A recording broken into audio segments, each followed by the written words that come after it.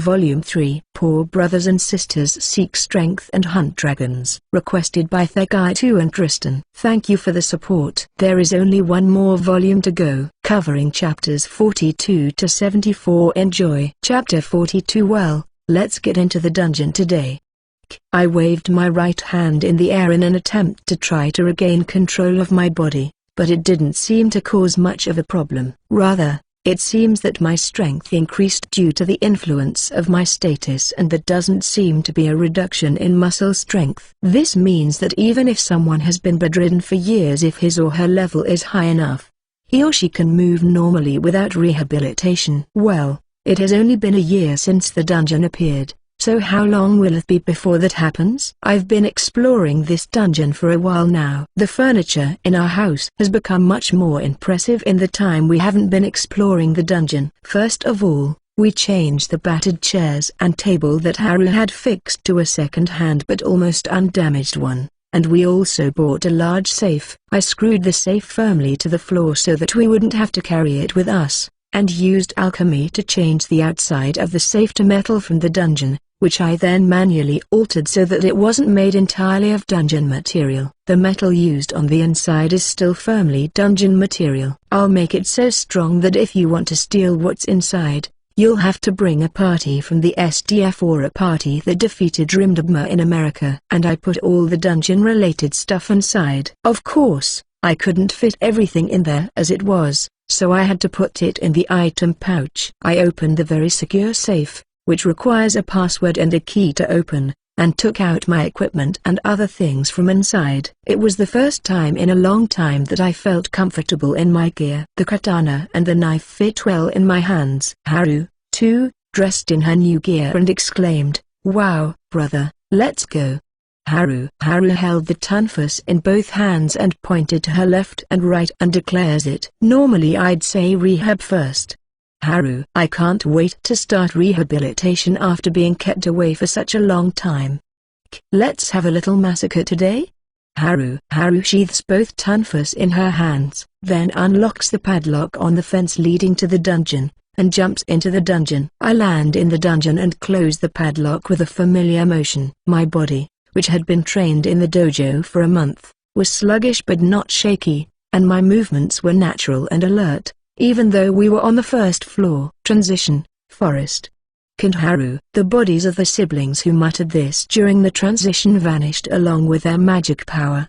The two of them had matching bracelets wrapped around their right wrists as they disappeared. It's been a while since I've been here. It's been a long time since I've sensed the presence of a monster.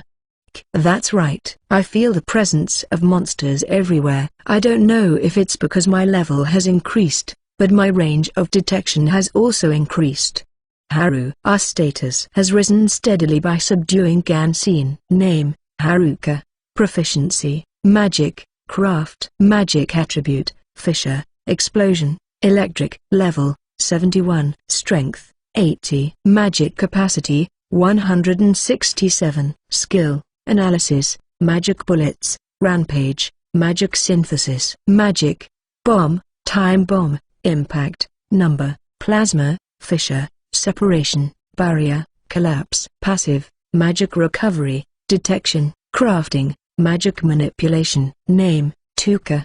Proficiency, Grant, Alchemy. Magic attribute, None, Curse. Level, 71. Strength, 104. Magic capacity, 139. Skill, Stealth, Positioning, Material Cognition, Domination, Shortcut. Magic, Speed, Power, Guard, Bind, Chain, Slow, Loss, Unprotect. Passive, Perception, Acceleration, Alchemy. As usual, Haru's fighting potential, which is the sum of her magic capacity and strength, is higher than mine, but the difference in growth has been significant, with Haru specializing in magic and me becoming dexterous and a jack of all trades, able to handle melee as well. Unlike MOBs, where you can revive even if you die, in reality, where there are only two of us and only one life each, there is a demand for being an all-rounder. It's not like a game where you can freely gather people with various expertise even in terms of proficiencies, where only two of us can fight. It's easier to move if we can do everything, and we have the evidence of our combined attack. Since I am acting with Haru, who also has at least 2 pieces of equipment, our status will be corrected. Well, let's do it. I leap onto a tree branch and run across the treetops. I can see Haru behind me, holding up her tonfa. It's been a while since I've gone wild. Impact, decouple. Haru. A ball of light passes right by me. It heads for the trees ahead of me. It's time to go down.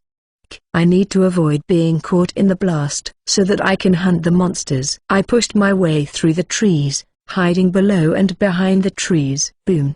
The sound of the blast echoed overhead, and a tremendous hot gust of wind and light spread. The hot air was powerful enough to kill a man, but given my strength, it was no problem. It's only a little hot. There's nothing wrong with our coordination.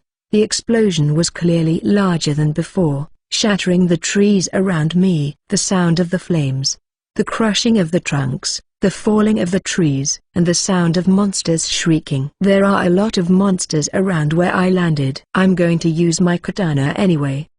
I leaned my body as hard as I could and put all my strength into my legs. By kicking the ground as forcefully as I can, I quickly approached the monsters, dust scattering on the ground where my feet were. It's the fastest way to get to the target. The aim is the same and in one breath. In the same way as the Japanese Iaikiri technique, I sent the head of the strongest looking monster in the vicinity flying. T/N. Or Iaikiri is a drawing slash. I bent down and ran between the legs of the monsters, sending their heads flying one after another. A powerful monster approaches me from behind. Is it a unique one? Judging from its speed and position, it's a bird. Normally, I would have approached it from behind and killed it with a single blow, but unfortunately for it, I was aware even if it was in my blind spot. In addition, it's not like it's an enemy, given my ability to perceive the space around me. A skill sticker is an item obtained from Ganshin. Spatial awareness, that has become available is very powerful. From the shape of the approaching bird, the flow of air, and the flow of magical power, I have a better understanding of what I would need for battle. So, with my back to the bird, I twist my body just a little bit. Speed, power. I put 2 enchantments on myself and used the strong slash skill on my sword. It's not necessary to use Iaikiri, because the bird will come to meet my sword itself. I raised the sword above my head in a fluid motion and slowly swung the blade with just a fraction of my strength. Gudja. Bird monster. The only sound the bird made was a desperate cry. The bird that charged at my sword had its wings ripped off and its belly was torn open. With its momentum, it died and turned to a black mist while in the air. The item that was dropped rolled far away due to the law of inertia. Just by keeping the sword from wavering, it was easy to cut. Bind. Thorny vines rose around me, flicking off the remaining monsters and skewering them. At the same time, a roaring sound echoed from a distance. It's a hassle to pick up the dropped items. I should probably go back for the time being. Drops don't disappear that quickly. For the time being, I left the items and walked towards the roar, towards where Haru was. Haru's perspective. I'll do my best to annihilate them all, but it's been a while, so I shouldn't overdo it. Impact, decouple. Haru. While slashing the enemy with his katana, 10 balls of light were flying around Haru. The magic, impact, that was cast is forcibly being moved by magic manipulation. First shot. Haru. One of the balls of light flying around left the circle and flew into the center of the crowd of monsters. There is still more. Haru. I use my tonfas to kill the monsters flying towards me from the explosion and fires the next shot. The next, impact, is redirected to the monsters so that they are not able to jump towards me. Would it be easier to use 2? Haru. The magic that was about to fall on the center of the enemy again changes direction slightly and falls on a spot slightly behind the group of monsters. The monsters that didn't die in the blast jumped forward, but there was another, impact, in front of them. The swarm of monsters was suddenly gone. With only 3 uses of my magic, they were wiped out. Mew, they're too weak. I'll call for more. Haru. The remaining 7, impact, are lined up in the forest at regular intervals. They exploded in the areas with a lot of monster presence. Their, impact, spells exploded in a chain reaction. and the sound of the explosion filled the forest once again. Chapter 43. Returning to Haru's area, I sensed the presence of multiple monsters approaching rapidly. The ground around Haru was scorched, and some fallen items have been ruined. Well, she's probably at it for some time, so it can't be helped. Haru, just because you're stronger doesn't mean you can't lure more. Brother, I also wanted to try to fight a harder battle. Haru, the monsters that are approaching now have received impact from our direction, so they are not just coming one by one from all directions like before. Instead, all the monsters are moving as one group. And both of us have now witnessed such a scene. They're like an avalanche. No, a natural disaster. Brother, there are some unique monsters mixed. Look, it's the bear on the far right. Haru, look at it. It threw a tree towards us. However, the monster in front of it was crushed instead because it didn't have enough distance. What? It's killing its family. How terrible. Haru, it may unexpectedly be of some help. If we hunt with the minimum firepower as before, we will soon be swallowed by their numbers. However, the basic tactic in our mass annihilation was to use firepower in tandem with tactics. This makes our firepower stronger. Haru, prepare for your attack. I'll set them up. Unprotect, bind. Only the toughest monsters will have their defenses weakened by unprotect, using positioning. And then there's bind. I'm not going to use it to stop the enemy, but to narrow down the path they could take. The thorns grow on both flanks of the monster pack and keep the monsters in one place. The trees along the direction of the monsters' movement were toppled by the force and weight of the monsters. Haru, please. Power. Okay. Impact. Click apple. Haru. Chain.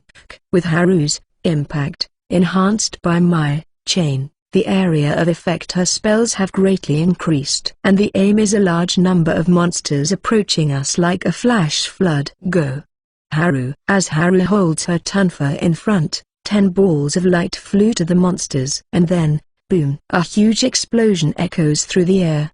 The explosion sends even the trees hurtling into the air, and smoke billowing high into the sky. Swoosh. With a horrifying chill, the magic around me shakes. It's not the regular movement of skill or magic. It's like their magic manipulation that Haru uses. And yet, it is not manipulation, but a violent flow of magic power that seems to be forcibly pushed away. And that flow of magic power is coming from above. Speed, guard. Haru, let's run away. I apply speed and guard to myself and Haru, and we start running. Sand clouds caused by the big explosion from impact. A huge shadow emerges in the smoke flying high in the sky. Huge wings and a long tail. It is, of course, Rimdabma that had previously attacked us. Gajur. Rimdabma. The shout carried the same magic power as before and instantly blew away the dust cloud. I'm going to buy us some time. Slow, slow, slow. Is there, slow, are used affected by the opponent's magical amount? Since I cast it multiple times, it should stack. The speed of Rimdabma was only slowed down by a fraction. Barrier, take these. Haru also unleashes her magic. The barrier that appeared in front of Rimdabma is destroyed in an instant. At the same time as it was destroyed, several invisible balls hit Rimdabma. Brother, magic bullet is effective. Haru strikes a good job pose. While we were running, the entrance to the forest, the cave with the spiral, was approaching. But it was faster for Rimdabma to open its mouth. Brother, incoming breath. Haru. Oh, that's it. Scythe. A scythe appears in my hands. Power, chain. I'll add more attacks. The cave is almost there, but not close enough. Haru, get back. I pushed Haru towards the cave, and while I was running, I firmly readied my scythe. Gudja. Rimdabma. You are. Sensing the turbulent waves of magical power that are steadily moving, I used spatial awareness, and swing the scythe into the gap of the turbulent waves of magical power at just the right timing. The breath was split in half by the swing of my scythe. The trees knocked down by the split breath. I feel like I'm being crushed and my body is pushed towards the cave, but I decide to stand firm. Brother. Haru. It's okay, I'll follow you. We left the forest floor before the next attack came, escaping inside the cave. Ha! and Haru. We sat down in the middle of the stairs and let out a sigh of relief. The explosion was bigger than I expected. Even Rimdabma, who doesn't mind the noise on the ground, will still get angry if it is suddenly covered by dust and smoke. Well, it's good to find out the clear conditions that trigger Rimdabma. I don't think it's a rigid set of conditions, it's more general, like if you make him angry. Haru, I suppose. I mean, really, how did the Americans beat that thing? I questioned the sanity of the person who defeated Rimdabma due to the huge difference in power between us and Rimdabma that I can still clearly see. By the way, I knew that Rimdabma had been defeated, but I hadn't looked into the details of it at all. I'll have to look into that when I get back. I guess we didn't make any harvest today. Haru, I haven't collected anything. I've defeated a unique monster though. I killed a unique bird monster and Haru killed a unique bear monster. Aside from the bird, the bear seemed to be strong, so I could expect a good drop, but it would be impossible to get it back now. I think I'll have to leave my life behind in exchange for the drop items. Do you want to go home today? Yeah, let's go home. I'm tired. Haru. We were afraid to transition from the entrance of the forest, so we climbed up the long staircase and transitioned to the first level from the 15th level exit. Then we got home. Ugh. Haru. Haru was making a strange noise. Haru's eyes were on her computer. I'm cooking lunch, and Haru is doing some research on Rimdabma. What's wrong, Haru? What's the matter? You sound funny. I jokingly warn Haru, who is sprawled on the floor and making strange noises. No, is she just ranting? Brother, I've got some information about the defeat of Rimdabma in America. I mean, it was written on the website we looked at yesterday. Haru, what did it say? It doesn't say the level of the person who defeated it, right? Yeah, so there's not much information. I'll explain in order. Haru. The first one to defeat Rimdabma was one of the American mercenary groups. They have expanded their activities into the dungeons and are currently considered the strongest in the United States and the world, and they are cooperating with the government during their explorations.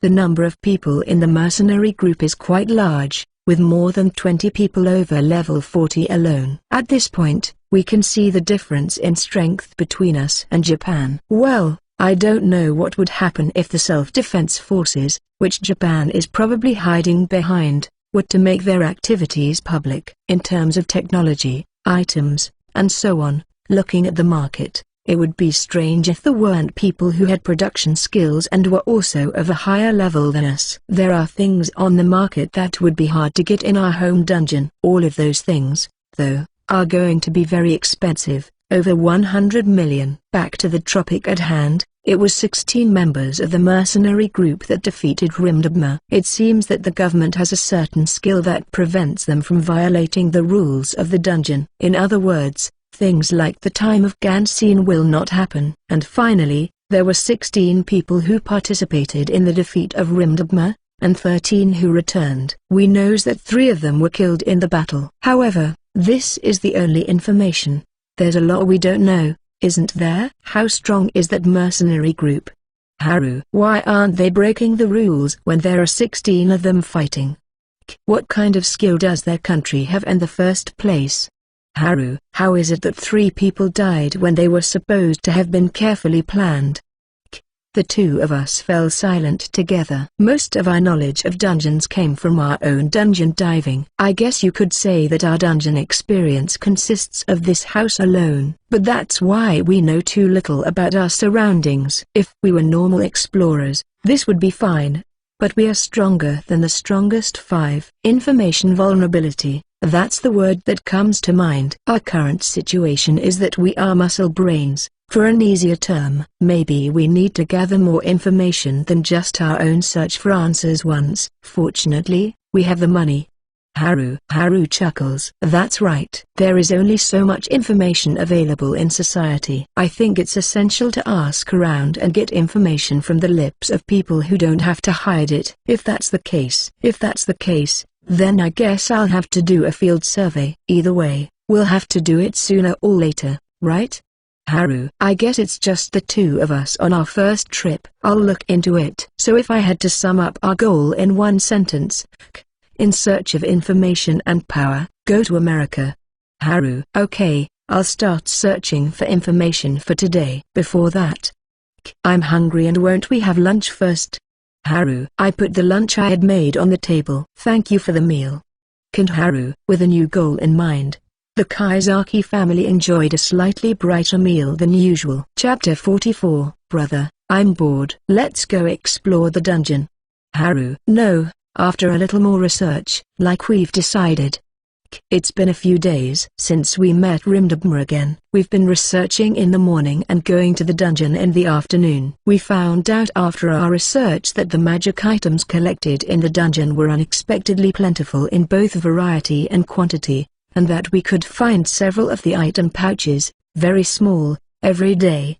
The price of these items has been steadily dropping, and now I can buy them for about the price of an expensive car. People from rich families wear them on a regular basis, and recently a famous YouTuber bought one and introduced it to the world. That's because it can hold 100 kilograms, so it's very easy to use. You can do mountain climbing with just one pouch. I'm not sure why he used mountain climbing as an example. By the way, a magic item is a general term for anything that can be obtained in a dungeon and can be used outside the dungeon to cause supernatural phenomena. Well, let's leave it at that. And lately, it seems that item pouches, small, are being discovered about once a week.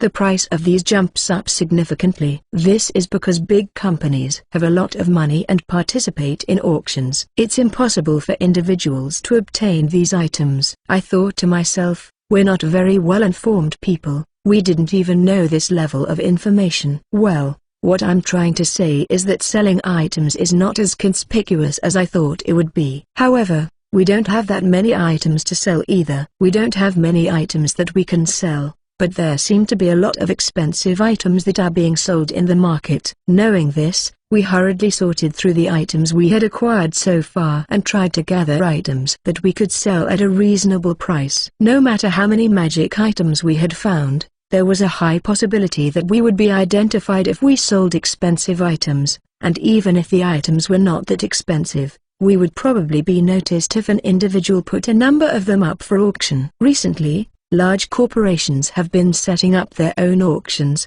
and the state-sponsored auctions will soon be closed. If several large corporations are going to hold auctions, they can sell their products anonymously in various places. Of course, your name will remain anonymous to the companies for financial and security reasons, but all information will be treated as anonymous. This means that neither the buyer of the magic item nor any other large company will know who put it up for sale. This would increase the number of items sold somewhat. However, in reality, such a dangerous thing cannot be done because there may be horizontal ties between companies. T/N Horizontal ties, relationships are more or less equal, like buyers and sellers. Unlike vertical ties that are about the hierarchical relationships. I don't know how scary the adult world is. We're just kids, and there's no harm in being as careful as possible. That's why we decided to dive into the Tokyo dungeon once a week. We had made up our minds, though. But another piece of information forced us to scrap that plan. The treasure tool,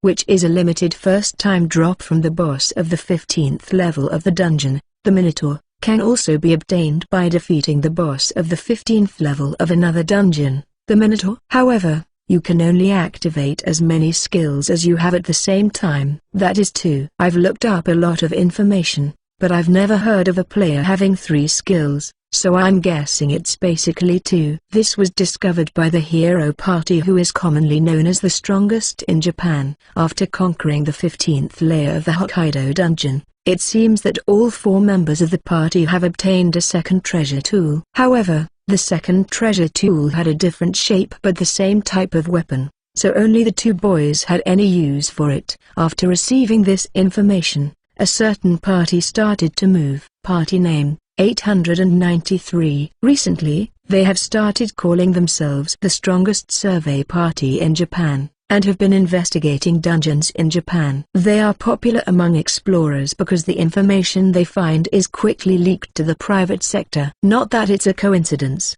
but I was wondering how popular the top 5 were. Well, as expected, I found a bunch of sites that looked at the popularity of the top 5 and other trop exploration parties. I thought the most popular party was the hero party that had supposedly defeated Ganseen, but apparently not. I checked out someone's blog, which seemed to have a popularity ranking based on online voting. The person who wrote the blog seemed to be famous, and the number of people voting seemed to be in the 5 figures. And the result? The result was that the winner got first place by a huge margin over second place. A party for only the most beautiful women. Yamato Nadeshiko. This party seems to have stolen all the votes from the men because they are all beautiful and strong. There are rumors that they don't get along with each other, but I guess that's the way it is with any celebrity group. And the second place is their hero party. There is nothing special to mention now. The third place goes to the self-proclaimed 893 PacSun survey team, which is famous for being both strong and friendly. The fourth place goes to the Grapevine Association, a group consisting of only women with martial arts experience. They are just plain strong. They are said to be the second strongest after the heroic group. And lastly, the Biceps. It seems that these people are also strong, but well, they're not very popular because they're just a group of 4 muscular uncles. Now, let's get our thoughts back on track. So, what did the 893 verify? What they verified was the weapon they were carrying when they attacked the 15th layer of the second dungeon. It's not uncommon for the hero party or other ordinary explorers to change their weapons after gaining some experience. Even with the same sword skills, the use of a one-handed sword is completely different from that of a two-handed sword, and the seemingly similar use of a one-handed sword is completely different from that of a sword. If you use a one-handed sword in the way you use a sword, it won't be powerful enough, and if you use a sword in the way you use a one-handed sword, the blade will crack and bend in no time. That's what 893 was looking for. He thought that if he changed the equipment he used, the treasure he received would also change. 893 also had already gotten the treasure tool for their main weapon. So, when each of them managed to subdue the Minotaur with a unique combination of brass knuckles, the treasure tools they got were brass knuckles and gloves with metallic knuckles embedded. Everyone was equipped with a fist that suits each member. The conclusion that the 893 came to was that the treasure tools they would get would be the types of weapons that they had used in the battle against the humanized cattle, regardless of their skills, and among them would be the ones that suited their fighting style. Because it seems that one of the 893 had been fighting with a dagger, push knife all along, and the weapon that came out was a glove that could be used to summon a dagger by making a dagger gripping gesture. In return, the power of the recoil was reduced, and it turned out to be well adapted to their fighting style. So for now, we decided to continue diving into the Tokyo dungeon and defeat the Minotaur. Haru and I decided that we have to get a sword and ton for treasure. Unfortunately, neither Haru nor I can use the first treasure tool at the same time because it's a two-handed weapon. But I'm sure it will come in handy one day. There was a lot of other information that we didn't know that was widely accepted in the world. That's why we decided not to stop collecting information after the first day, but to spend every morning on it. They had to keep gathering information, but they also needed to continue to get stronger. All for the sake of entertainment. To escape the forest area that they had grown tired of, the siblings are willing to go through the trouble. Well, they may not like hard work actually. Chapter 45. Good job, Haru. Woo. Wolf. The wolf howled. With its large mouth raised, Haru swiftly jumps toward the mouth of that wolf, large enough to eat people. She waved her favorite tunfer and smashed the wolf's mouth as it howls. The wolf was the 10th floor boss, also known as the Black Wolf. Defeating this monster is such a feat that one can be called a mid-rank explorer. Incidentally, in general, those who have just started exploring are called beginners. Those who have defeated the 5th floor boss, the Hobgoblin, are called beginner explorers, and those who have defeated the 15th floor boss are called intermediate explorers. The Black Wolf, the proof of being an intermediate explorer, was bashed from below with its mouth gaping. The impact reverberated through its brain. The next moment, It turned into black mist and disappeared. It only took 5 seconds from the time the siblings entered the Black Wolf's room to this point. Even the Black Wolf, the proof of an intermediate explorer, could not fight properly against the siblings, whose abilities far surpassed those of intermediate explorers. Okay, let's go to the next one. Haru, I'll have to find the stairs from here. I'm not sure what the Black Wolf's drop is. It's huge. This is the first time I've seen a Black Wolf drop that I'm not familiar with. It's not the usual fur. It's more like a belt. T/N. Belts are untreated skin, hide, and fur coat. Furs are treated coat W/or without the skin, hide. Well, according to Google Sensei, the fur that dropped was bigger than the usual fur. Usually, the furs we drop are about a meter square, although there is a margin of error in size. However, the one that fell here it looks like a tiger pelt that a rich man would display in his house. That's exactly what it looks like. The color was the usual shiny black, but the pelt was still in the shape of a wolf, as if it had been stripped from a wolf. However, the fur was not the size of a black wolf. It was about 4 meters square when laid open. It was much smaller than the size of the original black wolf, but it was still bigger than a normal tiger. Normally, I don't remember what monsters drop what kind of items, even though I keep a record of it, but I do remember what the bosses drop. I've never seen anything like this. Maybe they were on the market, but I hadn't done much research on the regular drop items. I'll have to check it out when I get back to the surface. Maybe it's a tremendous rare drop. Yeah, I guess so. I'll check it out when we get back. Haru. I lifted the heavy, large pelt with ease and shoved it into my item pouch. I follow Haru, who had already started walking as if nothing had happened. From our point of view, we've already experienced many drops from the dungeon that we didn't know about, so we didn't have to worry about any of these. The only thing that bothered me a little was that the Black Wolf, which we had defeated so many times before, suddenly produced such a rare drop that we had never seen before. Moreover, it happened when we have just come to the dungeon in Tokyo and defeated it. What if it does? How much of a coincidence would that be? Oh well. After exiting the 10th floor, we quickly descended to the 11th floor. The two siblings were very open-minded, despite what they might say. Brother, tired? Haru, we've been walking on the 11th layer now. It's been about an hour. Killing monsters and walking has become a hassle, so now the two of us are walking hand in hand, activating our stealth. Thanks to our high status, we don't get tired physically. Naturally, our minds are tired and stressed. Yeah, I'm having some kind of deja vu about this situation. I wonder if a staircase will suddenly appear in front of me. Then I can go to the shrine and give 1,000 yen. 1,000 yen? If I'm going to spend it on money, I can eat out, so I want to eat out. The ingredients may not be as tasty as Minotaur, but I think the cooking skills are different.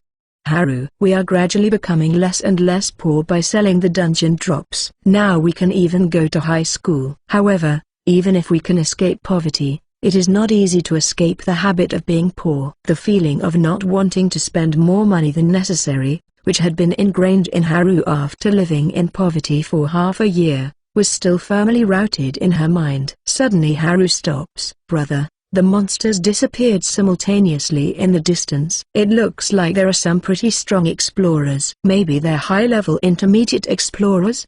Haru, if they're that strong and roaming around these levels, yes, they're strong, but they haven't reached the 15th level, so they haven't vanished. Haru, I guess that means. I headed in the direction of the explorer with Haru pulling me by the hand. A few steps later, the explorer's presence vanished. They got to the stairs. Haru, I guess we'll just have to follow them.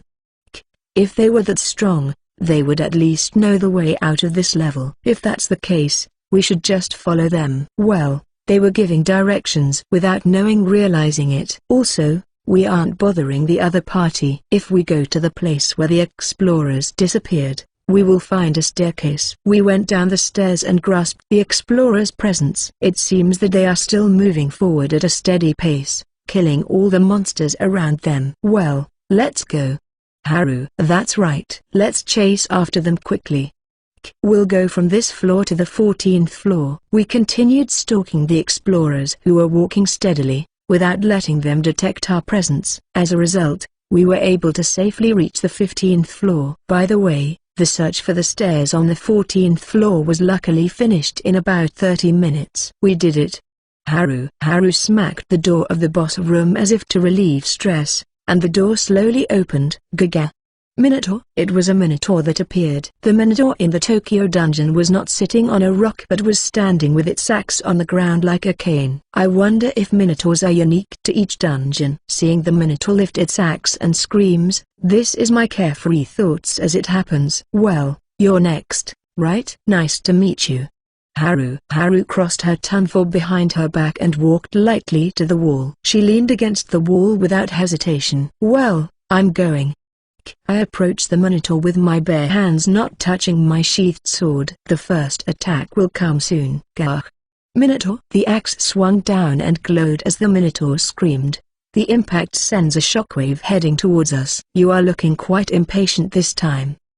I muttered, but I easily dodged it by taking a step to the side and walked straight to the Minotaur. As I walk leisurely along, it raises its axe again. The axe is glowing, but the flow of magic power is a little different than before. I've seen this kind of flow many times. I've actually used it myself, so there's no problem at this point. The last time I looked at the strength of a Minotaur, it was 160. Minotaurs are considered melee skills type, so their strength is about 2/3 of their fighting power. It's probably on par with what I have now. And I have proven myself from the 2 recent battles, and my status has also improved. If so, power. The glowing axe swings down at my unprotected head, and I raise my hands toward it. Putting all my strength into one moment, using the ground as a firm foundation. I bring my hands together above my head. Bam! There is a smacking sound. Of course, it wasn't the sound of my head being split open. It was the sound of a man grabbing an axe that had been swung down. It was a serious sword fight. The impact of the axe swinging down created a breeze, and the hood of the jacket I was wearing fell off. The axe stopped about 10 centimeters above my head and didn't move. Speaking of which, I open my mouth. Hey, Minotaur, do you know what nuclear weapons are? When we first defeated the Minotaur, they knew what a bomb was. The Minotaur should have never come into contact with humans. So I decided to ask him again. It wouldn't be interesting if I asked the same question about bombs as last time, or maybe an intermediate explorer had just learned to say such things in battle. That is why I said nuclear weapon. Last time it was a bomb. So this time I'm going to up the scale. There is no particular meaning. There's a reason why no one would say nuclear weapon in the middle of a battle. And, are you flustered? I could sense a hint of agitation in the Minotaur's somewhat human-like behavior. Thank you for your silent confirmation. I pulled and twisted the axe, which had loosened because of the Minotaur's agitation, and removed it from its hand. The head of the Minotaur flew through the air so smoothly that you could almost hear the sound of it swooshing. With the same momentum that I had used to rip the axe out of the Minotaur's hand, I slashed it into the Minotaur's neck. It was a clean cut, no blood spilled, and it disappeared into a black mist. It was a little interesting reaction. Haru casually walks from behind me. It still knows about bombs, but also nuclear weapons. That was unexpected. There were some theories that the dungeons were from some fantasy world that has moved to Earth. I thought that theory was quite strong, too. Haru, I agree with you, but I don't think there are any nuclear weapons in that world, because magic is enough and it's not powerful enough to be used in a dungeon. In addition, electricity is not available in dungeons, so even if there is a world where dungeons existed originally, I don't think nuclear weapons can be activated there. It's not that you can't use electronic devices in the dungeon, but that you can't use electronic devices in that world. Something like that.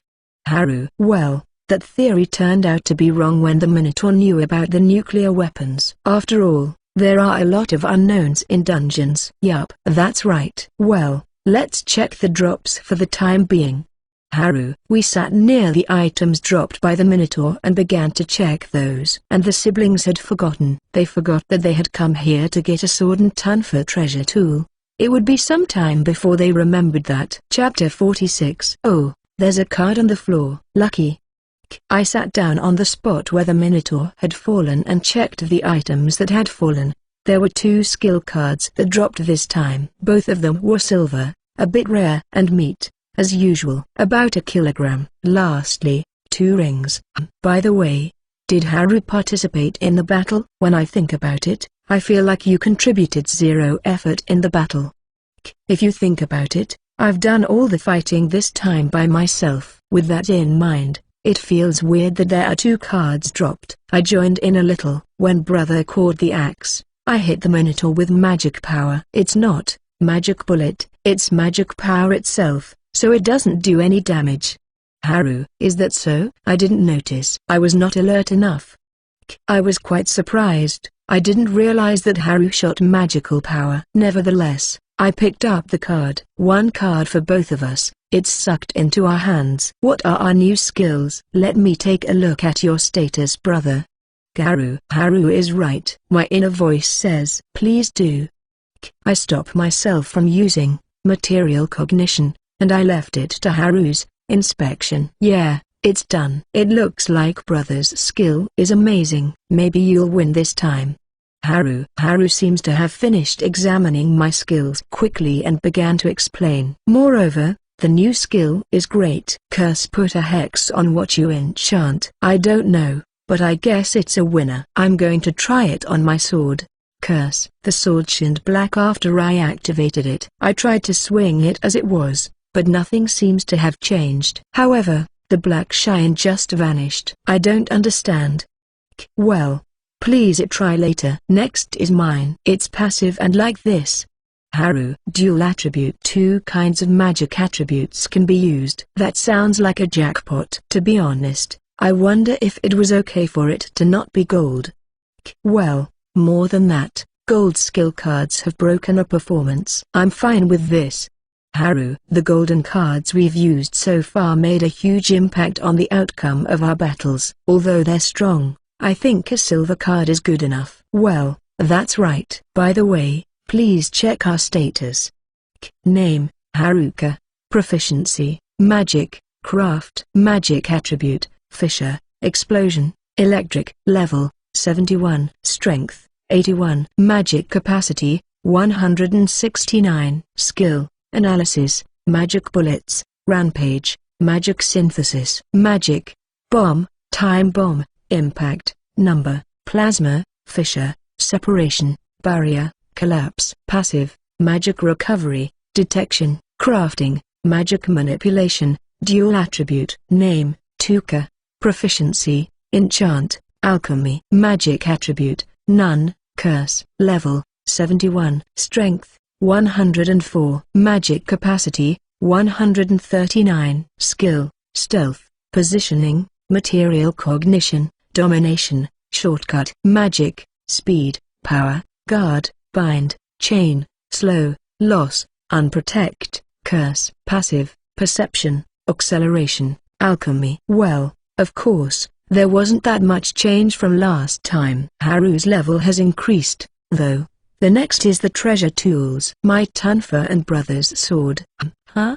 Haru seems to be quite pleased, so I lean towards her. What's wrong? It's a treasure tool. My sword. I don't know. The treasure tools are probably determined by the way you fight?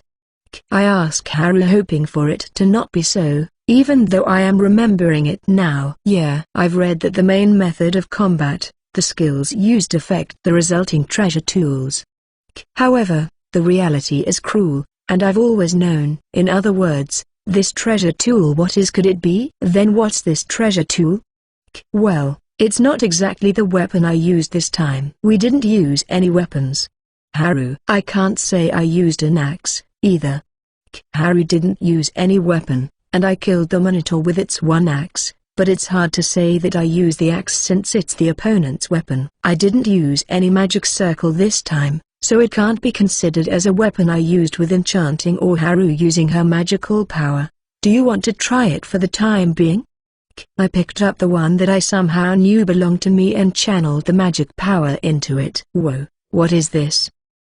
The ring was then pulsing with magical power and it was soon sucked by the original ring I had. Then it disappeared completely. It combined to one. I don't want my fingers to get crammed as I get more rings, so is this a good solution, I guess?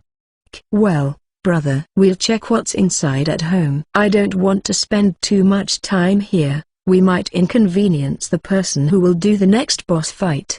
Haru: Yeah, that's right, I don't know the size of it. Also it's too cramped here. Let's go back to the forest and try it out. I picked up all the dropped items and walked straight to the magic circle that leads out of the boss room. There was nothing special about it, and after descending to the forest, we were transitioned to the first level. Let's just say it was lucky that we didn't meet any people here. We were one of the few intermediate explorers here. And then there was the problem of the Black Wolf's belt. Nowadays, each company buys monster drops, and the less expensive ones are sold there. The market system is changing more and more without our knowledge, and even though we are still young, we feel the passage of time. Well, whatever, I take the fur to the reception desk. I thought about looking it up on the internet first, but I figured that since it was a normal drop from a black wolf, there would be no problem, so I just brought it in. I would like to request for this material to be sold. I spoke to the lady at the reception desk,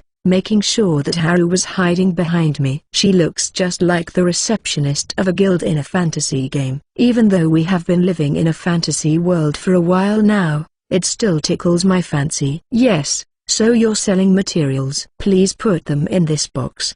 Receptionist. The receptionist quickly took out a large box, and I could see that she had no trouble with her movements and that she lifted the box easily. I'm sorry if I'm not mistaken. Are you an explorer? The question without the subject. In other words, is the receptionist a searcher? It's also a fairly high level. On the other hand, the receptionist smiles and returns in a whisper. It's not widely known, but all the receptionists in this company are intermediate level explorers. Receptionist. Wow, that's amazing. My friend and I messed up while we were working in the dungeon, and so we got transferred to this department. Receptionist. So sometimes such things can happen.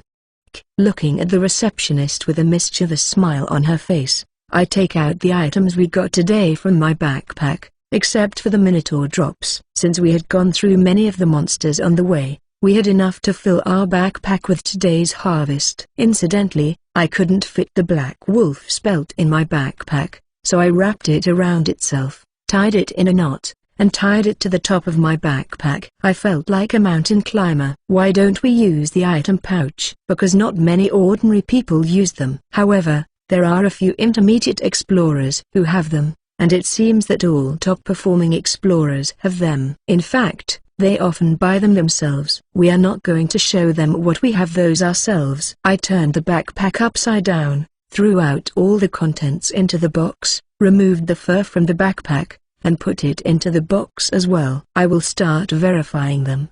Receptionist.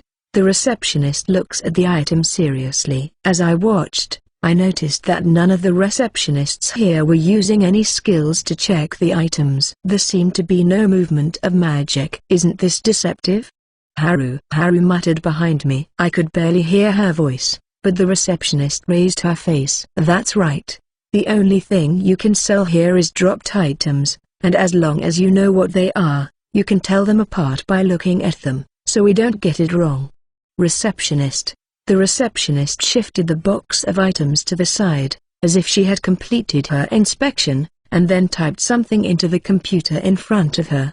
Please show me your dungeon exploration license, to verify your identity. Receptionist. Oh, here. We hurriedly took out our licenses and showed them to the receptionist. The receptionist is very professional and doesn't read it out loud. She just touches it once with some kind of scanner and immediately smiles at us. Yes, I've verified your information. As I mentioned earlier, if the item is disguised to look like another drop item, it is no longer a dungeon item, and we are calling those people frauds. Receptionist. Is there anyone like that? I've never seen such a person before, but I've heard of a few people who have. Black Wolf's whole body pelt. It's the rarest drop of the Black Wolf. You're very lucky. Receptionist. She seemed to have finished typing the data into the computer, and when she rechecked the belt, she taped the enter key. Then with a tap on the computer keyboard, the purchase price appeared on the screen beside me. It's higher than I thought. I don't think there were any items that were that good. That's the price of a Black Wolf whole body belt, right? The drop rate is said to be about 5%, so it is sold at a high price. The price will be transferred to the account on the license that I just received. Thank you for coming today. Receptionist. After the receptionist gave us a formal bow, we bowed back and left the line. Each search permit allows the holder to set up an account, and the money from the sale of items is automatically transferred to the account. It seems to be a measure against robbery and the difficulty of having cash on hand. Well, we managed to get a good deal of money today. Tomorrow we'll experiment again. Yes, we will. I can't wait to use a treasure tool. Haru. We walked out of the dungeon dam, Haru and I chatting as we left the reception area. Chapter 47. I'm home.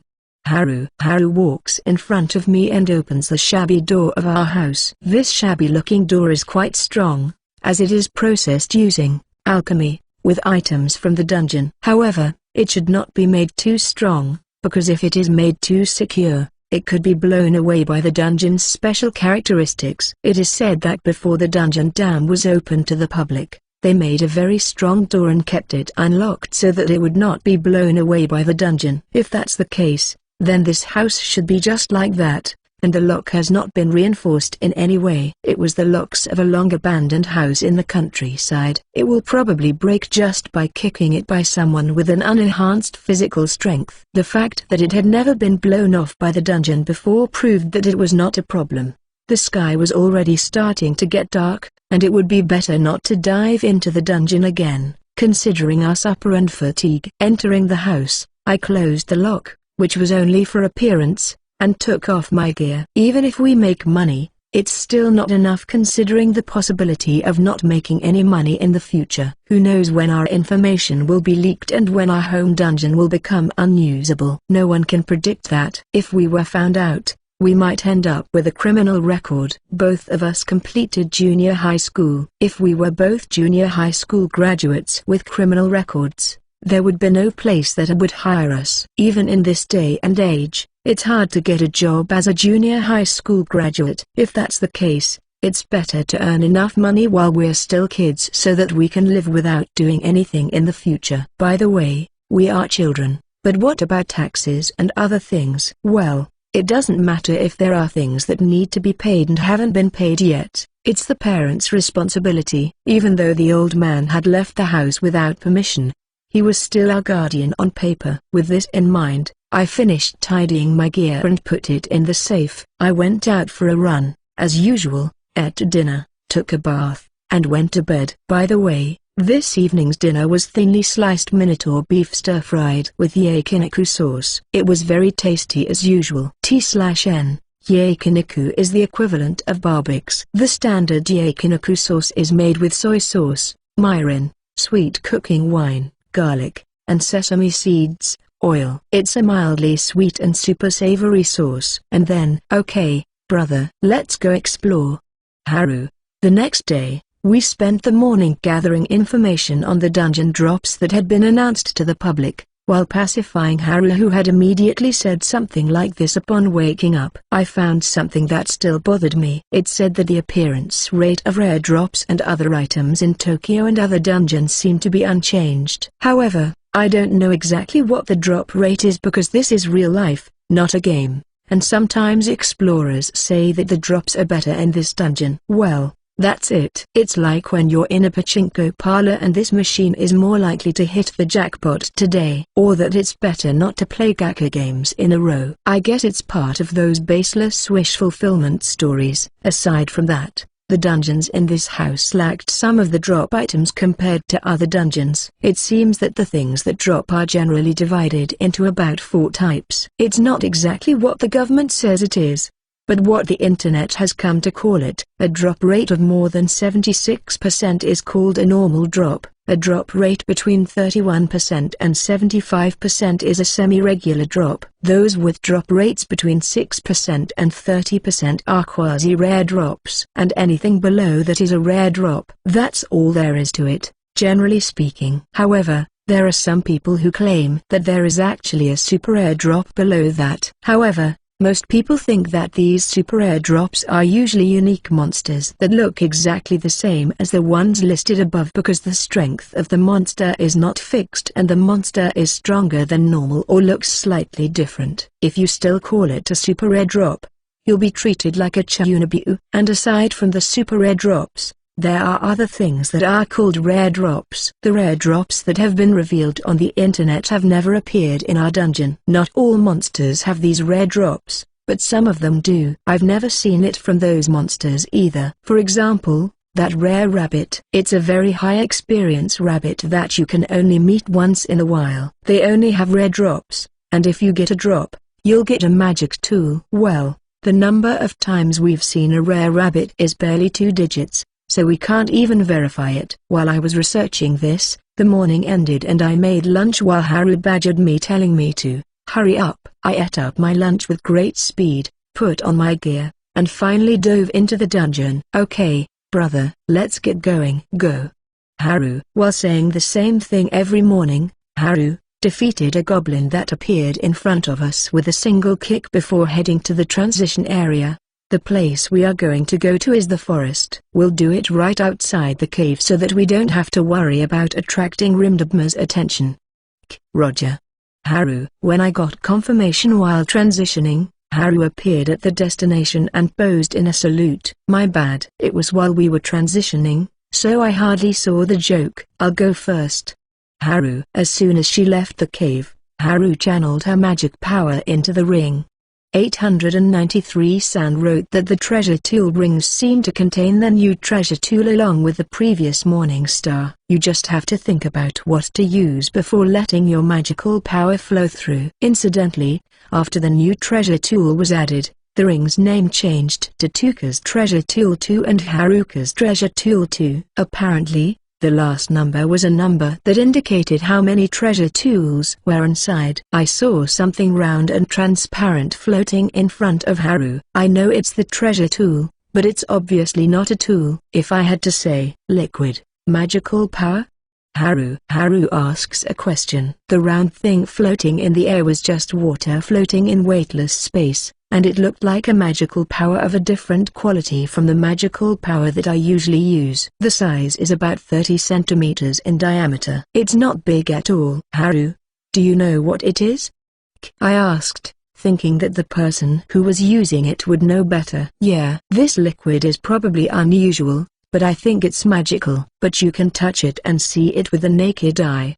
Haru. When Haru touches the liquid, it dents by that amount, slowly leaves Haru in a bouncing manner, and slowly returns to Haru. Although it doesn't mix with my normal magical power, it can be finely moved using magic manipulation. Haru. The liquid took a human form and waved at me. I almost waved back but stopped. Foo. Let me use magic for the time being. Collapse. Haru probably manipulated it. Then the liquid was splattered. It stuck to the nearest tree and was dyed black. That is it okay to use collapse? While Fisher ends immediately if left unattended. There, Fisher, she is now using will never end. It didn't look like Haru was still manipulating the magical power. Something happened that made me cry out. The tree, to which the liquid touched, began to wear out. The original collapse has the power to shred the wood, but it does not have the power to swallow the shredded pieces. Oh! Haru shouted in admiration as she manipulated the liquid with her magic power, causing it to spread. The tree that was being sucked into the black liquid was not coming back out but was being sucked into the liquid that was in volume. In no time, the tree fully disappeared. Pan. With the sound of Haru's hand clapping, the liquid returned to its colorless state. The place that had been covered in black magic just now. I think it's a little overkill. Well, it's the way it is. Haru. The tree was gone, the ground was gouged, and there was nothing left of it. Yeah, it's okay. Brother, you're next. Haru quickly erased the magic liquid and handed over the place to me. I feel like I'm gonna do badly after seeing Haru's. While murmuring such nonsense, I head to the place where Haru had stood. So, Tuka's second treasure tool. There is no part where I'd make a misstep, so I let my magical power pass through the ring while muttering firmly, "Brother, it's cool." Haru's magical power was clinging to my body. Unlike Haru's magical liquid, mine is almost invisible to the naked eye. I am just shining slightly. That's about it. However, it seems that the person who is covered, can completely understand what it is. It's like an armor. The magic power that clung to me was completely hardened, and when I tapped it, it made a thumping sound. Moreover, is the weapon on your hand included in the effect? When the sword is unsheathed, it seems that the sword is also strengthened by the magical power. Brother, is it sharp? Haru, wait, I'll give it a try. I walked up to a nearby tree and swung with all my might. The tree is cut in half with just that, even to the place where the sword didn't touch. If you try to cut the tree with your sword, it might cause the sword to become bent. The sword was swung just far enough to scratch the wood. And yet, the sword cut the tree in half. It looks like its reach has been increased. Maybe it's a magic blade? Haru. I looked at the sword as I swung it and saw that there was no mark on the blade at all. On the contrary, there was not a trace of anything touching the sword. No, I guess literally nothing touched the sword. That's how strong this magical power is. However, that's it. It's still good enough, but compared to Haru's liquid magic power, it's just this. Well, there's some luck involved, so it can't be helped. Okay, Haru. We'll hunt in the forest today. Yup.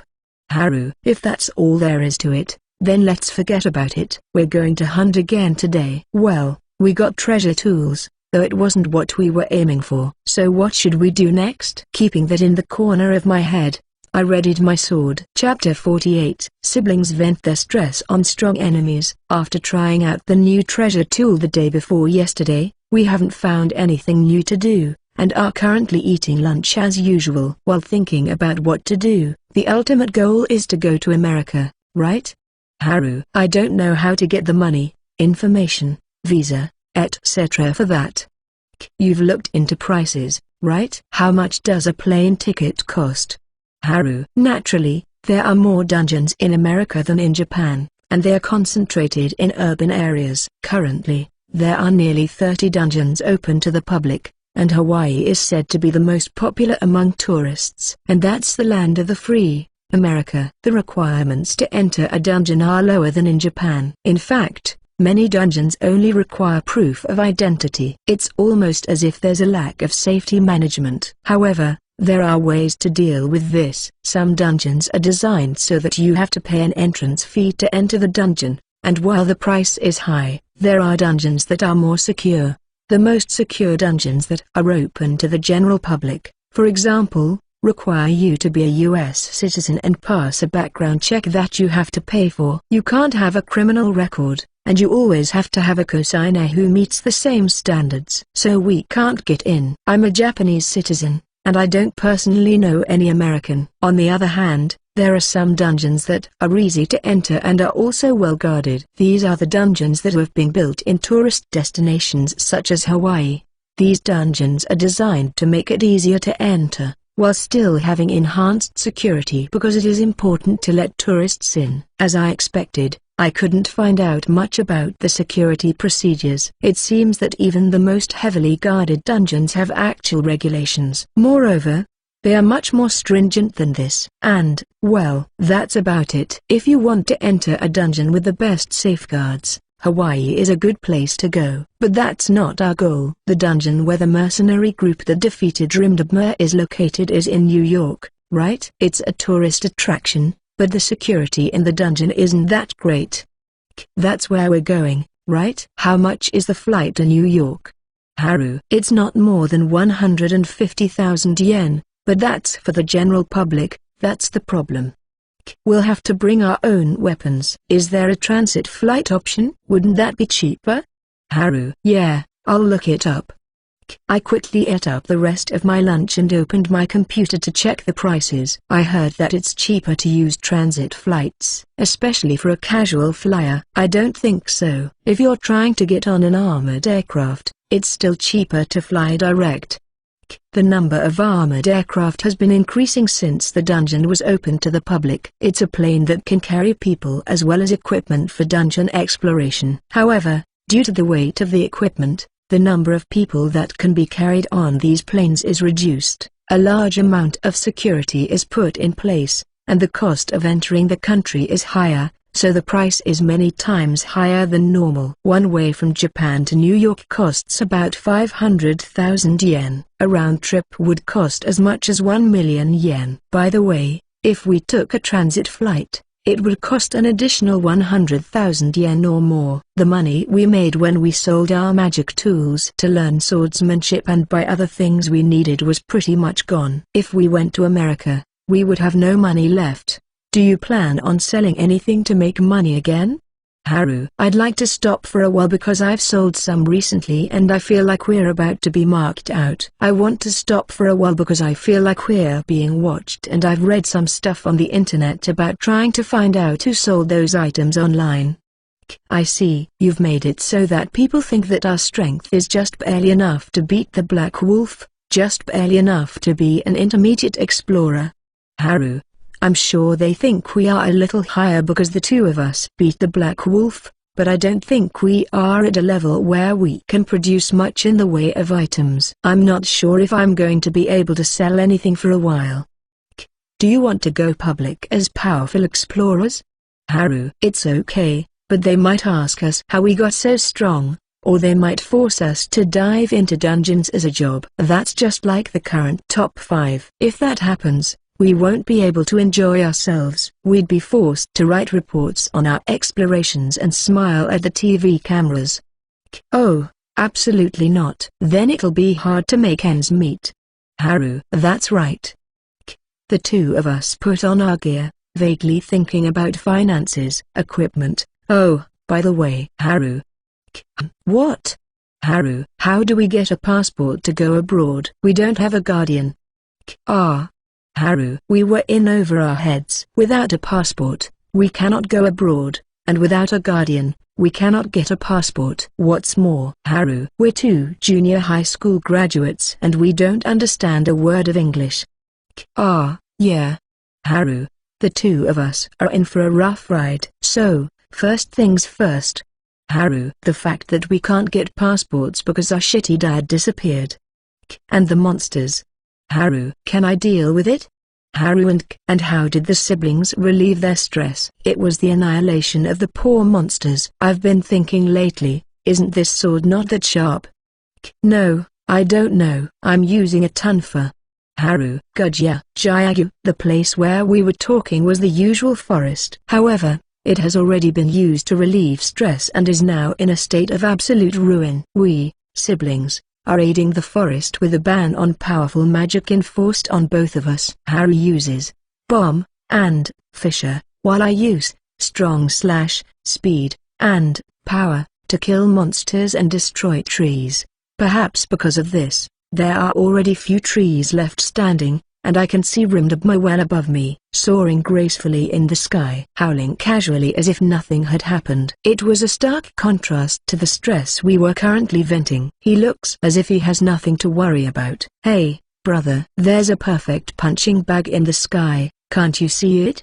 Haru points to Rimdabma and says that, normally, I would say, don't be silly. Oh, yeah. That's right. Let's try to knock it down anyway. It's a proper punching bag. We headed for the entrance of the cave as we talked about such nonsense. It was a good place to hide. I look up, target confirmed, scythe, intangible armor, morning star, liquid magic. Haru. After testing out our new treasure tools, we decided to give them names when we got home. We decided to name them after we got home because it was easier to visualize them with a name, and also because they were hard to touch compared to the previous ones. So we named them Intangible Armor and Liquid Magic. Intangible Armor because it is formless and you can put magical armor on any object, and Liquid Magic for the liquid magic power that lasts longer and is more powerful than ordinary magic power. Now, let's go. Fissure, separation, collapse, Haru.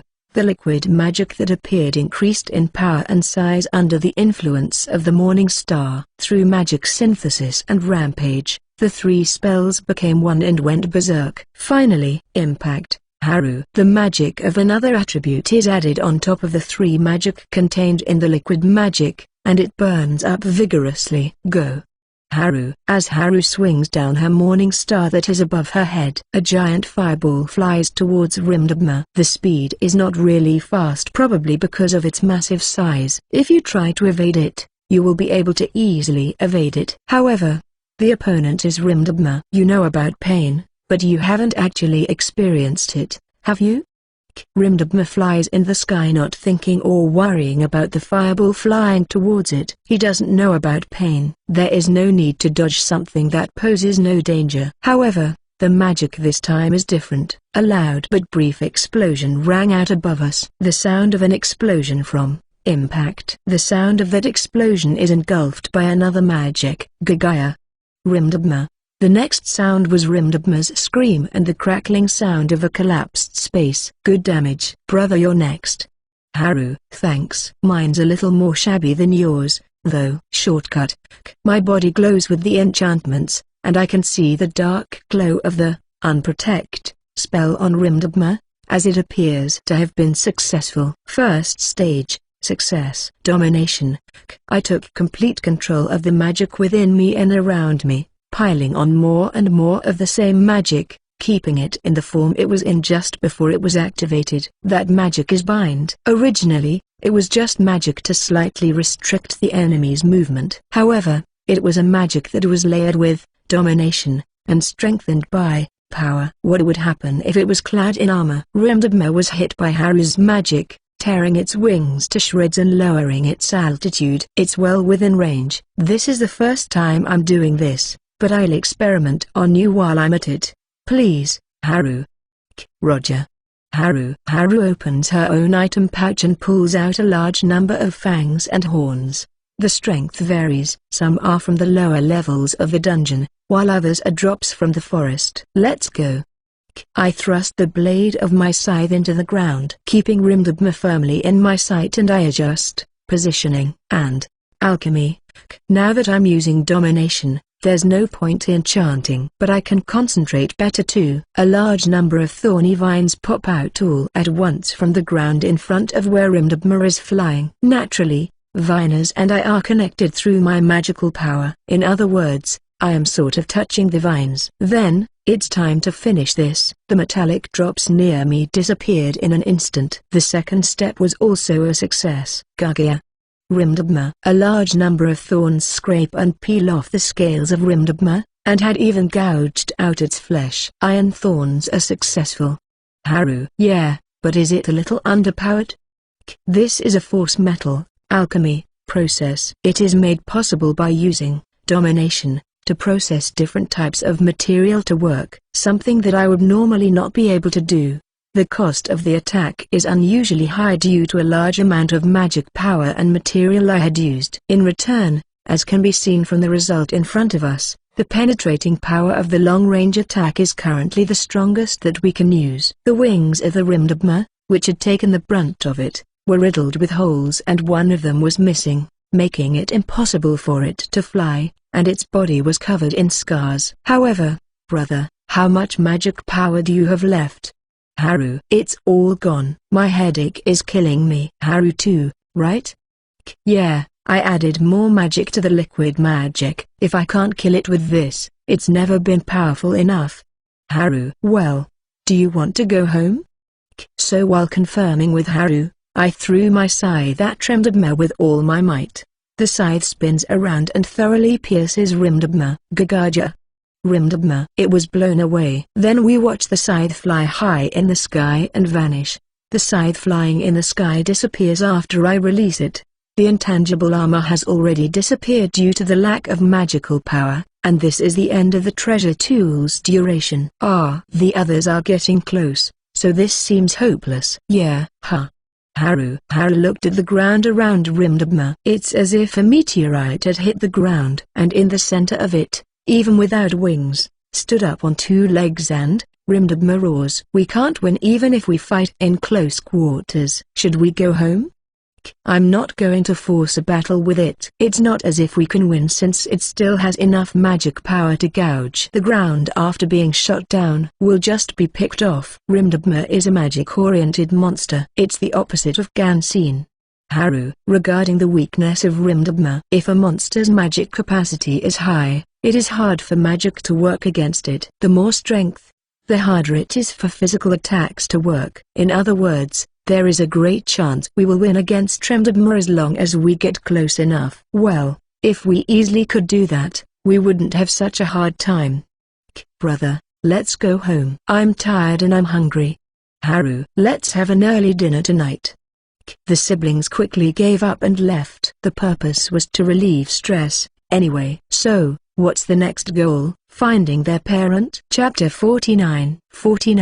Siblings have a conversation with their father. I have no idea where to start when it comes to finding my parents. I suppose I could hire a detective, but those are usually expensive. If we could defeat Rimdabma with just a small increase in level, we wouldn't need to look for our parents, but based on yesterday's fight, it seems that we don't have a high enough level yet. You're making a phone call?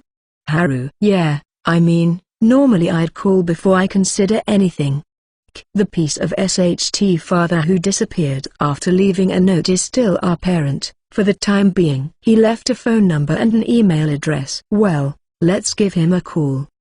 I picked up the house phone and pressed a number that I was familiar with but hadn't dialed in a while. Ring, ring, ring, ring. It's been a while. Who the hell knows my number? Who the hell are you? Voice. Who the hell are you? Hasn't your personality changed too much? Old man. The person who answered the phone was my old man, who had the worst mouth I'd ever heard. No, he wasn't this bad talking before. You're Tuka? It's been a while. How are you? Are you starving? I was expecting to hear from you that you don't have any money, but you didn't call me. I don't have any money either. But this phone number is new. Did you buy a phone? Voice equals greater than father. I moved to an abandoned warehouse because it seemed like it would be hard to pay for that expensive apartment. I bought a phone. We aren't starving. Oh, that's good. I was worried about you kids. Even though I left my details, you never tried to contact me. Did you find a part-time job? Father, I've been trying to keep in touch with you, but I thought I'd just stay out of your way. As for the part-time job, I faked it by using the seal my old man didn't bring with him, and when I explained the situation, they understood. Oh, did I forget my seal? Besides, you started calling me father old man before I knew it. What's wrong? Did you graduate from using dad? Father. I was a little annoyed. I'll punish him a little here. I beckoned Haru over and told her something. Old man, there seems something that Haru wants to say to you. Here. Oh. What's that? Oh, what's up, my sweet Haru Tilda? Father. I handed the phone to Haru. I've already told her what I want her to say. Go on, Haru. Disgusting, die, trash. Haru. Gaiha. Father. Haru returned the phone to me and I thought to myself, well, I was the one who asked her to say disgusting. However, I can't let a girl say die or trash. It's too late, and it's not good for her education. The damage to my old man will be huge, but that's okay. It's good to hear Haru's true feelings. I called you because I had to. Where are you? Good luck. Where am I? I can't say that even if it's Tuka. I'm having a good time with my current wife. Father. If you think you're poor because you were tricked by a woman, you're not. I've been thinking about it. Your wife, is she going to be our stepmother? Does she know that you left us and went away from home? If you're hiding it, it would be bad if she knew. I know. My wife was the one who suggested that I leave home in the first place. It was my own decision to leave with all the money, as expected, but I gave her the rights to the apartment and other things I couldn't take with me, so that's good. And now that I'm married, she's your stepmother. I'm not going to let you see her, though. You'll know where I am.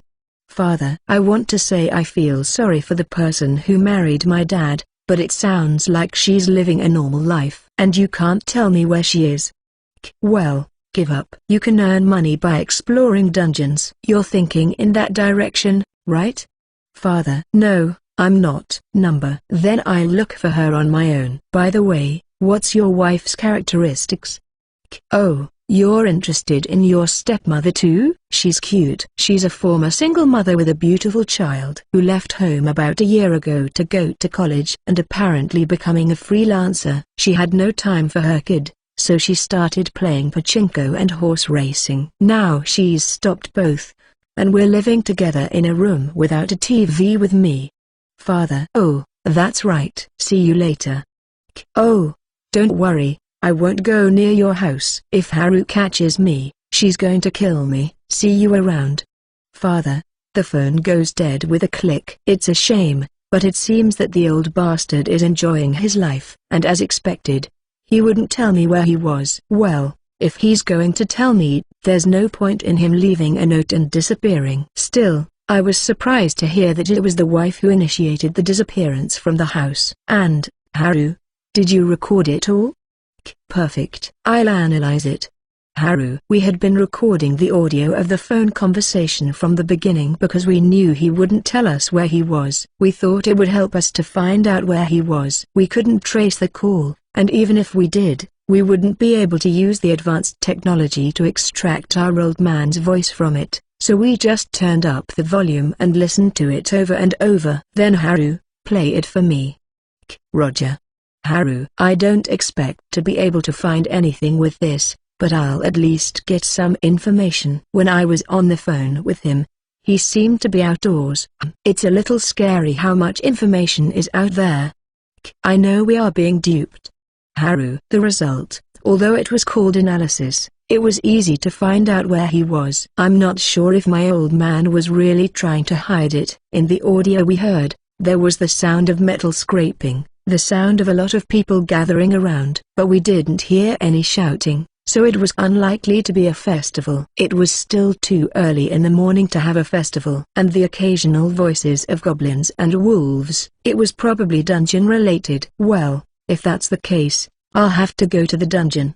Based on what I've heard so far, it's probably not in Tokyo. So, I can only guess, thinking about where my father would want to go. Haru, do you want to go around the dungeons all over the country for the time being?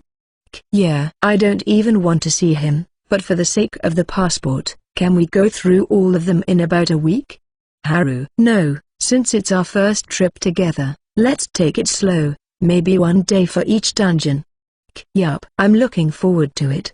Haru. And so we began to plan our trip, forgetting about our afternoon dungeon exploration. Chapter 50. Siblings prepare for their trip. We decided to visit dungeons all over Japan, but it was difficult to use airplanes. Airplane security is usually very strict, and you have to pay a hefty surcharge to carry weapons, even within Japan. However, there are few places in Japan that are difficult to get to without an airplane. You can go from Hokkaido to Kagoshima by land, and even Okinawa, which is far away, can be reached in about 2 days by boat. But if you go outside the country like New York, it will take more than 10 days by the sea, and it is more expensive than taking a plane. Once you are out of the country, no matter what you do, except smuggling, it will cost you a lot of money due to the fact that you have to bring in weapons. So the best way to go is by land or sea if you're in Japan, and by air, if you're going somewhere abroad. Aside from that,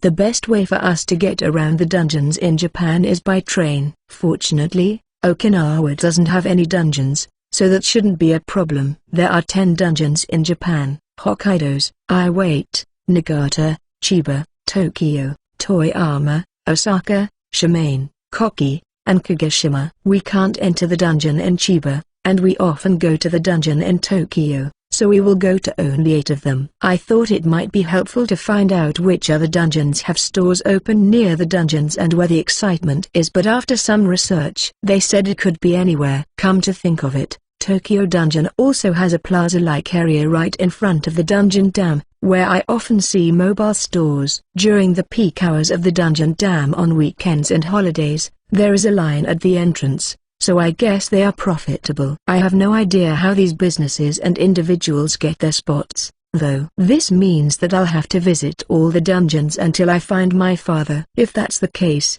the first place we'll go is Hokkaido, right? The north would be a good place to start. It's summertime, that's good. I also want to eat fish. Haru. Hokkaido, right? How long would it take to get there?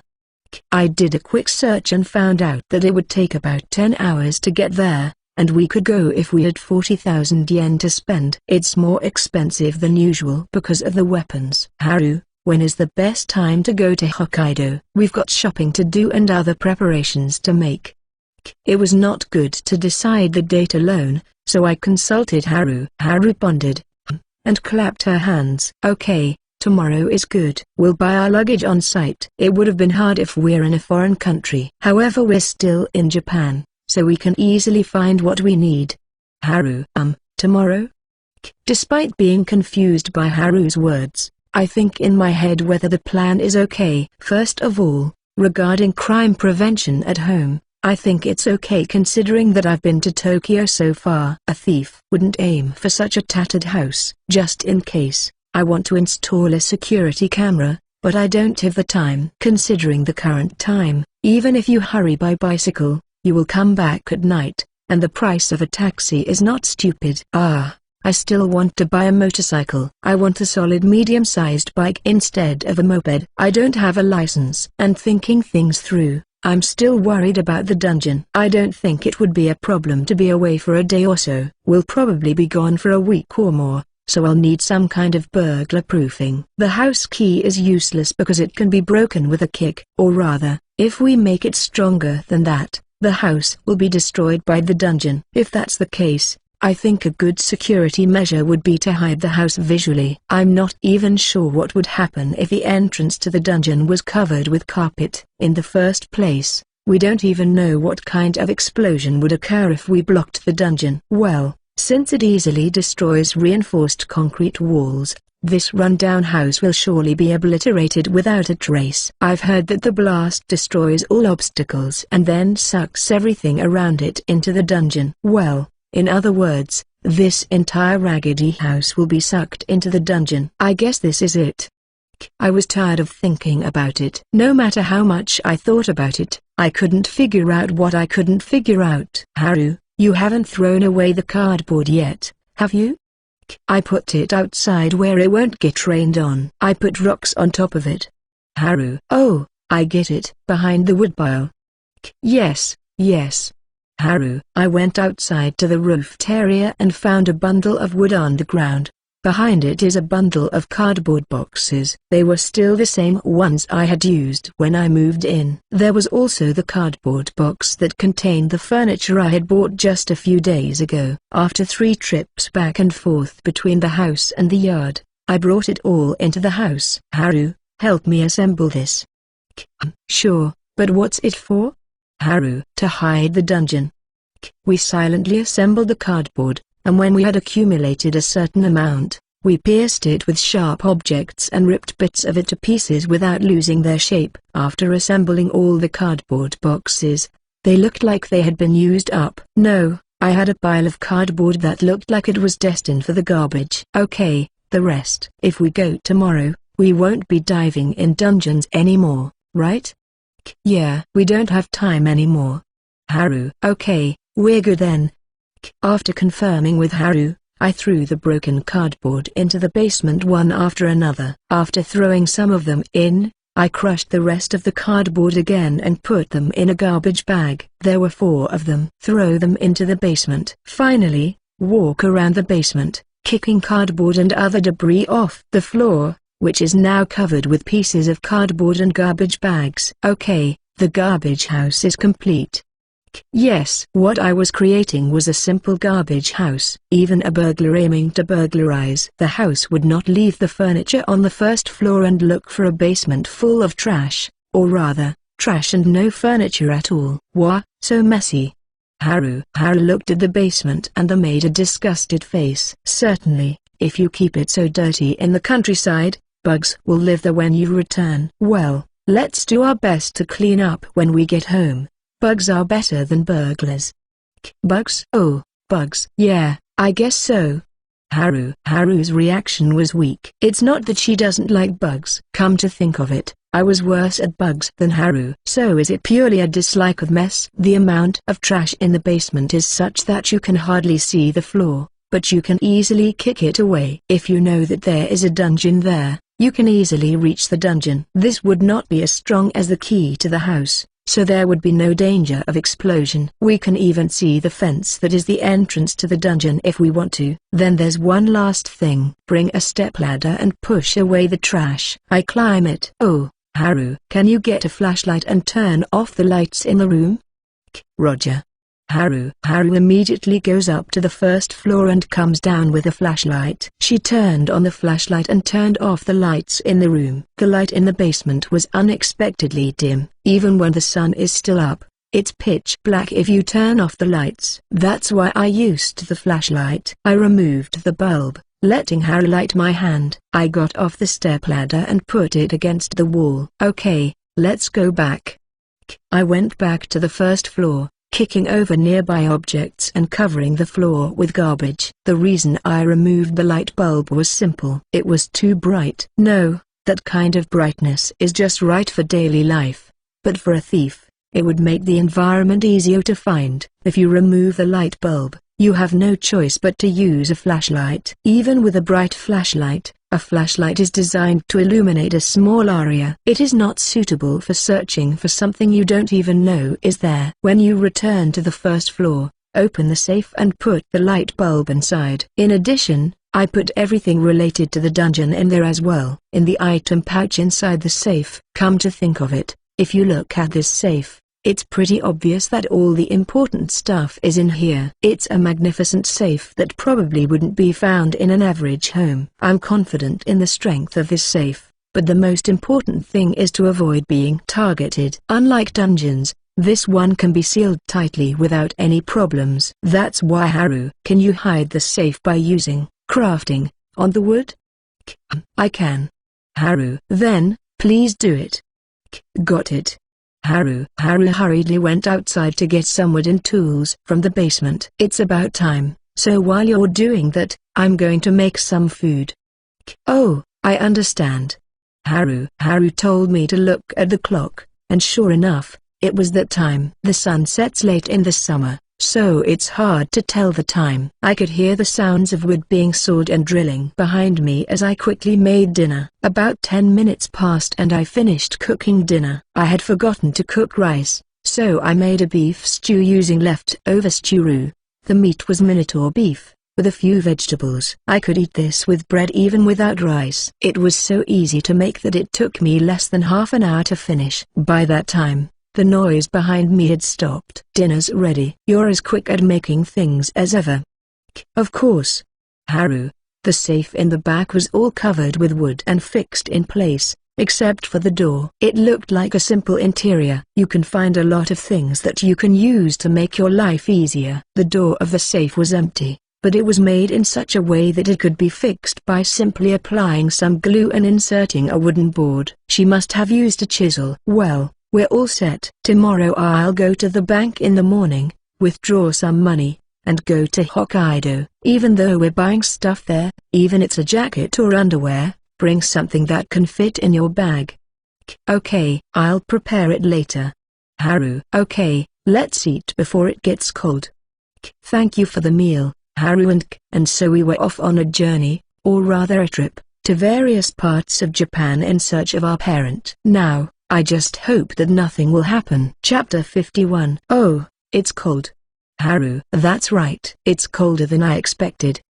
We're in Hokkaido, Sapporo, the capital of Hokkaido. The dungeon in Hokkaido was located at the edge of Sapporo. Dungeons seem to be in the most convenient places, but they are often made in the most crowded places. This can be seen from the fact that they are not found in the middle of the ocean or desert, and that they are often found in densely populated areas. And you would think that if that were all there actually is, there would be a number of dungeons in Tokyo. It is the government's opinion that dungeons are likely to be built in places where there are many people, with their locations determined randomly. In other words, it doesn't mean that dungeons can only be built in places where there are many people. Aside from that, the Hokkaido dungeon is also known as the Sapporo dungeon. The hero party, who is currently called Japan's Strongest, must have also explored Sapporo dungeon. Anyway, I'd like to see how strong they are, but I've only seen them recently and they shouldn't have changed that much. That said, the last time I saw them was 3 months ago. I feel that they will change enough in 3 months. The first heroes have the guardian staff of the Saintess and the spirit sword of the paladin,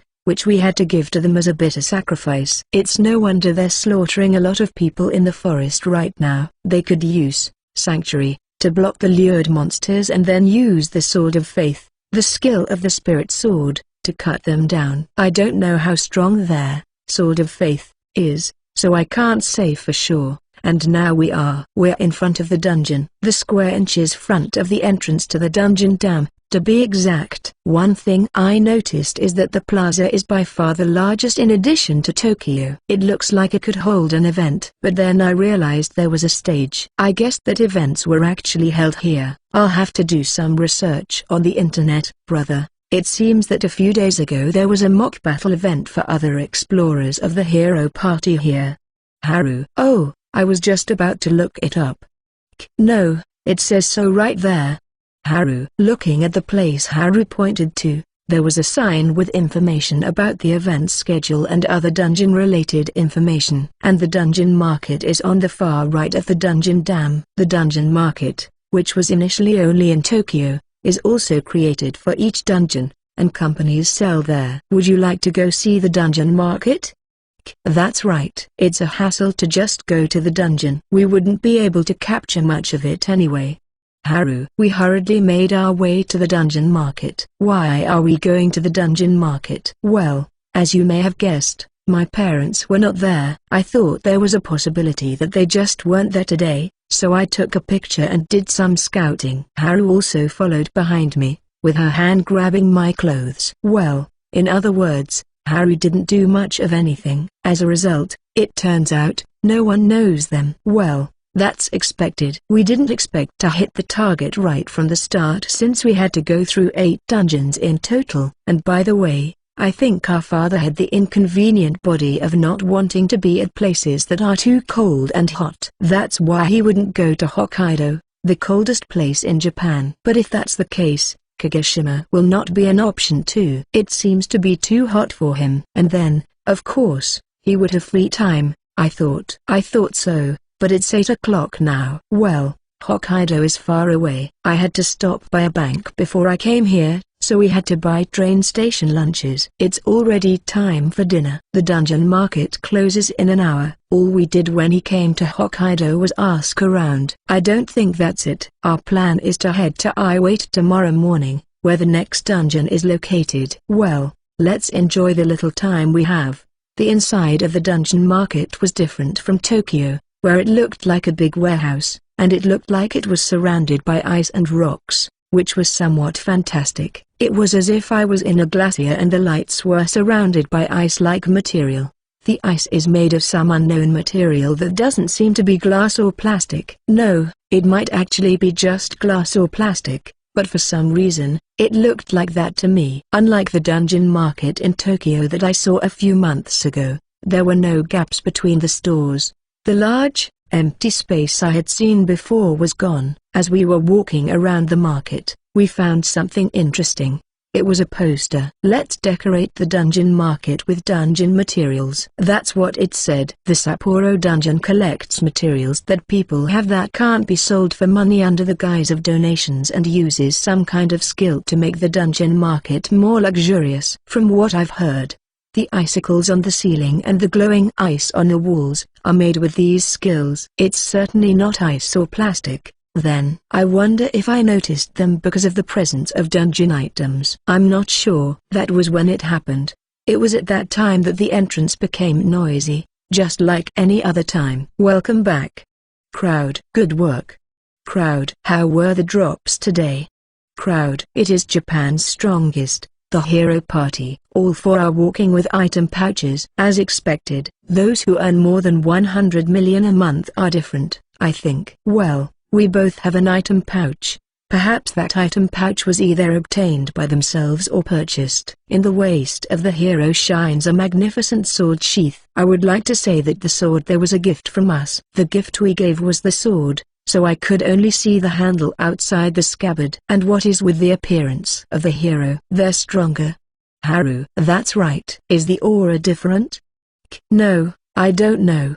Haru. Somehow the hero party seem to be well. It feels like they've grown up a lot somehow. Then the hero pulls his sword from the scabbard. Then he stands overlooking the entire market, and he opened his mouth. I have something to report for everyone today, and I would like to ask for everyone's cooperation. Yuki. That's what the hero suddenly said. I just want to say one thing. The only thing I would like to say is that the slightly louder voice of each person is not enough to be heard in the large dungeon market. Most people can't hear you, especially when they are too far away. Chapter 52. I think everyone knows, but we are the hero party. Yuki, the leader of the party, aka the hero, began to speak after confirming that the other explorers were gathering at the call of the hero party. We were diving in the forest area inside dungeon today, and when he came back to the 14th lair, we encountered a unique monster. Naturally, we defeated the unique monster with our own hands. Yuki. There was a murmur around me. It was not a murmur of surprise, but a murmur of admiration for the hero, who was as strong as ever. One unique monster is nothing to worry about now. But there was a problem with that unique monster. The only problem with this unique monster was that it seemed to have an instigation skill. In the time it took us to defeat it, a lot of monsters had gathered under it. Yuki. The dungeon market quieted down as the hero's story grew more and more serious, and everyone listened carefully to his voice. I wondered if this was charisma, rather than strength. Well, I respect him. We defeated the monsters that were around the unique monster, but it seems that the influence of the unique monster was a bit more widespread. Then, the hero paused his words and a bitter expression crosses his face. The monsters that reacted to the skill of the unique monster did not scatter even when we killed the unique monster, and they are gathering and pointing their fangs to the upper layers. Yuki. A murmur spreads. A shocked murmuring. It's no wonder everyone is shocked. What the hero party has caused is a stampede. Since that had been caused by a 14th floor monster, it would require at least the ability of an intermediate explorer to deal with all of those monsters. I'm sorry to add to the grief, but the monsters don't know the way to the upper levels, and it's taking most of the monsters on each level with it, so they're slowly making their way up.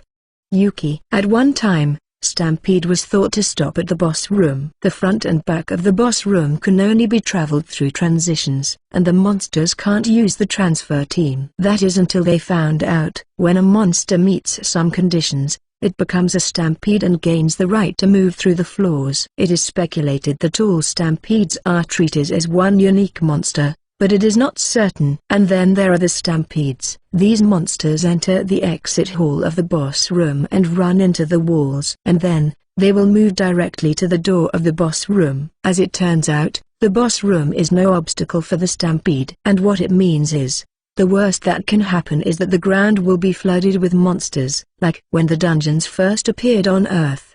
Yuki. Yes. In Japan, after the first dungeon was built and some experiments were conducted, they have never let the monsters out of the dungeon. That's why we don't know much about the threat of monsters on the ground. At first, the damage was small because the monsters were weakened. So what about this time? Maybe they will be weakened. However, the monsters that are going up the dungeon now are not the small fry monsters from the first 4 floors like they were the first time, and if we put them on the ground, the casualties are likely to be greater. Yuki. We need to deal with the monsters, but there are not enough of us to deal with them with a few elites. If so, what should we do? I want everyone to help me protect Japan, Hokkaido, and this city. Yuki. The hero's words created a moment of silence in the dungeon market, and then, crowd. The explorers raised their voices in a shout. They were filled with the fighting spirit and determination to improve, and a boundless spirit of exploration. People went into the dungeon in search of treasures, in search of power, and in search of the unknown. And they sought the unknown. That's what explorers are. Everyone, tomorrow morning at 7 a.m., according to the judgment of each person's ability, the front line will be deployed at the top of the stairs of each level above the 5th level. Yuki. Crowd. Here in Hokkaido, a great alliance of explorers has been created. And here are two people who can't read the mood. Brother, what are we going to do? Haru. Oh, let's not leave tomorrow. Let's do some light fighting and see what happens. Yes, we can deal with anything and probably won't lose. Haru. The brother and sister who had enough time were not in a hurry, nor were they motivated. They just forgot one fact. Oh, I forgot to reserve a place to stay. Oh, by the way, Haru. Huh? Haru and in the end, we stayed at a hotel a little far away from here for the night. Well, the hotels near the dungeon were either impossible to get into without a reservation, already full, or expensive, and we can't stay there because of that. So we stayed at a hotel a few stops away by train. Still sleepy. Sleeping late. And we have to be in front of the dungeon by 7 o'clock. Even if we just watch, it's not a good impression to join in the middle. We have to be careful because people who make a bad impression stand out more than people who make a good impression. The time was now 7 o'clock a.m. The mission is about to begin. Thank you, everyone, for gathering today. We are about to start a monster interception operation. Yuki. The hero and his party went up to the stage and began to speak with microphones. Surrounding them were many men and women of all ages with weapons, and if you looked closely, you could see TV cameras. The scale of the event was truly quite impressive. First, we, the advanced explorers, will go on a raid from the 6th floor onwards, each party in turn. I want the rest of the groups to take down every single monster before the 5th layer. The order should be from the strongest to the least. Yuki. After saying that much, the hero let out a sigh. There's nothing you can get. There is no reward. Still, for the sake of honor, for the sake of Japan. Let's go, let's start the mission. Yuki. Crowd. With an explosive cry, the sound of metal clanking rang out, and explorers poured into the dungeon one after another. It is a breathtaking sight to see such a large number of people diving into the dungeon all at once at the same time. And then, well, shall we go too? Yep, we can't transfer, so let's go slowly. Haru. The strongest siblings also began to move forward. When they entered the dungeon, there were already no people around. They probably moved to the standby area right away. I had memorized the map of the lower levels, so I proceeded without hesitation. There were no monsters on the path at all. I guess I would normally think that was ominous. Well, in all likelihood, the explorers who came before us had probably eradicated them. In any case, they are small fry monsters that will die if we kick them. I walked straight through the 1st floor and immediately saw the stairs to the 2nd floor. There were dozens of people gathered there. They wore equipment that made them look like beginners. The fact that no monster materials were used in their equipment suggested that they were explorers who hadn't even made it past the 5th floor yet. Continuing down, we came to the stairs from the 2nd floor to the 3rd floor. Some people here are wearing equipment made from monster materials. I guess they just don't have good equipment for the lower levels. I saw many people using equipment from outside the dungeon and the stairs leading down to the 4th floor. The atmosphere of the explorers here was different from those at the top. Perhaps this is where the intermediate level explorers are. Some of the explorers were talking to each other, but there was a lot of caution. I could see that there was always some kind of skill or magic at work. I've been thinking about this. Aren't the people upstairs too complacent? Yep, they weren't using any skills or anything. Haru. Well, I understood well that those who can't do that can't become intermediate explorers. And then, monsters started to arrive. About 3 every minute. I couldn't tell if the monsters were normal or stampede monsters anymore. It was time to go to the next floor. Hey you, siblings. You'd better not go down there. There's a lot of high-level intermediate guys around. You'll get caught. Older explorer. Oh, sure. Well, we're intermediate level, so can we join with the interception here? It seems that it is better not to go to the lower levels. The main reason for this is that you will be noticed. And well, if an older explorer gives you advice, You might as well follow it. Then, Haru, let's do it. Yeah. Haru. We pulled out our weapons with enthusiasm. From the front, we could see the monsters rushing towards us. And then, Terrier. Older explorer. The older explorer who was in front cut it in one slash. Oi, kid. There aren't many monsters now, so you can put away your weapons and rest. Older explorer. No, well, I appreciate the concern, but the brother and sister thought, will you let us fight, even for a bit? Soon. Chapter 53. Since then, the number of monsters has been gradually increasing. No, I think it's too much. Everyone protect the front line while pushing them down little by little. Don't get yourself hurt. Vanguard Explorer. The monsters are currently crammed into the stairs of the dungeon, and the shield specialist is forcing them back in. The number of monsters is still increasing one after another, and this state will not last long. Shoot your magic. Lead Explorer. At the same time, countless lights flew through the air, blasting the monsters away. It creates a short gap between the monsters and humans. Push them back. Lead Explorer. Shield Bash. Vanguard Explorer. The skills from the shield specialists are activated simultaneously. This is one of the many shield skills, and it uses the mass of the shield to smash the enemy. A number of shields will charge into the group of monsters, and the monsters in front of them that are sandwiched between the shields and the monsters behind them, killing both monsters. This strategy is repeated over and over again to maintain the front line, but this strategy does not allow the vanguard to do anything except defend. The shields and the monsters are always jammed close together, so there's no place to swing a weapon. That's why I'm vacant. Free time.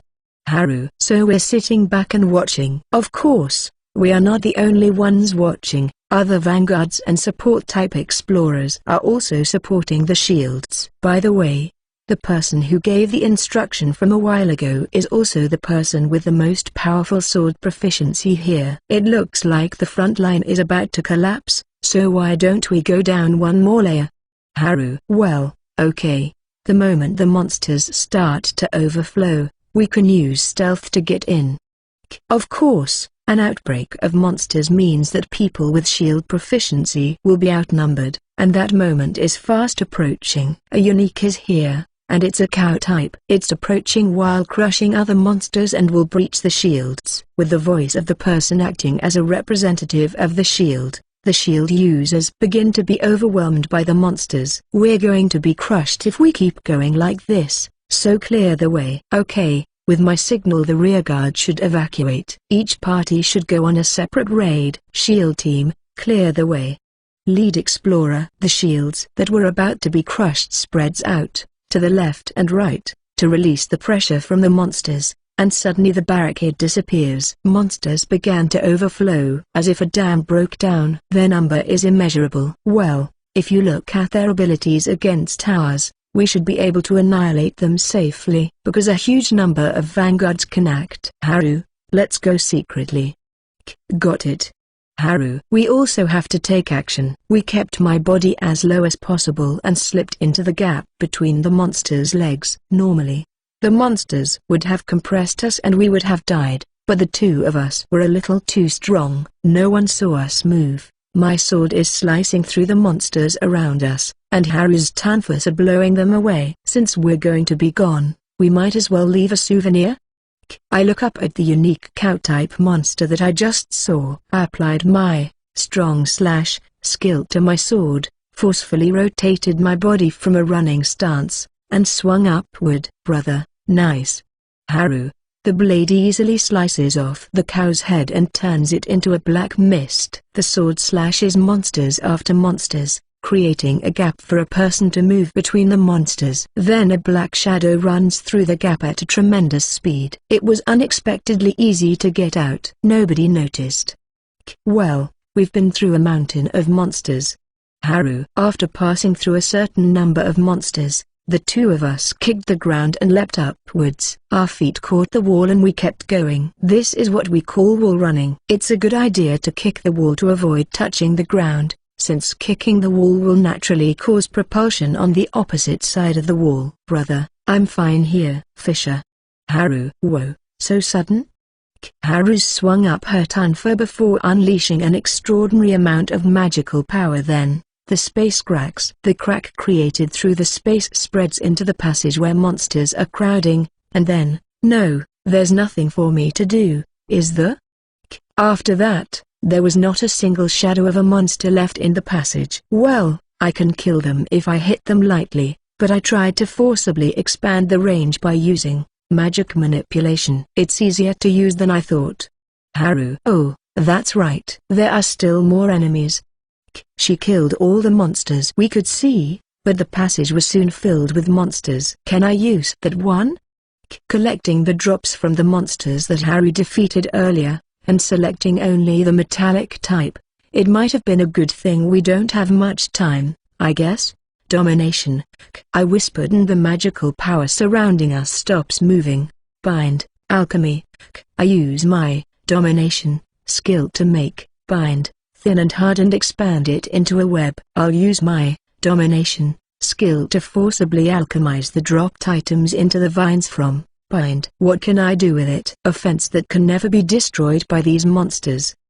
While maintaining bind in that form, I deactivate domination. The army of monsters doesn't care about the fence and pushes forward. And what does that mean, brother? Isn't it too horrible? Haru. The first monsters charge into the fence, the second ones hit the previous ones, and so on, one after another. Too loud. Haru. What you hear is the voice of a monster screaming under pressure from the front fence and the monster behind. It gradually turns into a scream of death demons and disappears. It's a trap that takes advantage of a large number of monsters and the fact that the monsters are a force to be reckoned with. The monsters that are constantly coming at us crush the monsters in front of them to death. Furthermore, you can say, I like the drops. They're all cheap, though. Yeah, I guess so. It's a fence, so they'll come out on their own. Haru. The items dropped by the squeezed and dead monsters in front of us are pushed by the monsters behind us and roll to this side of the fence on their own. Sometimes there are monsters that use long-distance attacks or magic, but these monsters are not strong enough and will be squeezed by other monsters and die before they reach the front of the fence. So there is no need to be alarmed. The monsters kept coming and dying one after another. Quantity over quality, as the saying goes. Even the occasional unique monster was being squeezed to death by other monsters, but the fence that one person had built showed no signs of being broken. Brother, aren't you free? Haru. Oh, all I do is maintain bind. I've got nothing to do. Haru. It can't be helped. There's no need to retreat because there's no sign of people even though there are so many monsters. Although I don't know any siblings who would say such a thing, this is a path that must be taken in order to go up to the upper levels. This is why so many monsters gather here, and there are no attacks from behind. In addition, the groups of intermediate and advanced explorers who are working further down are too busy dealing with the monsters to come to us. The most relaxed group would be the people above us. Since all the monsters have been killed without fail, the people above us only need to eradicate the monsters that had already gone up earlier. How long has it passed since then? My sister and I were chatting while pinching the kalpas that had been collected like the rare times when we were at a gain center. The number became fewer and fewer until the monsters were no longer overwhelming, and after some time we felt the presence of a person. T/N. Kalpas are like dried meat sausage snacks. They look like small cut salamis or hot dogs. Haven't tasted one but I like most sausages. Oh, my brother. Signs of people. Haru. Seriously? Let's get out of here. I didn't think we've been here that long even though we've stopped a lot of monsters. I put kalpas in the item pouch, and when I saw the fence, there was a pile of items piled up high. From the perspective of us siblings, they are worth little money, but we can't afford to leave them. Let's collect them. If you connect the mouth of the item pouch to the pile, it will automatically store the items. I put the item pouch I had just put away to the pile of items, retrieved all of them as quickly as possible, and quickly left the place. When I returned to the ground, it seemed that a number of parties had already returned and it was very crowded. Hey, you brother and sister? You geese were in the dungeon, right? We were worried you were dead.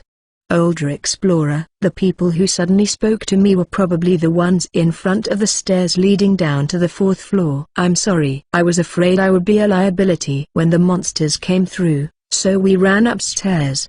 But still, it's amazing. There were hardly any monsters up there. Oh, I see. Life is the most important thing. Unfortunately, it wasn't us who didn't let the monsters through, but the people further down. After that, we didn't have many monsters coming our way. Have a safe trip home. Older explorer. Yes, thank you.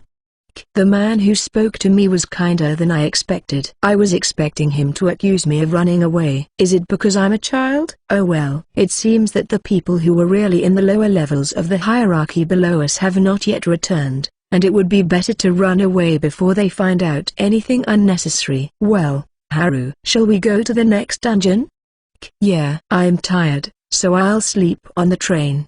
Haru, I don't have that much memory of the dungeon, which wasn't much of a challenge. In the end, we just ate kalpas and relaxed. If that's the case, all we have left is time and a drowsy feeling. I wondered when the train would come, and began to walk to the station, thinking about that. It was then that I heard the news of the hero's return from behind us. I'm hungry, I'm sleepy.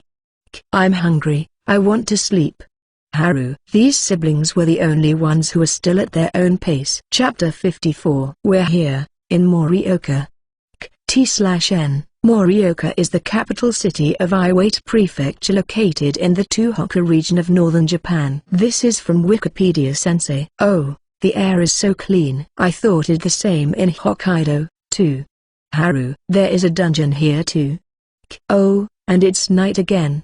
Haru. It's midnight and the sky is dark. The distance from Hokkaido to Iwate was surprisingly long, and it was impossible to arrive in the middle of the day. But I have a hotel reservation for today. I made the reservation from the bullet train, so there should be no problem. T/N. Iwate Prefecture is a prefecture of Japan located in the Tohoku region of Honshu. It is the second largest Japanese prefecture. This is from Wikipedia Sensei. It was unfortunate that we had to arrive in Hokkaido and Iwate at night twice in a row. It was expected since we hadn't thought about taking the travel time into account.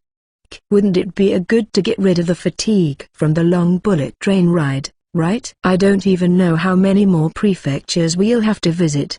Haru. Well, Hokkaido was good because I enjoyed the stampede. How about Morioka?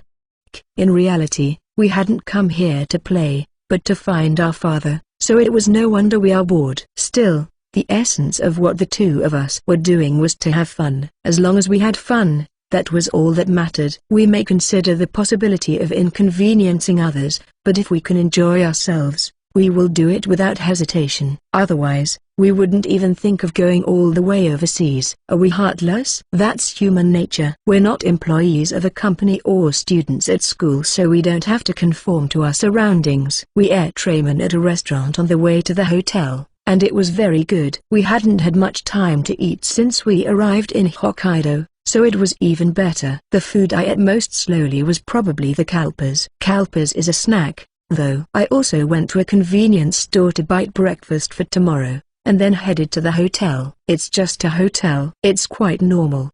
Haru. Well, we can't waste money, you know. We're about to traverse Japan, so it's going to make a small difference. The twin beds. If I had a single bed, I would have kicked brother out of the room.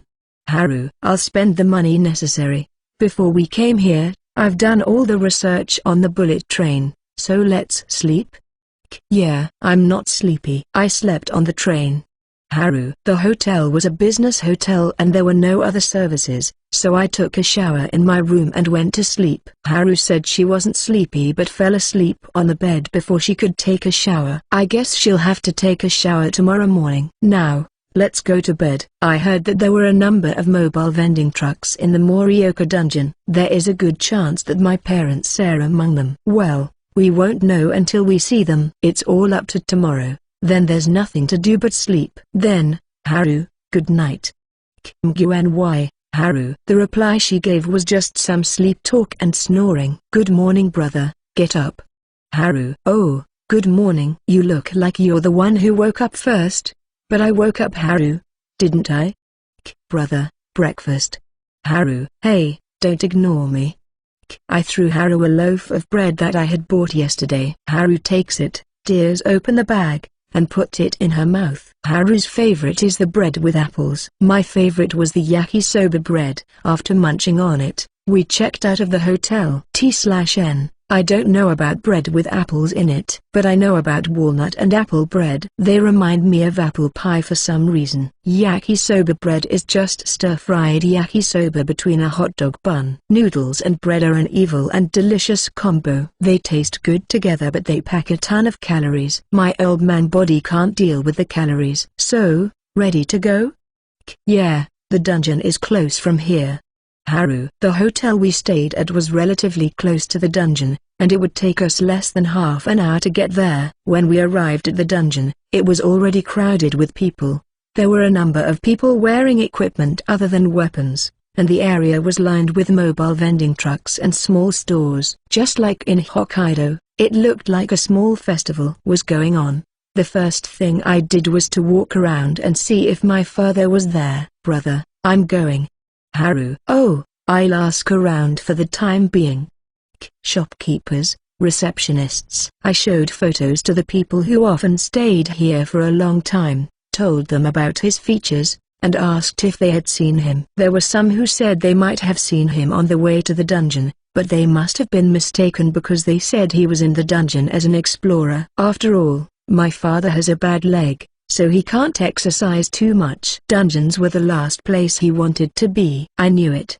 He's not here. No, not here. Is he further west? After about 2 hours of asking the shopkeepers and other people around us, I finished questioning everyone. It was a reasonable amount of time since we even went to a nearby store that had nothing to do with the dungeon, just in case. I've just finished questioning the owner of the last store, a Japanese sweets shop. An old lady. She kindly offered us some tea, which we drank while discussing our future plans. What should we do with the rest of our time? I'd like to stay in Morioka today, but I don't feel like diving into a dungeon. Haru. We'll start at the first level anyway. I'll only get bored.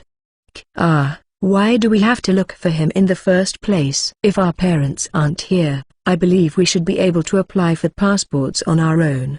Haru. Well, the documents say that we're living with our parents. I don't want them to think that we were abandoned. If they think we've been abandoned or something, that's true, for sure. But then they'll probably put us in an institution or we'll have to fill out some complicated paperwork. I held up a rather unflattering picture of my father in front of me, complained a bit, and drank my tea. Well, let's just take a look around. I wait for sightseeing. Yeah, I guess so. I wonder if there are any places that rent bicycles? I drank the rest of my tea and stood up. I put the photo I was holding in front of me back in my pocket. Excuse me, is that person Kaizaki-san? Voice. It was then that I heard a voice from the back of the store. Startled by the voice, the words, and the presence, I looked behind me. There was a very beautiful woman, probably a little older than me, peeking out from the back of the store. Oh, Karen. What is the matter? Old lady. The old lady, the owner turned around and asked with a smile. Oh, I'm sorry, Grandma, but I recognized that man in the photo. Karen. The woman then turns to look at me. Nice to meet you. I'm Karen Isogi. Are you a child of Kaizaki-san? Karen. And that person. She seems to know our father. Yes. I'm Tuka Kaizaki. I am the son of the man in this photo. This is Haruka, my sister. Nice to meet you. Haru. I greet her and introduce myself, and Haru also bows her head in response. We're looking for our father right now. Do you have any information, even a little? What I want to ask is where my father is. I didn't want to stay here too long if I could help it, so I got right to the point. Sorry, I don't know about that, but I've talked to them a few times when I was living alone in high school. In Osaka. Karen. Osaka? Excuse me, but how many years ago is that? 6 years ago. I was helped by Kaizaki-san from a drunk man who was trying to pick me up. We talked for a little while. Karen. Considering my age, that was 6 years ago. I was in elementary school or junior high school? Haru. I don't remember most of it, But didn't he say he was going to Osaka a few times on business trips? Oh, I think he did. I don't remember if it was in Osaka or Kyoto. Haru, it was probably Osaka. I remember it just barely. I remembered that he had been away from home for about a week on business several times when we were about that age, I think. Did my father help you from being picked up? I highly doubt it. After all, he is a very random person. He's the kind of guy who would make fun of anyone who was being hit on. Yeah, he was cool. Oh, you want to pick up a girl? Play with this old man instead of that girl, he said, leading the man away from me. The woman said with nostalgia. The man got angry and tried to hit him. He just ducked and said something, and the guy ran away. Does Kaizaki-san do any martial arts? Karen. It's hard to say if he was a martial artist or not. I've never heard of it, though. He gave me some advice on my Aikido, so I think he might have done Aikido. I don't know, maybe he did. I don't know, but he was dodging very skillfully. Karen. Oh, is that so? As I listened to the woman's story, I tried to sort it out in my head, but all I knew was that this person was an old acquaintance of my father's, and I couldn't locate him now. Besides, it was too much trouble to listen to my parents' heroic tale forever. I'm sorry, I'm about to go. Thank you for the information. I broke off the conversation at a good time. Oh, I see. You said you were going sightseeing. I hope you enjoy. I wait. But I'm only here because I have a few days off from work. Karen. Yes, I'll have fun. Thank you very much. I bowed my head and thanked the elderly woman who owned the store, and Haru bowed his head as well. When I was about to leave the store, oh, wait a minute. Karen. I was stopped in my tracks by a voice calling out for me to stop. The woman quickly went into the back of the store and came out in about 30 seconds with a piece of paper. This is the information of the person who was close to Kaizaki-san who I talked about earlier. The Japanese bar that I said I often go to. It might give you a clue. Karen. On the paper, she handed me her name, the name of the Japanese-style bar, and the location was written in clear, bold letters. Thank you. I bowed again at her thoughtfulness, and this time I left the store. And finally, thank you very much for my father's information. Please do your best to explore the dungeon. Yeah, thank you. I'll do my best. Karen. By the time the woman questioned her words, we were already walking out of the store. The next stop is Osaka, brother. Next time we're going to Osaka, I want to eat takoyaki. Haru says. We went to Kyoto on a school trip in junior high school, but we didn't get to go to Osaka. I'm looking forward to it. The next stop for the siblings was Osaka. They decided to visit a man in Osaka. Chapter 55. Exclamation mark. It's delicious. Haru. Hot. Ha. Fu. Ha. 2 days have passed since the day I talked to the woman in Iwate. Why has it taken 2 days? It was quite simple. Osaka was very far from Iwate. We both have only one cell phone, and I haven't bought a book in a while. Since we only use our phones for the internet and phone calls, we don't really know how to play games. After enduring those 15 hours of boredom, the two of us got off the bullet train, enjoyed some sightseeing, and went straight to the hotel. The next day, we were on our way to the tavern, relying on the map function of our phones and the name of the tavern that we were told about. For breakfast, we bought takoyaki at a store near the hotel. I don't know if it's because it's the real thing, but it tastes really good. Well, for now, my mouth was burned. Even if your status increases in dungeons, this part of your body doesn't get stronger. I don't really know why. Hey, shouldn't it be here? Haru. After a short walk from the train, Haru, who was looking at the map, turned her gaze to the side. Oh, this is it. It's this one, isn't it? What we found there was a rundown store. The closed sign on the door proves that it is a store. I think it's not open yet. Haru. Thinking about it, how can a bar be open in the morning? Yes, this is a bar. Speaking of bars, the best time to make money is from evening to midnight. If they were open in the morning, they would be in trouble. This is the place. What should we do? It was a long walk from the nearest station, and there was no place nearby where I could kill time. In the first place, the store opens at night, So even if I wanted to kill time, I would have to kill almost 10 hours. That's a lot of time. Hey, brother, I think this is both a shop and a house. It's a 2-story building, but the top is for living. Haru, seriously? Oh, you're right. When I heard Haru's words, I looked up at the second floor and saw what looked like a run-down house. I'm also sure the second floor isn't a bar. Is there an entrance in the back? Maybe this way. Haru walked towards the back of the store. This is a bar. What do you want, kids? Voice. Surprising. Both of our shoulders jerked up. It was a voice that suddenly came from behind us. We don't always use our skills, detection, and perception, when on the surface. Even so, our experience in exploring dungeons has made us sensitive to the presence of people. Well, that's what I thought. Excuse me, how long have you been there? The old man who had spoken to us smiled awkwardly as he scratched his head, hiding his confusion. This is a bar, a place that serves alcohol, so it would bother you if there were kids wandering around. Voice equals greater than old man. He said it as if it were a matter of course. Well, judging from the way he was talking. Excuse me, but are you the owner of this tavern? Yes, I am. Is there a problem? I don't serve alcohol to children though. Old man.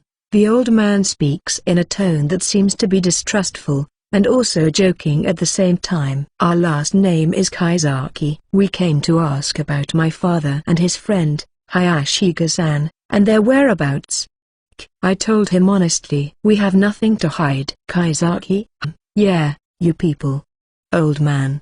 The old man looked at us as if he were judging us and muttered. His eyes are sharp, and Haru hides behind me. No, she's been behind me from the beginning, so nothing has changed. When I talk to people, she's always hiding behind me. Oh yeah, you guys. You don't look alike.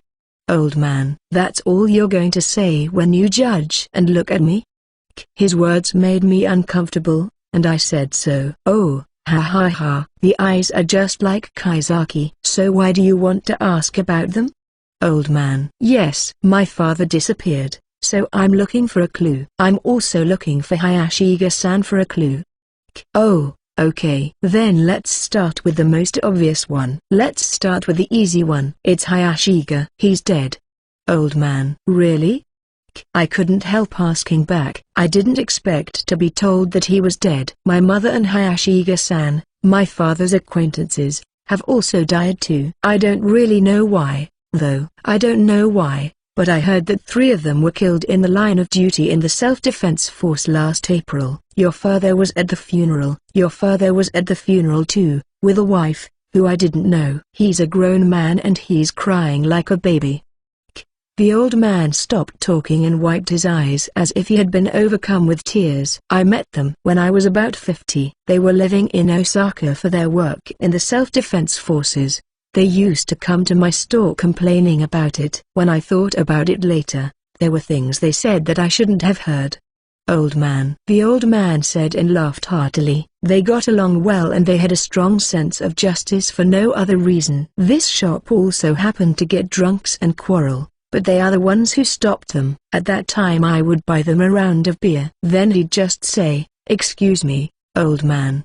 I thought it was a very cheeky kid. Old man. The old man let us in and served us tea while he talked. After a while, the 2 seemed to have been promoted, and I don't know what the self-defense forces have been doing, so I don't know. They just suddenly moved to Tokyo. They both came to me and said with a chuckle, "I'll be back."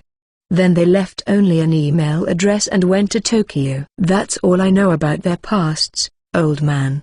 The old man gulps down a can of beer. I don't know where he got it from. Then, about a year ago, that guy Kisaki suddenly called and brought his wife with him, saying he was staying here soon. I was surprised because she didn't look like the wife I had seen before, but I heard she had died and then he remarried. Oops, was that inappropriate? Sorry. Old man. So, my life in the self-defense forces is over. I'll live in peace from now on, he said, drank a beer and left. His wife dutifully drank oolong tea. She said she'd be the one to drive. Old man. So, a few months before Hayashiga died, the funeral was in Kyoto, Hayashika's hometown. I went there too. Kaizaki was crying in front of the casket. He said, "I told you so." And that was about it. I haven't seen Kaizaki since then. Old man. The old man seemed to have said all he needed to say and stood up. Well then, do you know where our old man went? That's the most important question. I didn't come here to listen to old stories about my father. Oh, that's what you came to ask me. Yes, I know. He's somewhere in Shimane. He hates dungeons, but he can't seem to stay away from them. Well, you geese should go home now. I'm going to bed. Old man. The old man pushed us back, kicked us out of the store, and smiled at us. Because my business is open at night. I'm already sleepy. Old man. The door slams closed. It makes a rattling noise and has a lock that is good as our own house. He was a strange man, wasn't he? Yeah, I was scared. Haru. In Haru's mind, the old man seemed to be a scary person. He had a scary face, though, and I couldn't speak at all. It's a matter of old man's communication skills. Haru. I don't want to be told that by Haru. We both laughed. Our father is probably in Shimane. It'll be the last prefecture he'll ever visit. Yeah, so let's go apply for a passport and go to America. Haru. That's right. I laughed again. It hadn't been a long trip, but I was relieved to see the end. There was a stampede in Hokkaido, and we met a mysterious woman in Iwate. In Osaka, we met a scary old man. We also learned that our father was a former self-defense force member. Last spurt. Let's do our best. Yeah, after we check the Osaka dungeon. Haru. Haru cheerfully headed toward the station. It was a road she'd taken at least once before. There was no hesitation in her steps. By the way, next is stop the last prefecture, and we will be reunited with our father for the first time in a long time. You've got to talk to me. Tell me why you left and why you didn't tell me?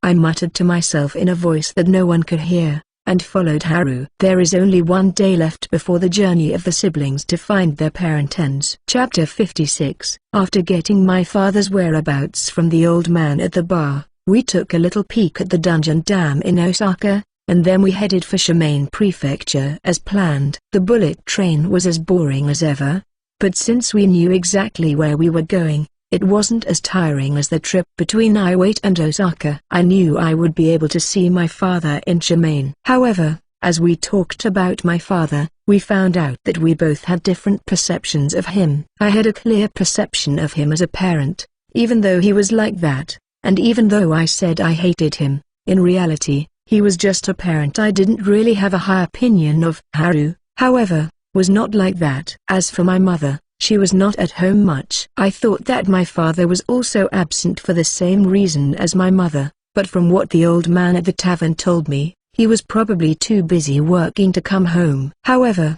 a parent's work and a child's emotions are not the same things. Haru had to live a life without much contact with her parents. I acted as a substitute parent for Haru, who was only 1 year younger than me. As a result, Haru no longer cared about our parents, and fortunately or unfortunately, she took to me very well. As for this trip, part of me wants to find out why my father left us, but Haru is just trying to get her passport made. The rest is sightseeing, I guess. Hey, isn't that the dungeon dam? Haru pointed to a large building surrounded by concrete walls. Oh, yes, it is. It's as big as ever. There aren't many people here though, are there? I think there were just too many people in Osaka. What about the population of Shimane? Haru. That and the population of the surrounding prefectures, right? I hear some of them drive hours to get to the dungeon. Are they battle maniacs? Haru. Yeah, I think a few hours driving each direction is a bit much. The siblings were talking about this, but their ultimate goal was not in their minds for now. They had forgotten that the purpose of this trip was to dive into the American dungeons in the first place. Of course, that wouldn't be a problem later on. There are mobile vending trucks, but they're not here. Haru, who was looking around, said, "It seems that my father is not in the area that I can see, but still, it's possible that he's just not here today, or that he's operating out of sight from here." So it's the usual routine of interviewing? Haru should probably just stay behind me anyway. We have to avoid him realizing that we're here and running away. Next time we won't be able to track him. Of course. Haru. We started to listen in, a little more aware of our surroundings than usual. However, if you listen normally like in other prefectures, there is a possibility that information about our father will flow. In fact, at the store I went to ask Inoue asked us, "Are you guys detectives?" Fortunately, it seemed that it was just said in jest and I didn't feel like I had made them feel uncomfortable, so they spoke normally. But if my father knew we were there, as he did then, that would eliminate the possibility of us ever meeting. That's why Funai tilde, eating, and walking sounds good. Yes, Haru. Oh, thank you. Haru took a bite of the skewer that I offered her, savoring the skewers made of delicious dungeon meat with a goofy expression on her face. I see, this is indeed delicious. It's the kind of taste that makes you realize just how inadequate the food we were cooking was. Maybe I should seriously study cooking. It tasted so good that it made me mutter something like that. But why are we eating out? Something we've never done before due to financial reasons. Do we have very poor planning for the future? The customer is God. Is there anyone who doesn't know that phrase? We decided to genuinely believe in that phrase. It would not make a good impression if we just asked around and left without buying anything. That's because we are not customers. That's why we decided to buy only one item at each store we went to. And the first store was a restaurant. It was a grilled skewers shop using meat from the dungeon. The store was a food stall, not a mobile store. But what a surprise! The store used charcoal rather than gas to cook all the meat, as if they were more concerned about taste than efficiency. Perhaps that's why the prices were a bit high, at 500 yen per piece. The smell of smoke around the stall was not so bad, and when I asked why, I was told that they were doing something about it with a magic tool they had acquired by accident. The magic tool looked like a square stone about 20 centimeters square, and the effect was to create a small tornado. How small is small? I looked at the ceiling of the stall and saw that there was a thick tube piercing through the ceiling, and at the bottom of the tube was the magic tool. Incidentally, it seemed that the shopkeeper's uncle had acquired the magic tool and was actually an intermediate explorer. When I tried to tell him that we were the same, he was quite surprised. It's hard for high school students to raise their level because of their schoolwork, so intermediate explorers are rare, and there are only a handful of high school students who are advanced explorers. Incidentally, the source of this information seems to be the National Dungeon Dam storefront network. It was a frightening experience for me to see the information network of merchants. After I finished talking with the owner of the skewer shop, I greeted him smilingly and started to walk away, when Haru, who had been waiting behind me, showed up. I handed her one of the skewers I had bought, which led to the scene I had just seen, and of course, there was no information from the first store. When I showed him the photo, he twisted his head and said he had never seen that person in the store. So, I went to the next store. The owner of the store was a woman. She was an auntie. Oh, excuse me. By the way, have you ever seen the person in this picture running a store? Yes, I have. I might have seen him before, but I don't remember him well enough. I'm sorry. Here you go. Auntie. Yes. Thank you. This is the payment. Thank you. The second store was a mobile store. The woman seemed to be busy, so I just asked her a few questions, picked up the product, and left. It was shaved ice. I gave it to Haru for now. Thank you. Haru took the shaved ice, wolfed it down, and held her head down. As with the burn in her mouth, the pain in her head from eating cold food could not be prevented even by raising her level. So we went to a number of stores after that, and unfortunately, both Haru and I could not find my father even when our stomachs were full. It would have been nice to at least have some information, I thought. The most promising information we had was that he looked familiar, but that was about it. If that's the extent of the information, it's probably the same without it. There was a high possibility that it was a mistake. Brother, isn't that all the stores nearby? Haru. Yeah, I guess so. What do you mean you don't have even a little bit of information?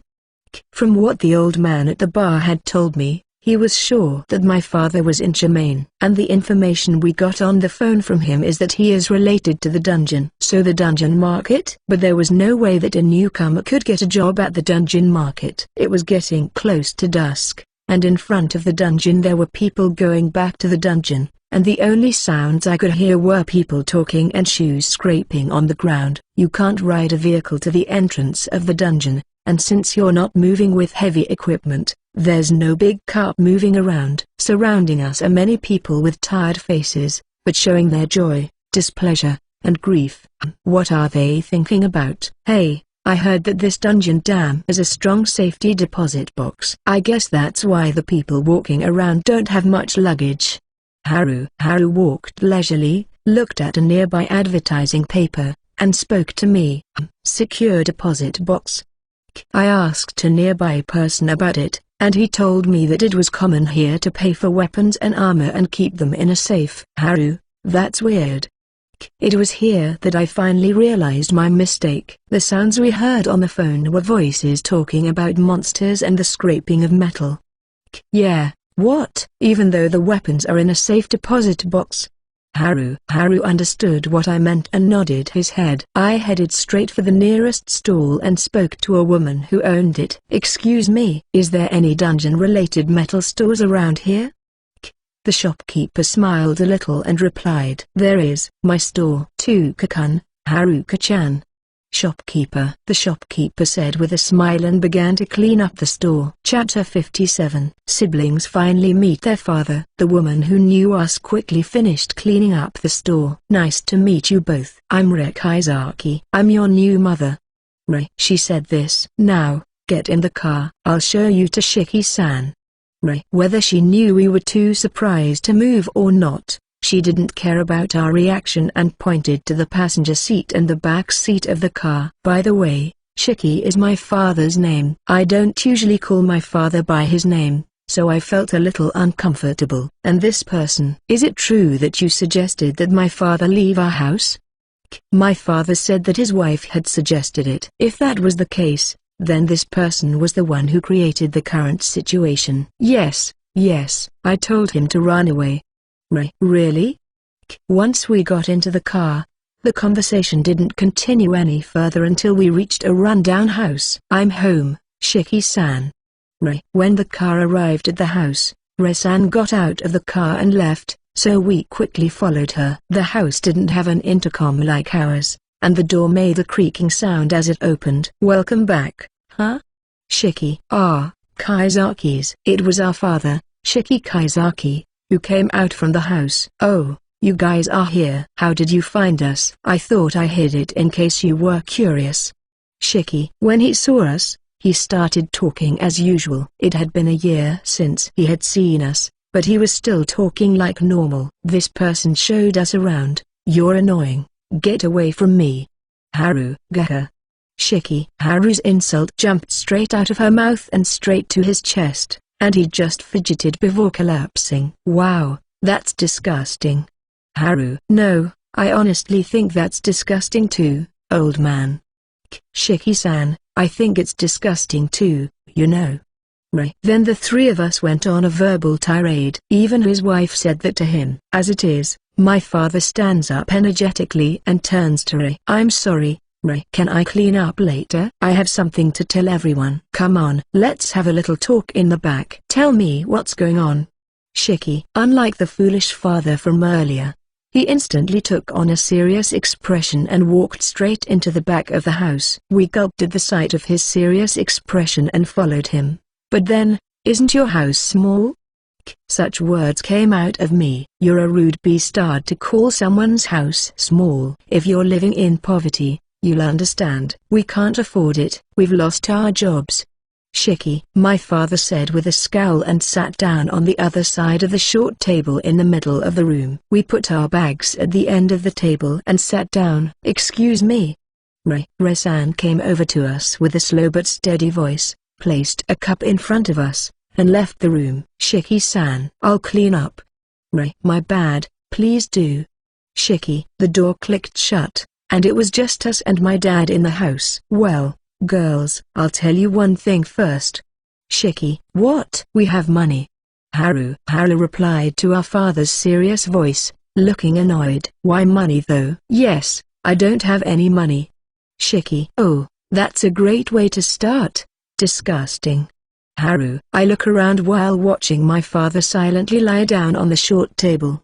The room is small, with barely enough room for 2 futons because of the furniture. As far as I could tell, there was only one bath and one toilet. The kitchen is located in the hallway. This was probably the only room. It was so small that I wondered why there was such a small house.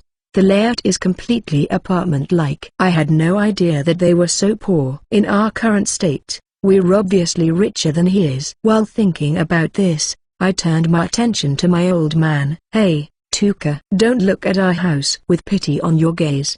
Shiki. My old man was lying down on the short table and turned his face toward me. So, what are you guys doing here? Shiki. We're here for passports. We want to go abroad. What? Overseas? We don't have money. Why are you saying that? Shiki. My father took a breath and stared at me. I thought I saw magic move in his eyes for a moment. A dungeon. You geese too? I'm sure you're doing well if you have enough money to go abroad. Intermediate or advanced? Shiki. I narrowed my eyes a little. There are not many explorers who make enough money to go abroad. You have to be an intermediate explorer. It's true that there are many intermediate explorers. If you look for them, you can find them easily. But they are a small percentage of the total. What did you find out? I don't know how he knew that we were successful explorers. The magic that had just moved in my father's eyes was so small that I couldn't even activate my skills. It's a sickle. That must be a lie. What about Haru? Shiki. Haru interrupted our father's words. What are your skills? It's not appraising because it requires magic to interfere with the other person. It's not enhancing because it doesn't affect the outside, and it's not passive. Haru. After Haru said this, she manipulated her magic power to send it towards our father. The other end is our father's eyes. This is where the magic power just moved. There is no direct interference with the body. With magic power, that's why ordinary people don't notice it. Kaya. Haru. Was that Haru? You can't attack your father's eyeballs. It's dangerous.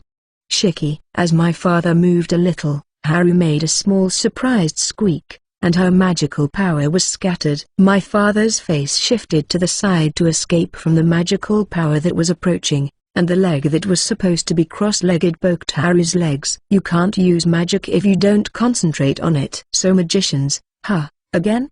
Shiki.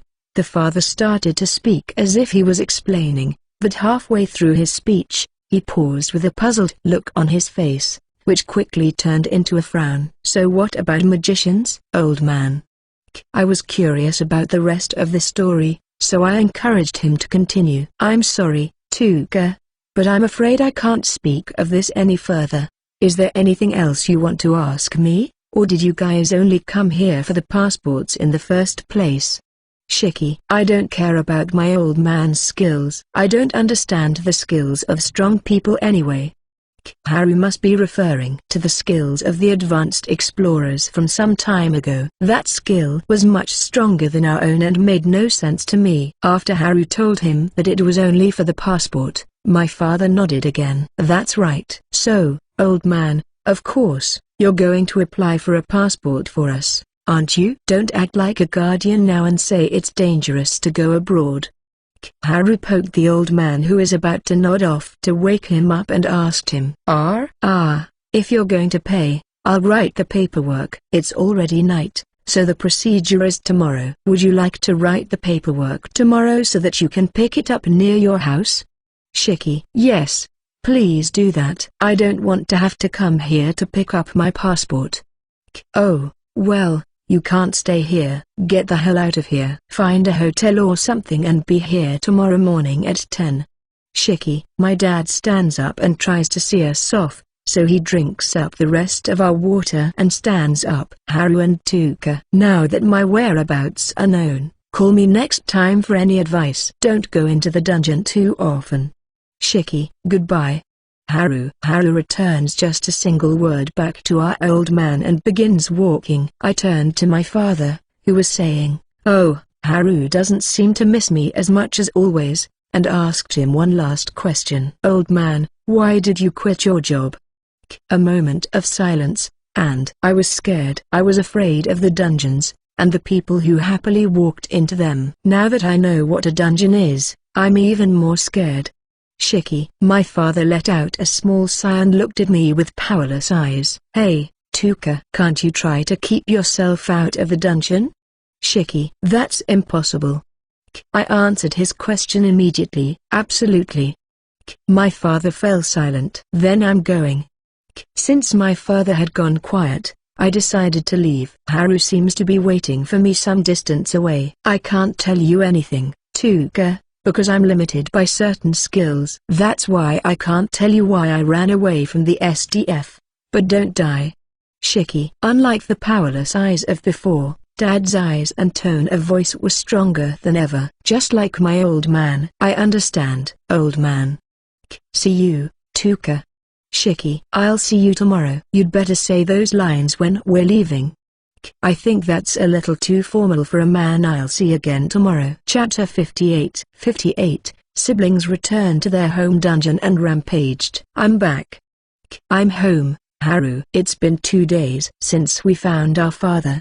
The next day, we did some paperwork to get passports, and then came straight home to apply for the passports before heading back home. I was surprised at how easy it was to get a passport. And now we have done all our business and are back home. It wasn't that long, but it was an exhausting trip. I think what made it so stressful was the fact that we had to endure the agony of travel time. I saw that the house had not been ransacked, and the lock on the door was not broken. Well, it's a raggedy lock, so if you kicked it, you could break the whole door, and I'm sure even an amateur could pick it easily. Is that not true? I'll try it next time. Brother, let's go to the dungeon.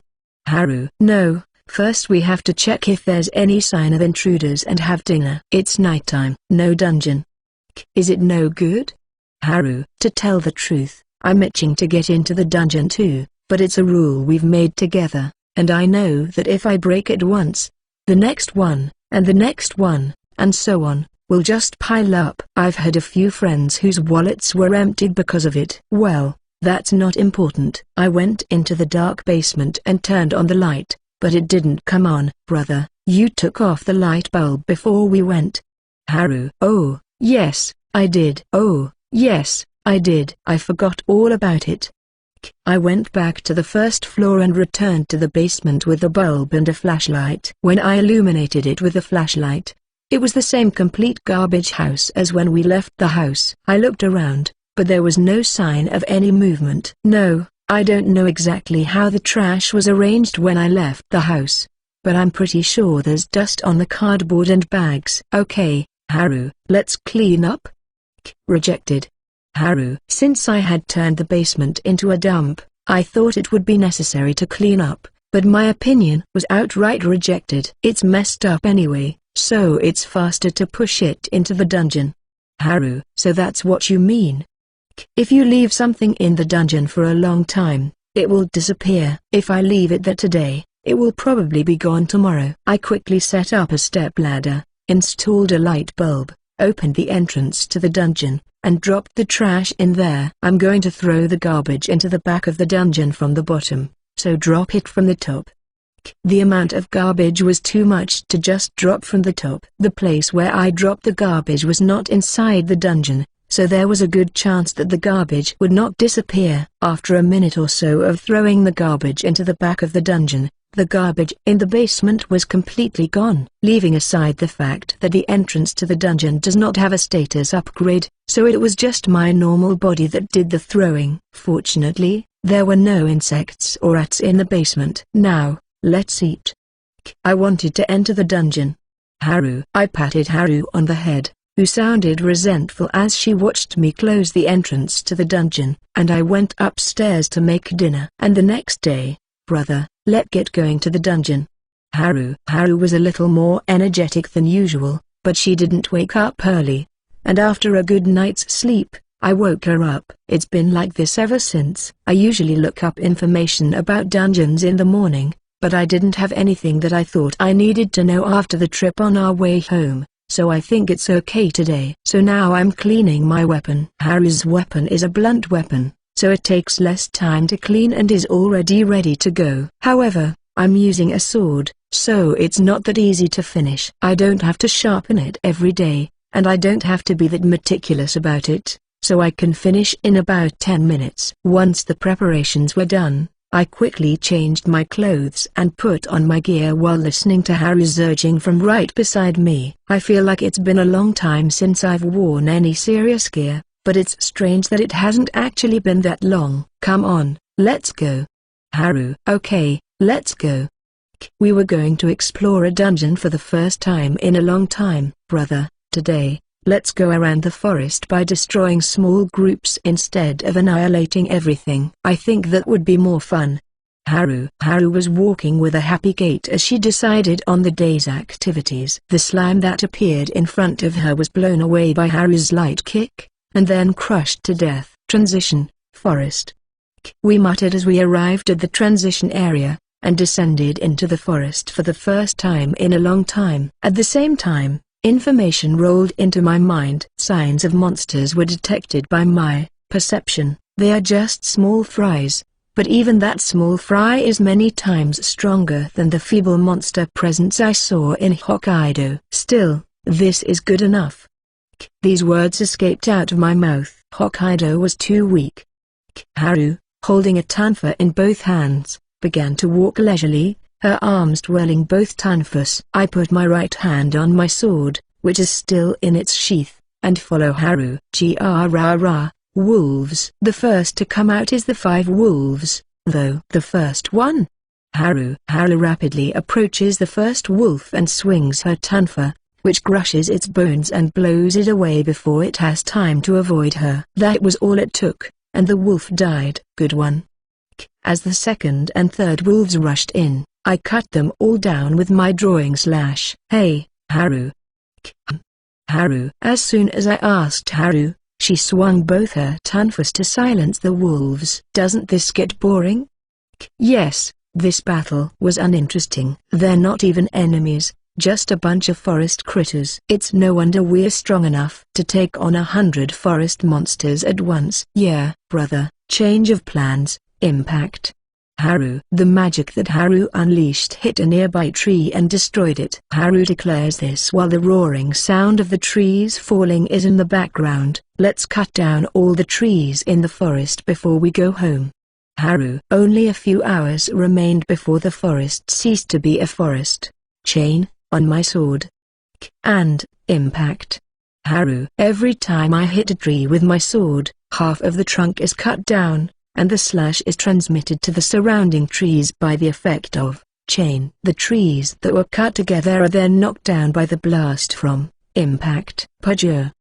Monster. The sound of a fallen tree causes the monsters that come toward us to die instantly with their necks being cut or their skulls crushed. The monsters lose their lives one after another, and we siblings are getting better and faster as if there's an inversely proportional relation between our strengths.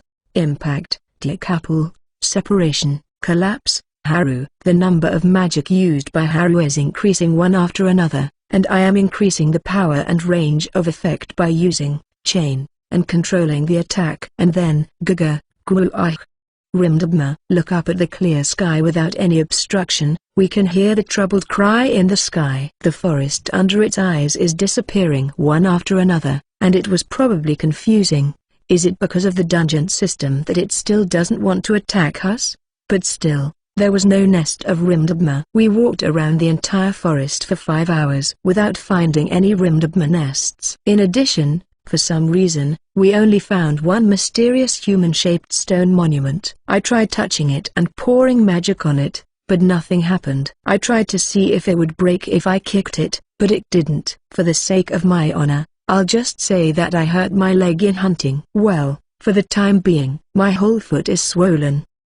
Haru seems happy, so let's end today's exploration. Chapter 59. Siblings seek intermediate potions. It had been a few days since we had returned home, and both of our eyes were glued to the computer screen. After our outburst in the forest on the first day, we had no idea why we had done what we had done. If you think about it, Cutting down all the trees was obviously a waste of effort, and what was the fun of killing trees that didn't move? In the first place, I think it would be more exhilarating and pleasant to fire a full-powered magic barrage at the Rimdabma, which is still too hard to defeat. I think that's the thinking of a psychopath, though. After that, I continued my previous method of killing monsters from a fixed position in the forest in an attempt to take practical action. I didn't get any unique monsters that were particularly strong, and I didn't get any new skills, but I did get an interesting looking magical item. It was called their potion bottle. The function of the bottle is that what you put inside it will not deteriorate. The bottle does not break. Unlike ordinary potion bottles, it doesn't break even when the contents are gone, which is why it is a magical tool. However, the capacity is small. I looked it up and found that it holds only about 100 milliliters. I don't think I can use it to hold drinks. So, we were living such a fulfilling life. Today, we were gathering information about dungeons on the internet as usual, and we came across some information. A member of 893 succeeded in creating an intermediate level potion using his pharmaceutical skills. The effect is enough to heal a broken bone instantly. Compared to the previous potions that only healed small wounds, the effects of the intermediate potion would be remarkable. If there is such a thing, I would definitely want to get it before I go abroad. However, the problem is how to get it. Currently, the only way to obtain intermediate potions is to buy them from members of the 893, and at a very high price. It was not a price we could afford. If that was the only way, our eyes wouldn't be glued to the computer screen. What we paid attention to was the article written a little below it. Brother, is this real? Haru. Well, I suppose there's a chance that you'd have to have some sort of medicine-making skill to do it. My skill is crafting. Maybe I can do the same thing. Haru. It is worth a try. The article there was the content of an interview with the creator of the intermediate potions. It started with a purely dungeon-related story, talked about parties and recent activities, and then moved on to talk about potions. There was also a section on how to make potions using his potion-making skill, which was something we were interested in. According to him, the potion-making skill involves holding the material in your hand and using the skill to turn it into a bottled potion. So, in order to see if he could make potions for other people, he tried to make potions by hand, and I was able to do so. The spirit tree leaf, a rare drop from a tree ant that appears in the depths of the forest. I drained the water from them, crushed them in a mortar and pestle, and mixed them with clean water while applying magic power. By doing so, the crushed leaves somehow dissolve into water and become an intermediate potion. All of these actions need to be done inside the dungeon, and of course, it says that the bottle did not appear after making the potion. However, it is said that many people tried that method, but no one succeeded. What was made was just water with leaf powder mixed in it. If you drank it, there was no restorative effect and it just tasted like leaves. However, there were only a few of these leaves, and the number of people who were able to experiment with them was too small, as well as the fact that there were few people in the dungeon who had the skills to dry them. And we had a pretty good idea of what was causing it. For the time being, that spirit tree leaf is the one. Well, it's a rare drop from a monster that doesn't come around often, so it might be tough to get. Haru. I've seen tree ants many times. There are no rare drops in our dungeon. Haru. As Haru says, rare drops are not available in our dungeon. In that case, we have no choice but to go to Tokyo Dungeon and get some. It's really hard to avoid being discovered in the forest. Haru. Nowadays, more and more people are exploring the forest, but if there were two of us there, we would definitely attract attention. If there were two children exploring the forest while four adults were busy fighting, it would be a rumor at best or an invasion of privacy at worst. What's more, tree ants appears deep in the forest. You'll have to move around in the forest for sure. Even if you move in secret, there's a good chance you'll be discovered. If that's the case, do we move on the assumption that we will be discovered? What do you mean?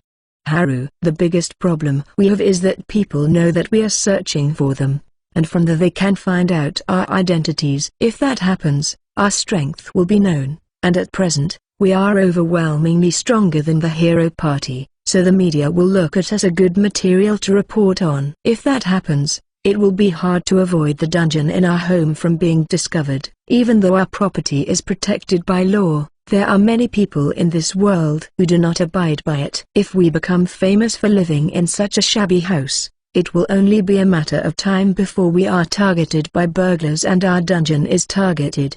In that case, even if we became well known, it is good if our identity is not revealed. I thought it would be a good idea to go to the Tokyo dungeon not to hide, but to disguise ourselves. What do you think?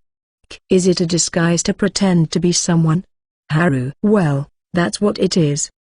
Haru listened to my words, bonded, and then clapped her hands. Yeah, let's do that. So we'll have to get new equipment first. Haru. Oh, that's right. If we go with our usual equipment, we'll be recognized, so we'll have to get new ones. Also, we convince ourselves that it is a necessary expense since Asai is about to spill out. All right, let's go shopping instead of hiding in the dungeon today. Okay, Haru. We quickly changed into street clothes, grabbed our wallets, and got on our bicycles. And Haru, which one do you want to buy? The Parker? Haru. It's too heavy with no hood. We had just arrived at the place where we had first collected items for dungeon exploration. We didn't go to the dungeon market because we were afraid of spending a lot of money, thinking that this would be enough since we were not looking for full-fledged explorer's equipment but for disguise. And now we're standing in line at the clothing store. Brother, let's decide the theme for the time being. Haru. What is the theme? Is it like spring outfit? That's right, but it's different. How do you go around entering the dungeon? What do you do?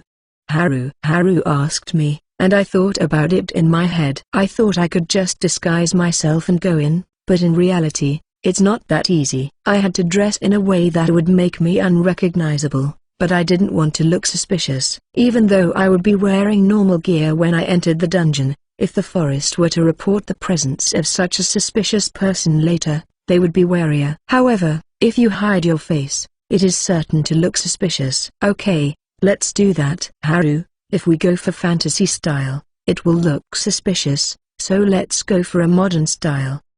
That's what I came up with. In the dungeon, everyone would cover themselves in fantasy gear, and the only people to watch out for would be those carrying weapons or hiding behind cloaks and hoods. This is especially true if they have weapons exposed. If so, don't you think that if you wear modern clothes and hide your face with a mask and hat, people won't think you're suspicious?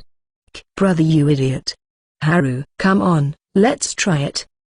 I had a slight resurgence of Chanabu, and I pulled Haru, who had a disgusted face, to the back of the store. Chapter 60. Siblings shop for clothes. Brother, how about this? Oh, some sunglasses.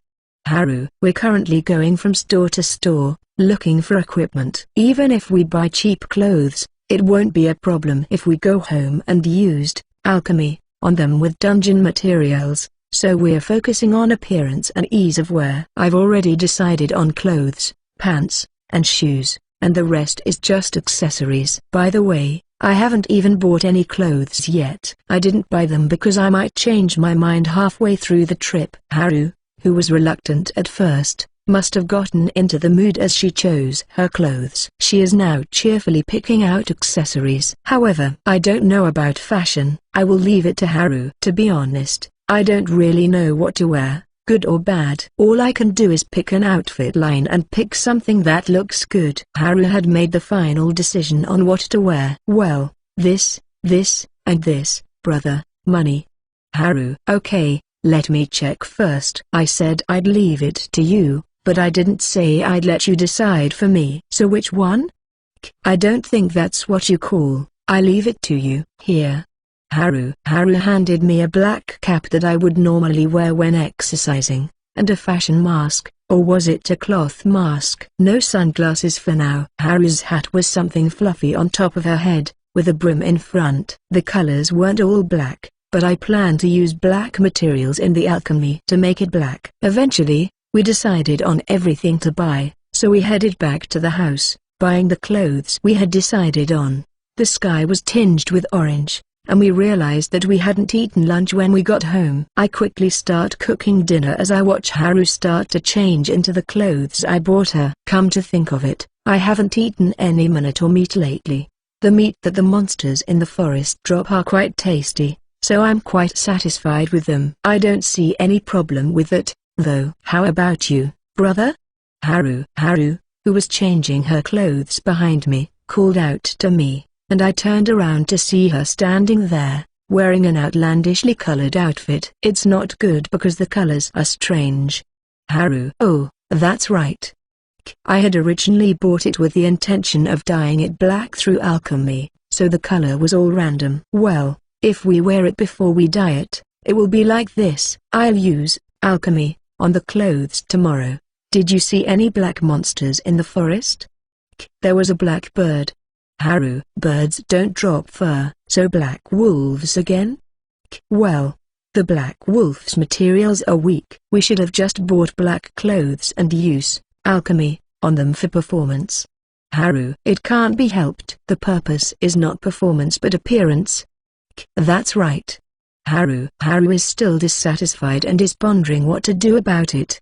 The color of the hoodie we are using now is close to black, but this was not a problem because it was originally a black hoodie and only the performance of the dungeon item was changed using alchemy. Oh, come on, brother. I'm not sure if it's just the performance or performance and color, but can't you just alchemize just the color? Haru: oh, I see, I've never done it before. I took out items of different colors from the item pouch in the safe and smelted them one by one. I'm not sure what to do with it. It's difficult because there's so much information. I guess it's easier to just send them all to the right place. I mean, this seems impossible. I can't seem to get it right, so I force myself to transfer the colors, leaving it to the amount of magic power I have. Oh, it's a failure. Haru: looking at the material picked up by Haru, the color changed, but the color was very uneven, and there were places where the color did not change, which was quite a disappointing result. Then, hey, why not use alchemy to turn hoodie black using a black material and then do it again but transferring only the properties of the strong materials? Haru: oh, can I do that? I think if so, the lowest possible level of black fur is good. It's easy to alchemize. The difficulty of alchemy skills depends on the use of strong materials. The more information you have to process in your mind when using alchemy, the more difficult it will be. So if you repeatedly alchemize the same thing, the strength of that thing will increase, making it more difficult to alchemize. However, the number of times I've alchemized has something to do with it, since the difficulty level increased even when I repeated alchemizing things that didn't get any stronger. The more information you process in your mind, the more difficult it becomes. Is it true that smelting only colors is harder than smelting everything? It's easy to copy and paste a sentence on a computer, but it's just as troublesome to copy only the kanji characters in a sentence. I wonder if the reason why only properties are easy is that everything is purely quantified. The strength of a substance is just as it is, and skills and so on are just letters, so they are not as detailed as colors. Okay, dinner's ready. Thanks for the meal. Haru: we had dinner, took a shower as usual, and went to sleep.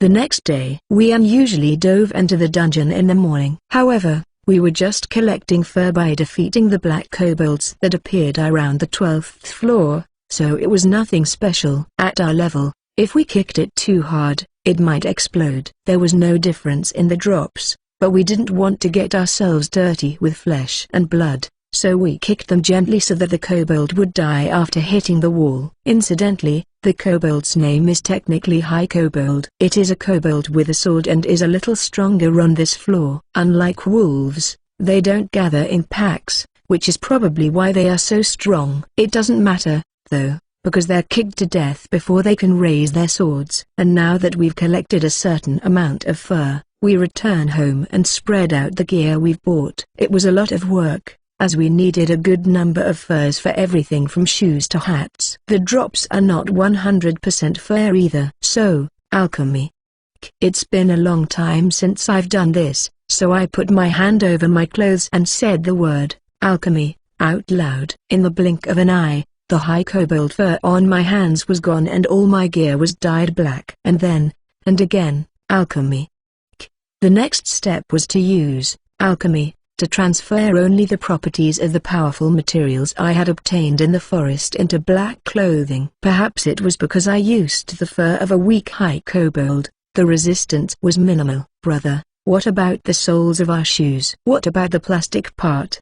Haru. Since I used the fur and only used alchemy on the cloth part, there were various parts that I couldn't enhance. I have a substitute. Wait for it. Alchemy. The rubber part is made of slime gel dropped by the big slime that appears in the forest. Using Haru's crafting and magic, the water is drained from the gel and it becomes rubbery. Since we don't have plastic, we'll use wood, which is a strong and flexible material found in tree ants. For the zippers of the parka, I used a horn from the forest. And how is it, brother? Haru spun around on the spot with a triumphant look on her face. Haru's hands are wrapped in the pockets of a loose-fitting, one-size-fits-all parka, and she's wearing long, black pants that show the lines of her legs, and black, low-heeled boots on her feet. Her mouth was covered with a mask, and on her head, she wore that hat I mentioned. In addition, she was wearing a small silver earring that I don't know where she got it from, giving her the air of a grown woman, although the fact that she was still tiny was quite something. I, on the other hand, was fine. I'm wearing loose, sturdy-looking pants, grey clothes, an open-fronted parka, and my hat. Of course, I wore a mask. But that's right, Haru, I'm the only one that looks suspicious. Compared to the mature-looking Haru, my clothes seem to make me a bit too suspicious-looking. Chapter 61. Sibling go hunting for tree ants. Okay, brother. Let's go. Haru's cheerful yet small voice was raised in a corner of the dungeon. Damn. She was dressed in her usual explorer's attire.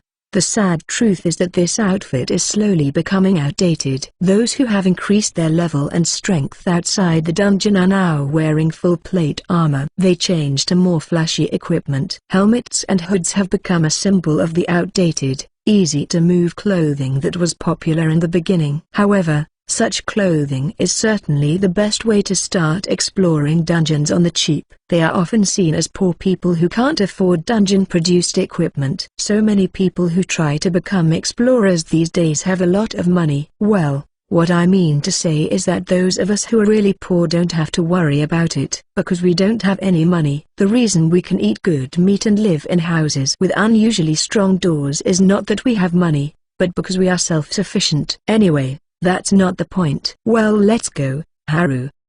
We were going to explore the Tokyo dungeon for the first time in a long time. If you chant 15 floors down in a whisper, you can go to the place after defeating the Minotaur. I learned from my research that advanced explorers who are able to defeat Minotaurs go down the stairs to the forest after reaching this point. And the forest has a transition zone at the entrance. Who would go to the trouble of descending a long flight of stairs to the 15th floor? Well, that is why we moved here, where there are fewer people. Okay, Haru. Let's go change our clothes at the corner.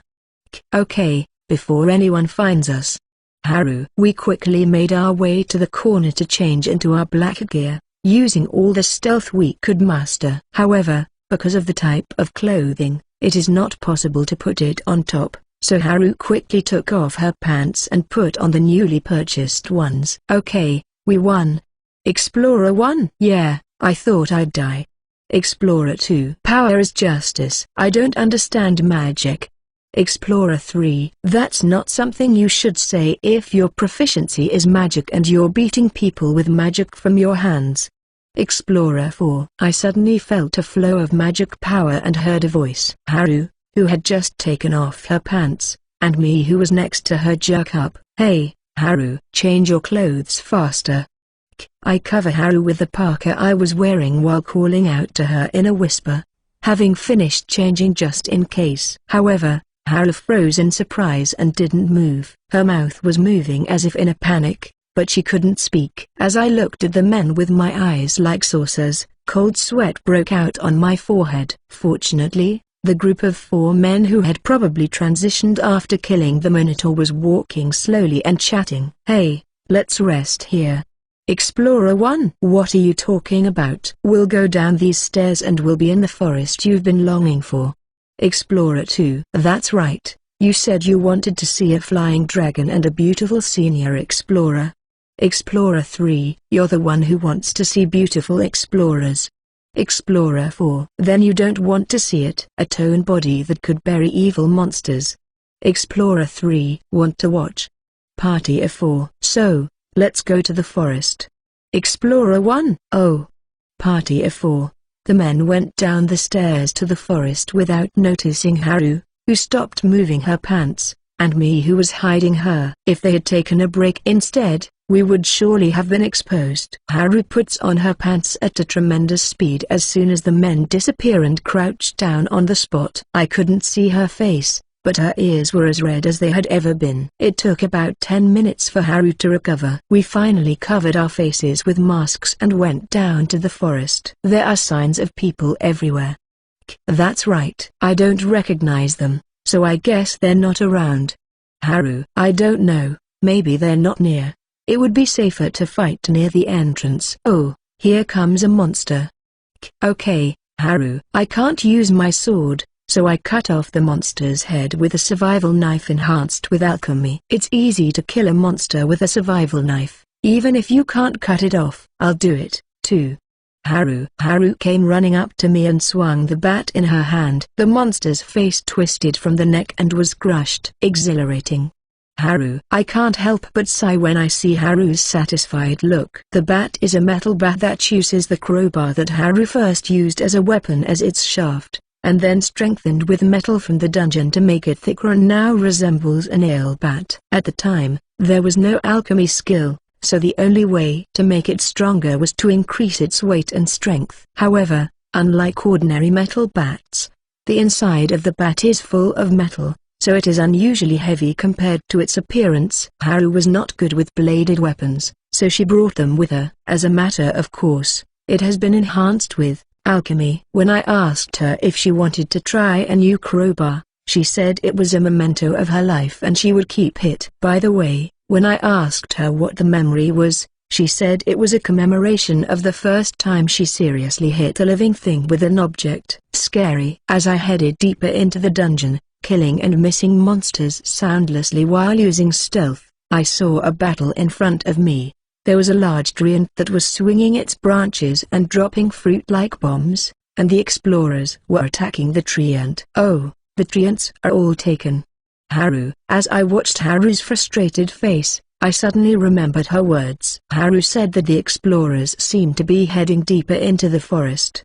The information on the intermediate potion was recent, and I'd say that information was well in season. If that's the case, oh no, Haru, maybe all the explorers here are looking for tree ants. Why? Haru's face also quickly turns pale. Brother, Haru. Let's get on with the hunt for tree ants.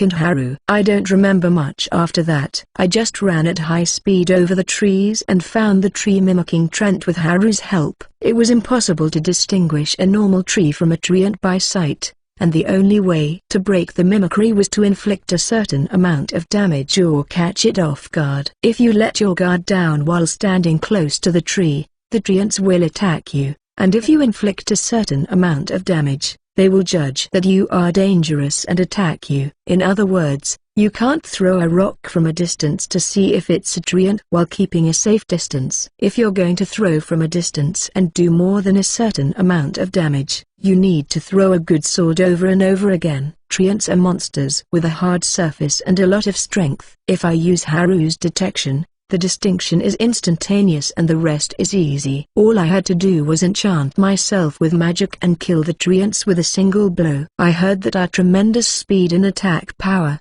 as well as our pitch-black attire, made us feared by those who were exploring the forest that day. Chapter 62. Siblings complete intermediate potions. Hey, do you see that? The black one on the tree.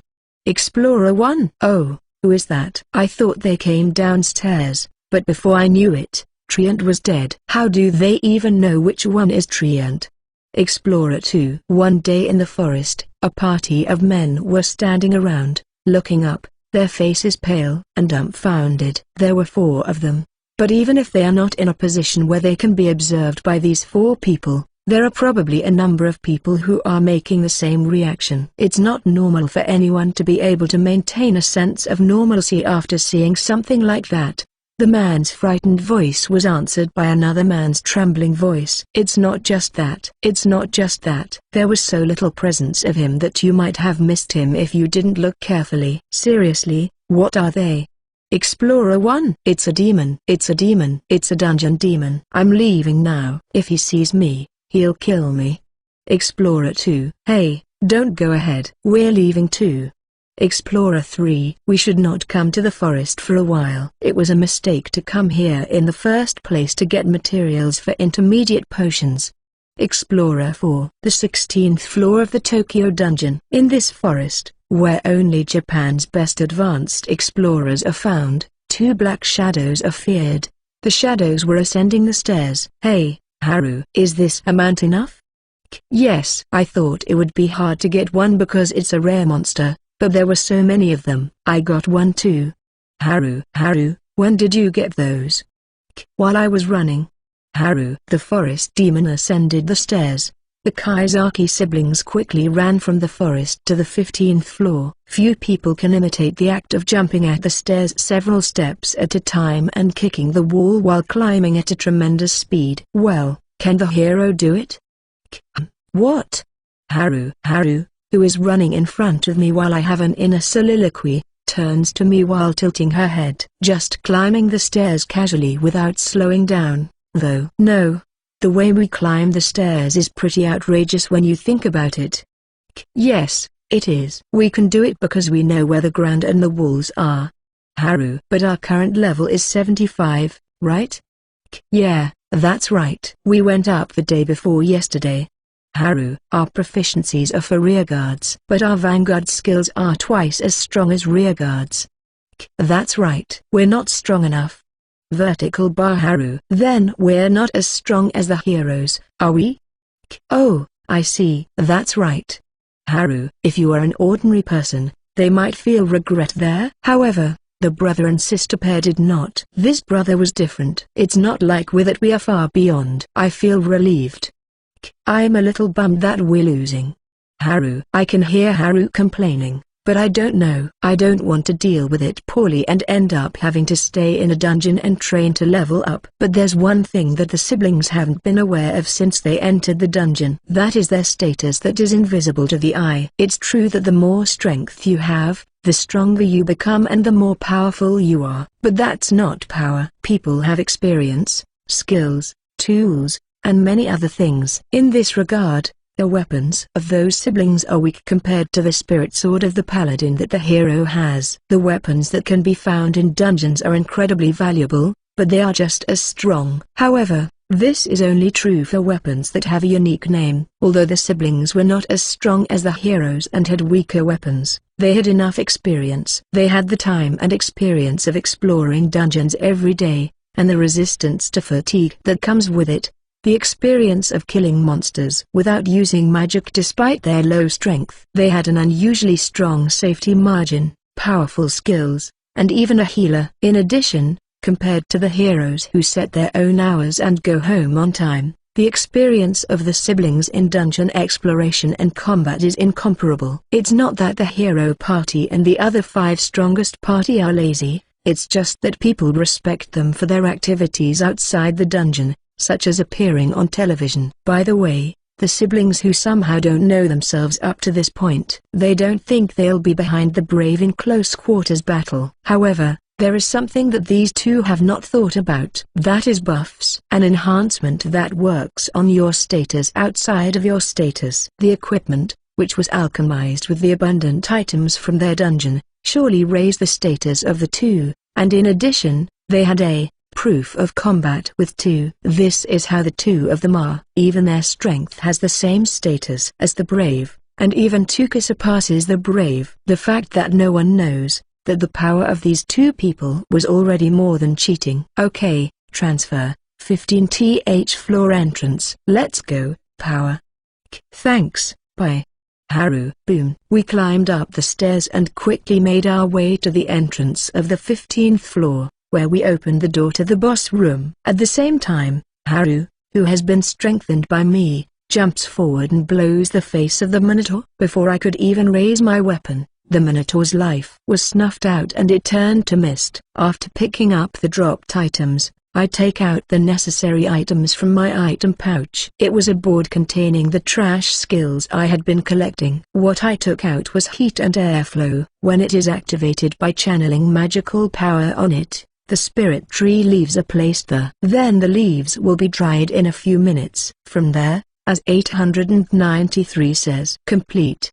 Haru and 30 minutes in time. The brother and sister finally got an intermediate potion. Chapter 63. The siblings hunt down Rimdabma again. About 2 weeks have passed since we completed the intermediate potion. I drank the intermediate potion once to see if it worked. It tasted like a normal potion, with no distinguishing characteristics. As for the recovery power, I'm not sure. Fortunately or unfortunately, we hadn't been injured badly enough to be able to use the full power of the intermediate potion. But that didn't mean we didn't want to be in pain from the experiment, so we decided that it was okay.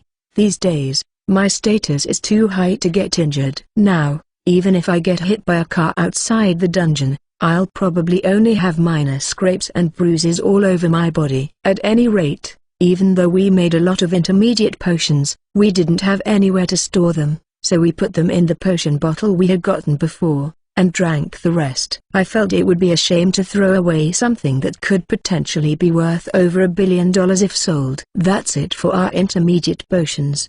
Today, we decided to do a final check on our passports as the day when we could get them was getting closer. And when I say final check, I don't mean checking our luggage. To begin with, we hadn't prepared any of our luggage yet. Final confirmation was the purpose of our going abroad. After some time had passed, I had almost forgotten that our purpose was to find out how to defeat the Rimdabma. We wanted to see who was the only person in the world who had defeated the Rimdabma and see how strong he was and how he did it. In other words, we wondered if we really couldn't defeat Rimdabma with our current strength, because we have already succeeded in bringing Rimdabma down to the ground. At that point, our abilities are capable of defeating Rimdabma, but we can't finish him off. With our status, our magic power runs out at that point, and we can't get any closer. We may be able to handle close combat, but we are only rearguards. If our magical power is lost, there is no way we can do it. The breath of Rimdabma will easily blow our lives away. Now, Haru, are you ready? Yeah. I brought as much as I could. If we win today, we won't have to go abroad. Haru. Most people would want to go abroad even if there's nothing to do. We don't even speak a word of English. Right. Customs, right? We'll get stopped at customs. Haru. And then I'll be the yes man and I'll say something stupid and they'll send me back to Japan. Whoa. Don't be so scary in real life, brother. Haru. I don't know if that's possible because I've never actually been to a foreign country, but it makes me worry about it more. We're just siblings living in a small pond. Well, I heard that nowadays you can use your smartphone to translate, so it may not be a problem. But how good is the translation? I'm very worried. Brother, are you listening? Haru. What? When I was thinking about stuff, Haru's words didn't seem to come through. I'm ready, let's go. We're ready to go. I've done some preliminary research on the Rimdabma overseas. Haru made a triumphant face as she headed for the basement. Oh, really? What did you read? Haru spun around with a slight smile, pointed her finger at me, and said proudly, I couldn't read English, so the information gathered 0. Haru, you can use. As I looked at Haru's smug face, my true feelings leaked out. No, I thought we had gotten some good information, but I got nothing. It's good to have lower expectations, but I don't think it's good to raise it for no reason. So it's not bad that I spit out some venomous words. You're the worst.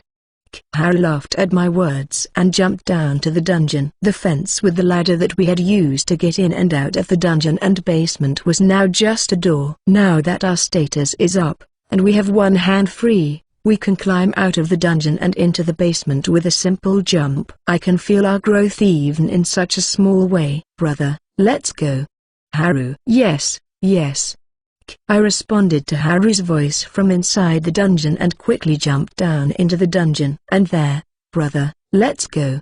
Haru. Okay, let's go. It was as if they were playing baseball. The conversation took place in the middle of a forest full of large trees. Each of the trees is very thick and hard. Only a few of the trees have fallen in disarray, and two people are standing on top of them. In the girl's hand is a small round object. The boy's palms are facing that circle as if he is worshipping it. Well, even if it sounds strange like that, in the end, it's just a battle preparation. Last time, I think each of us had been firing the maximum amount of magic from the beginning. Since we couldn't defeat it, we decided to change things up this time, so Haru is using Rampage, and I'm using Domination to strengthen her liquid magic. The strategy is the same as last time, push and shove. Since each of us did our best and didn't have enough firepower, we decided to work together. On top of that, I've never seen Rimdabma avoid the first hit.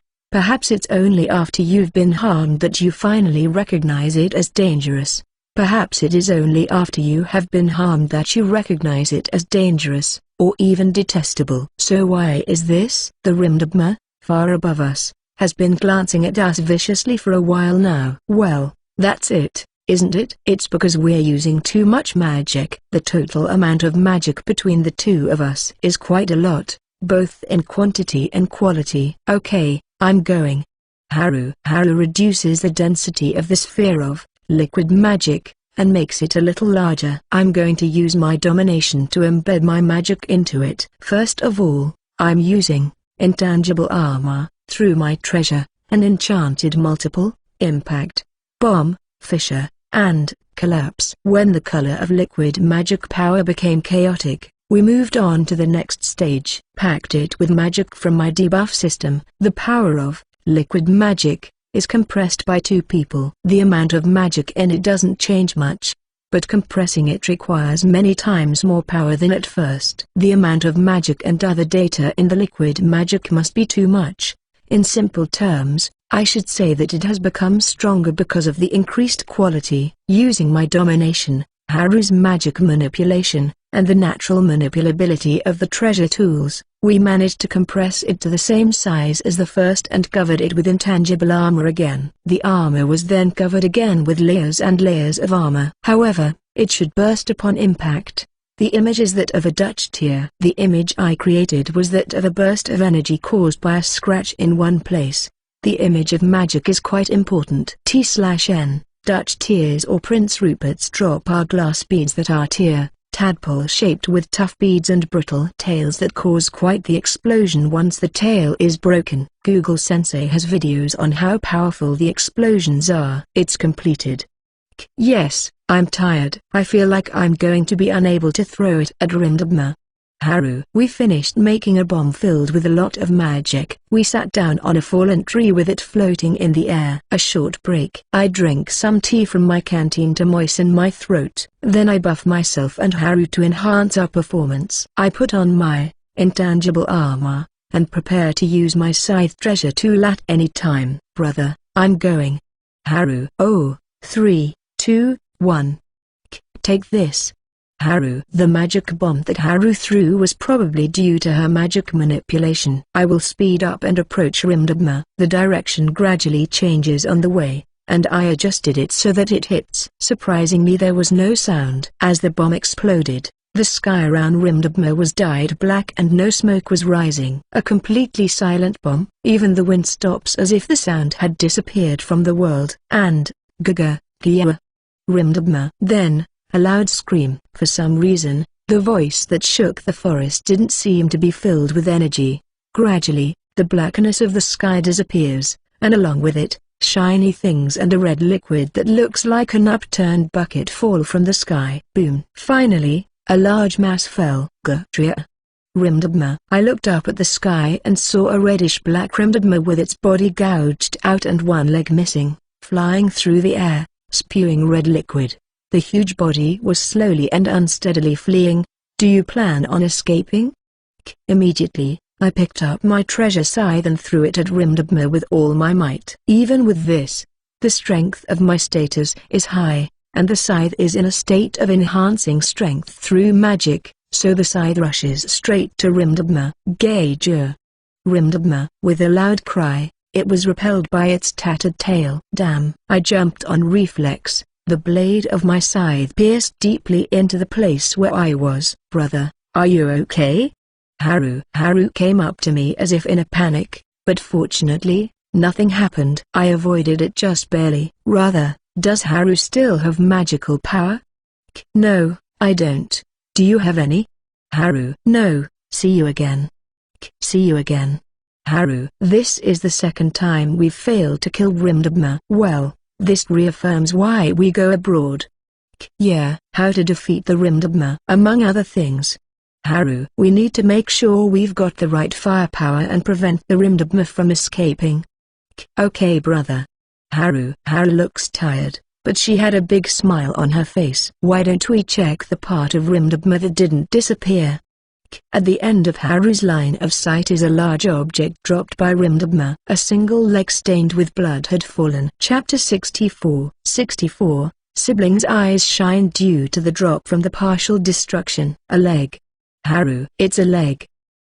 The leg that fell down made a small crater in the ground. If we get close to one of the legs of the Rimdabma, it will show us its size more clearly than ever before. In the first place, Rimdabma is a monster that seems to be flying all the time, and the size of its legs should not be that big compared to its whole body. I tried to use my inspection, but this result is not good.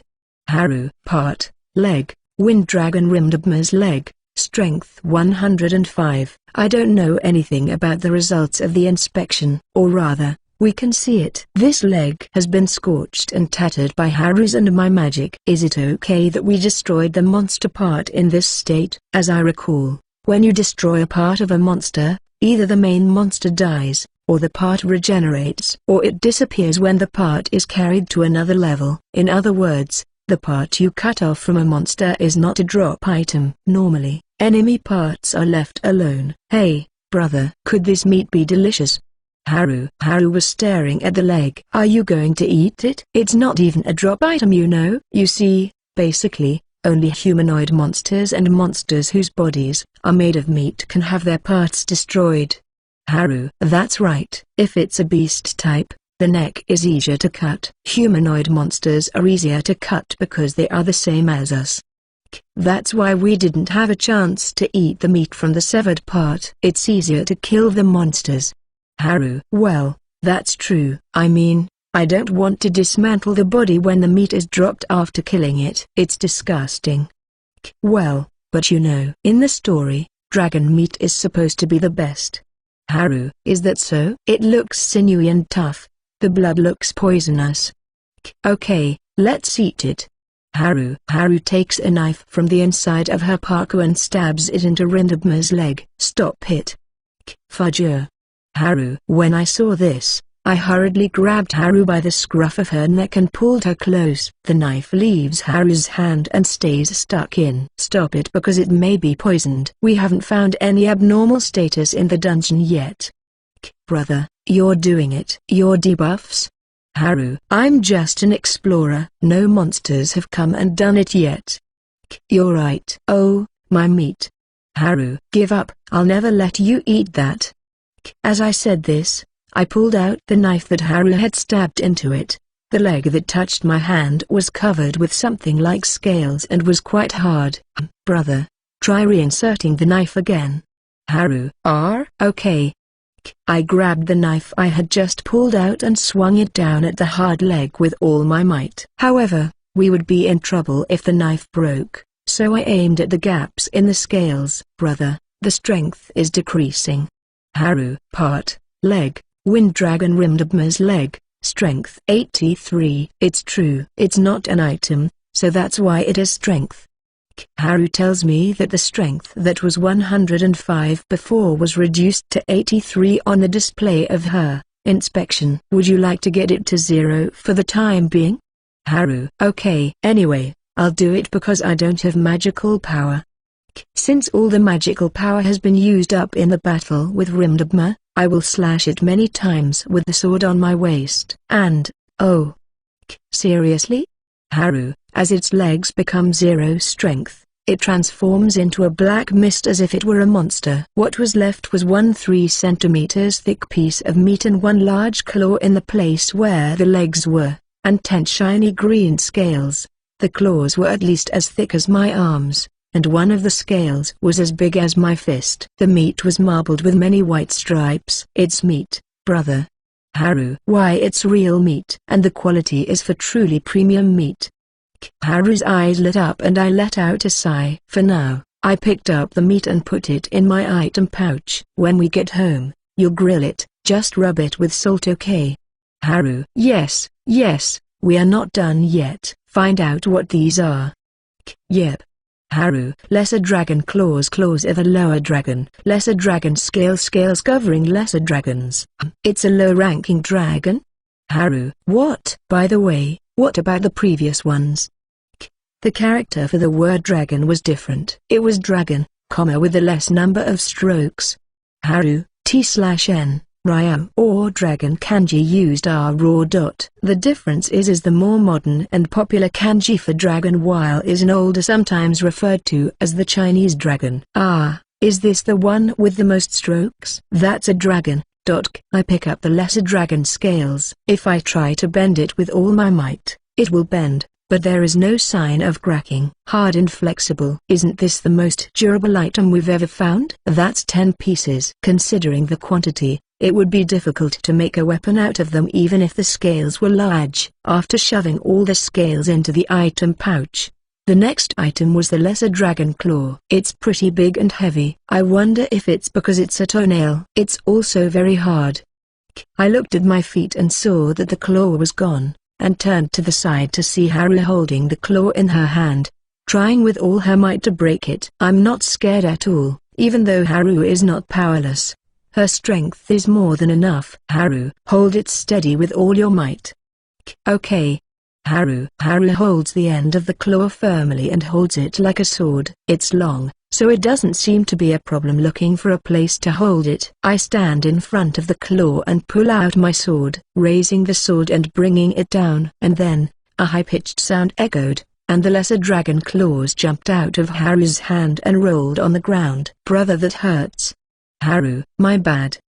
Haru stared hard at me, but I brush it off and pick up the claw that has fallen to the ground. The claw I hit with my sword was scratched. No, it was only scratched. Only a sword that I have strengthened to the maximum with my alchemy, only made a scratch. Normally, it could have cut it into 2 or clashed it near the middle. It would have caused great damage to the claw, such as reaching into the middle and getting stuck. This is a good weapon. It might be a little heavy for my sword, but if I could alchemize it into Haru's tonfa. If it were my sword, I could alchemize the scales. And if I can give it the right skills, then, perhaps, it would be stronger than the named weapon that we had given to the hero party before. I can't help but smile. Haru, the schedule for tomorrow and beyond has been decided. What? Haru. Hunting Rimdabma. Oh, I like that. Haru laughs when she hears my schedule. For meat. Haru. For weapons. Let's do it. Haru and at that time, the word overseas was completely absent from the minds of the siblings. Chapter 65. Siblings get more gear, more information. This meat is delicious, isn't it?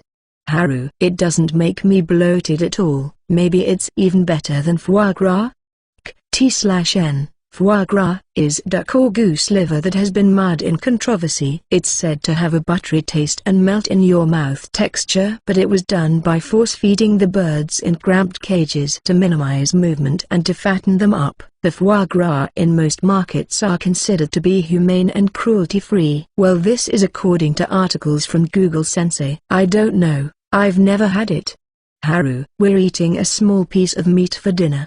The lesser dragon meat. It's a drop from Rimdabma. No, to be precise, it's a drop from subjugating a part of Rimdabma's. Since then, I've tried to find out if it's possible to destroy the parts of other monsters. As a result, I found out that it is possible, though it's not as profitable. The hobgoblin on the 5th floor boss didn't have any part destruction drops, but the black wolf and monitor on the 10th and 15th floors did. However, Since the drop from the destruction of a part is only about 10% of the item obtained from killing the main body, we decided that there would be little benefit in the future. I also found that the number of drops from the main body did not change after all before I got the drop from the part destruction. In other words, it is better to kill unique monsters that may drop rare magic tools or skills, and you might not know when they will appear next.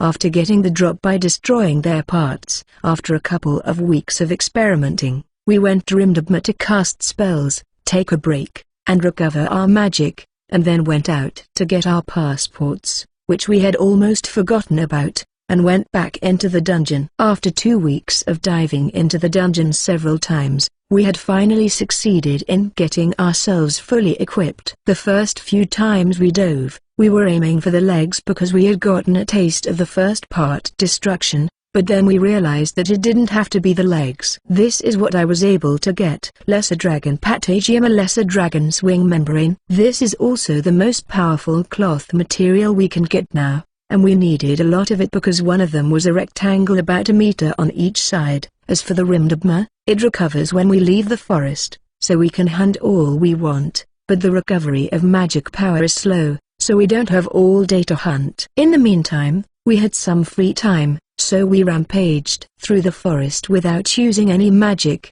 and went to see the nest of the Rimdabma. It seemed that the Rimdabma, whose wings had been destroyed by us, had fallen to the land and walked back to its nest, its path dripping with blood and gouging the ground. Furthermore, I could see that the Rimdabma was recovering at an astonishing rate as it returned to the nest. The peeled and charred surface of his body was back to normal in minutes, and the missing parts had regenerated in about an hour. In other words, it would only take about an hour to reap the benefits of part destruction. I also found out that even if I fought it at close range, after bringing it down to the ground, I would have to attack it before it returned to its nest and stand around to prevent it from returning to its nest. The boss of the forest may be more of a vanguard skill killer than I thought. And last but not least, this fact we also noticed just a few days ago. We couldn't level up. No matter how many drops we got from Rimdabma, we couldn't raise our level at all. When we thought about it, it was only natural.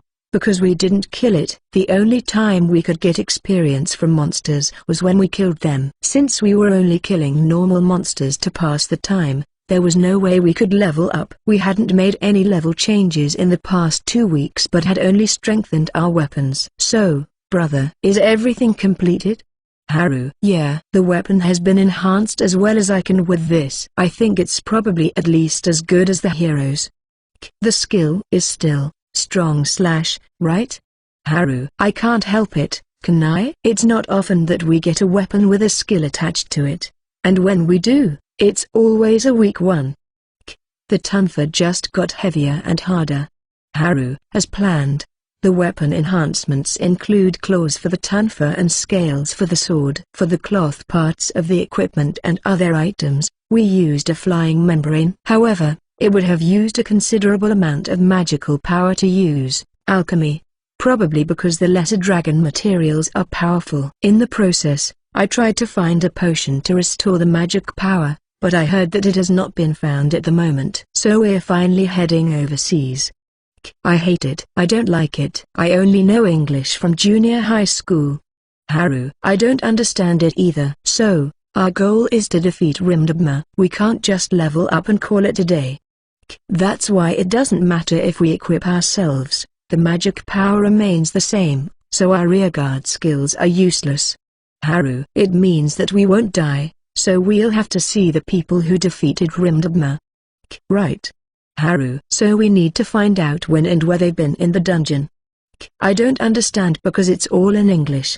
Haru: I have to copy and paste everything into the translation software. What a pain. Haru: We spent the morning using our computers and phones to check out foreign websites. There are times when the Japanese we put into the translation software don't make sense. But since there is no other way to translate, we try to make a reasonable guess. Since we had to start from the title of the site, it was very difficult to find out what it was, as we were looking at completely unrelated sites. In the end, it took us several hours to find it. Surprisingly, I found the information on a Japanese dungeon site I was browsing to relax. The American mercenary group, the only ones to have conquered the forest, will be coming to Japan on a world tour to conquer dungeons. When we saw the site, we froze with our mouths wide open. Apparently, this information had been made public a month ago. In other words, our search for our missing father and obtaining passports was a waste of time. It was a waste of time. Haru. It turned out to be just another trip. Well, it's okay because we don't have any money anyway. Today, I understood firsthand that information is more important than anything else in human life. Chapter 66. Siblings find out about mercenaries. Brother. The deadline has long since passed. Haru. Well, the deadline passed for quite some time. It was for an American mercenary group. As soon as we found out that the only party that defeated Rimdabma was coming to Japan, we were the ones who tried to find out that information.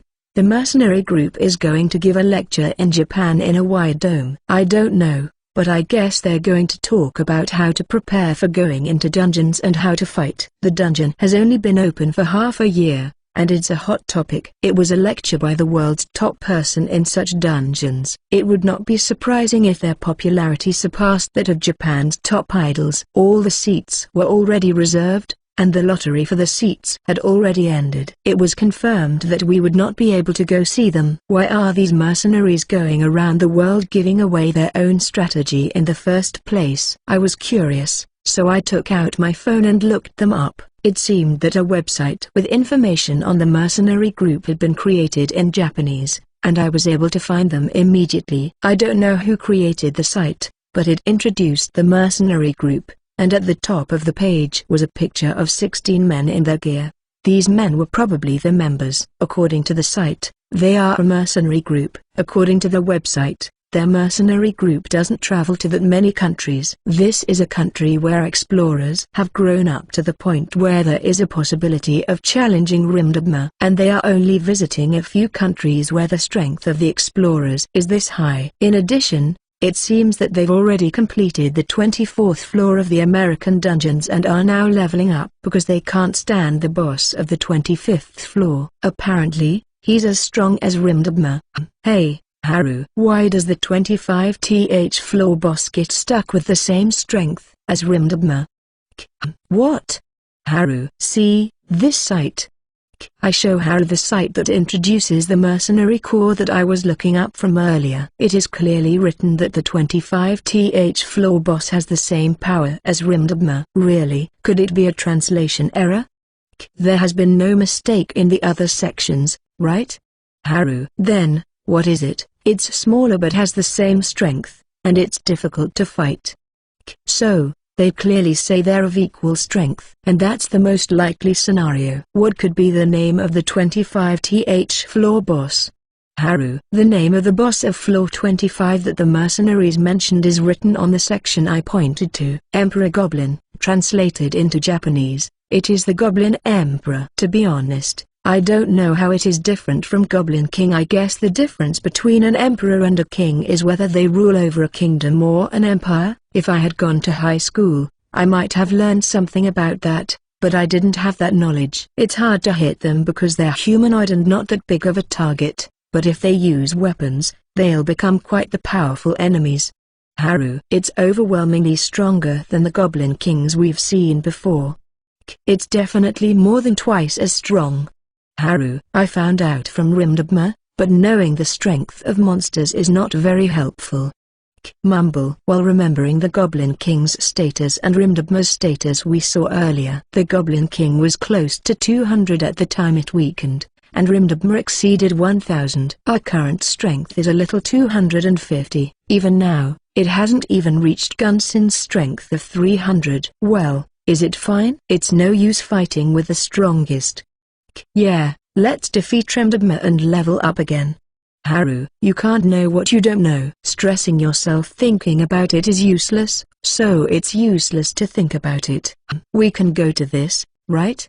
Haru. While we were talking, Haru, who was looking at the smartphone I gave to her, finds some information that interests her. Demonstration, subjugation of Rimdabma.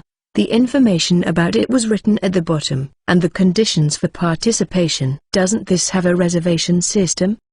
Apparently not. Haru pointed to one part of the lengthy explanation. What was written there was a free participation clause. I wondered how many people would come to such a valuable experience when it was open to the public. I wondered how many people would come if we made such a valuable experience free. Being able to observe the defeat of the Rindabma meant that we could go to the forest. At that point, the party would be one of the few advanced explorers, so the number of people who could observe would be small. But, well, we are not responsible for your death.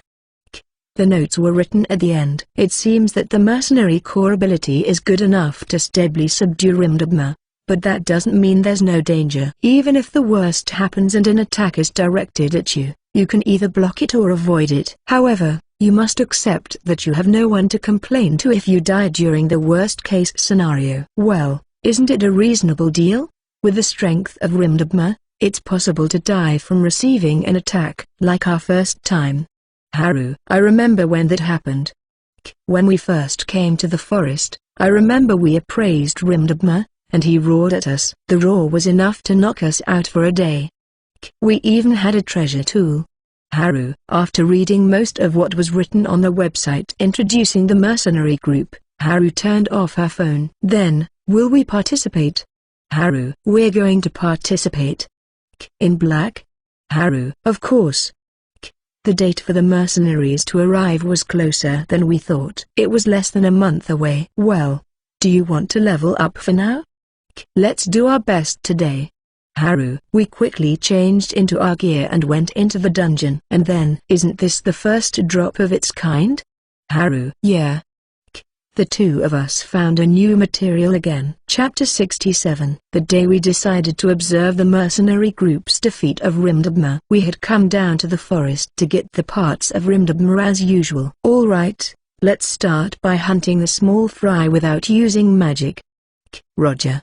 Haru, since we have not succeeded in defeating Rindabma, we do not get any experience points even if we destroy a part. However, since we have to use all our magical power to destroy a part of Rindabma, we are only hunting small fires without using magical power. The location is the entire forest. The forest was so large that even with both of us siblings' speed, several hours would have passed by the time we made it around the forest. A normal explorer would not be able to stay focused for such a long time, so we would have to take breaks. I don't know if I should say it's terrible, but we used to long hours of combat and being under pressure of fighting monsters. I've been running and hunting for several hours non-stop. It's a trick that I wouldn't have been able to do without the status I've gained, and this is my current status. Name, Haruka.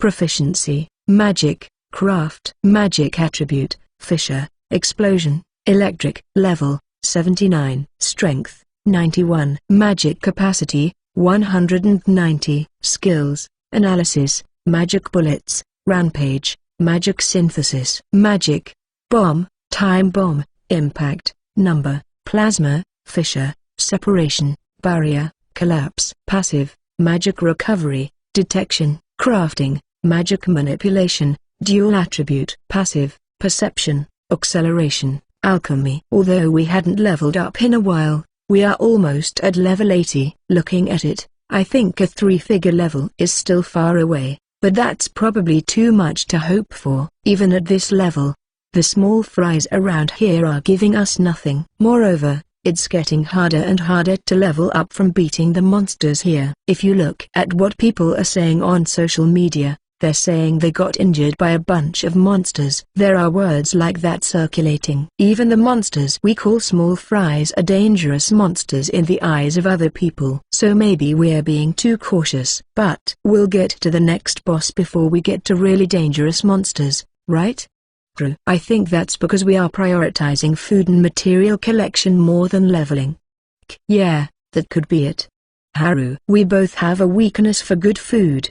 Probably because we lived in poverty for a while. If there is a tasty ingredient, we will go hunting for it, ignoring the strategy. On top of that, Haru tends to get carried away when she finds something interesting, and I like to strengthen my weapons as much as possible. It seems we're both very particular about things like that. But even though there are a lot of monsters and it's hard work, the strength of the individual monsters is weak.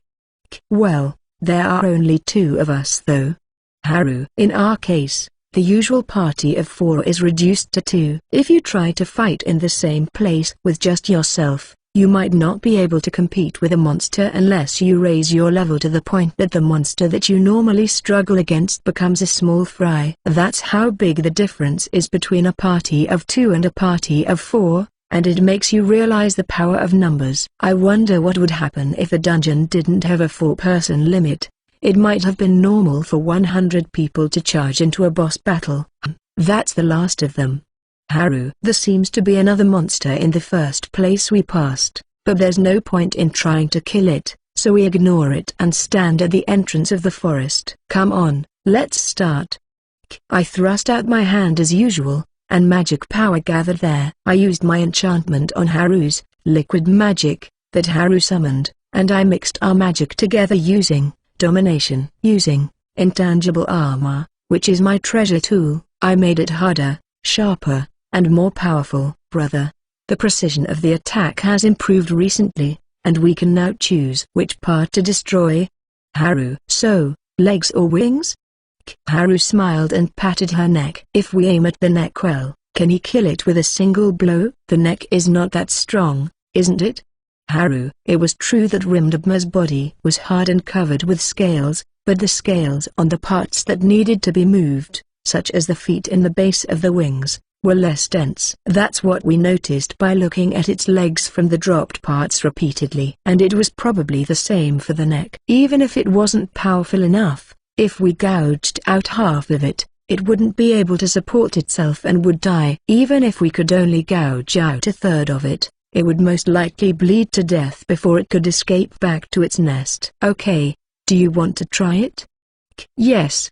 Haru controlled her magic power to make her liquid magic denser. In addition to the magic I've been using, I'm using my positioning skill to make my aim more precise. The speed at which Rimdabma flies in the sky is constant. The forest is large and it does not switch directions much. Let's go, Haru. Ready, brother. Haru. 3, 2, 1, go.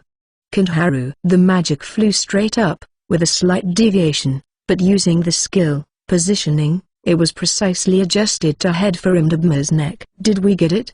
Haru. Well, I don't think it's dead from based on its reaction.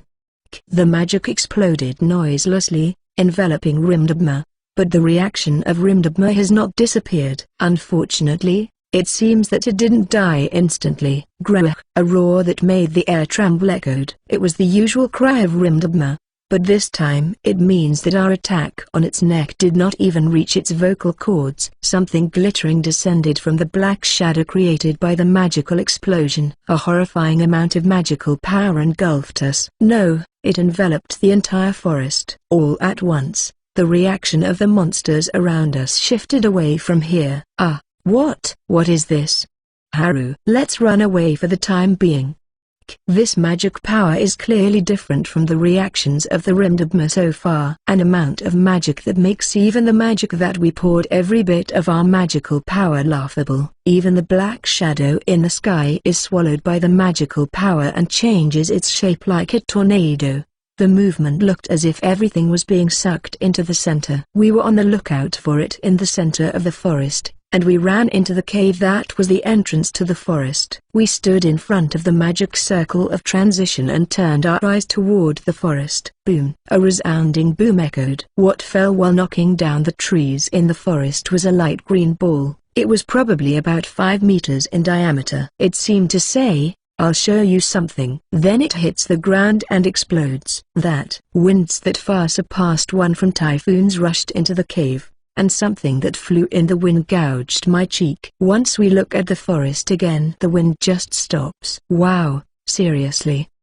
Seriously, what happened?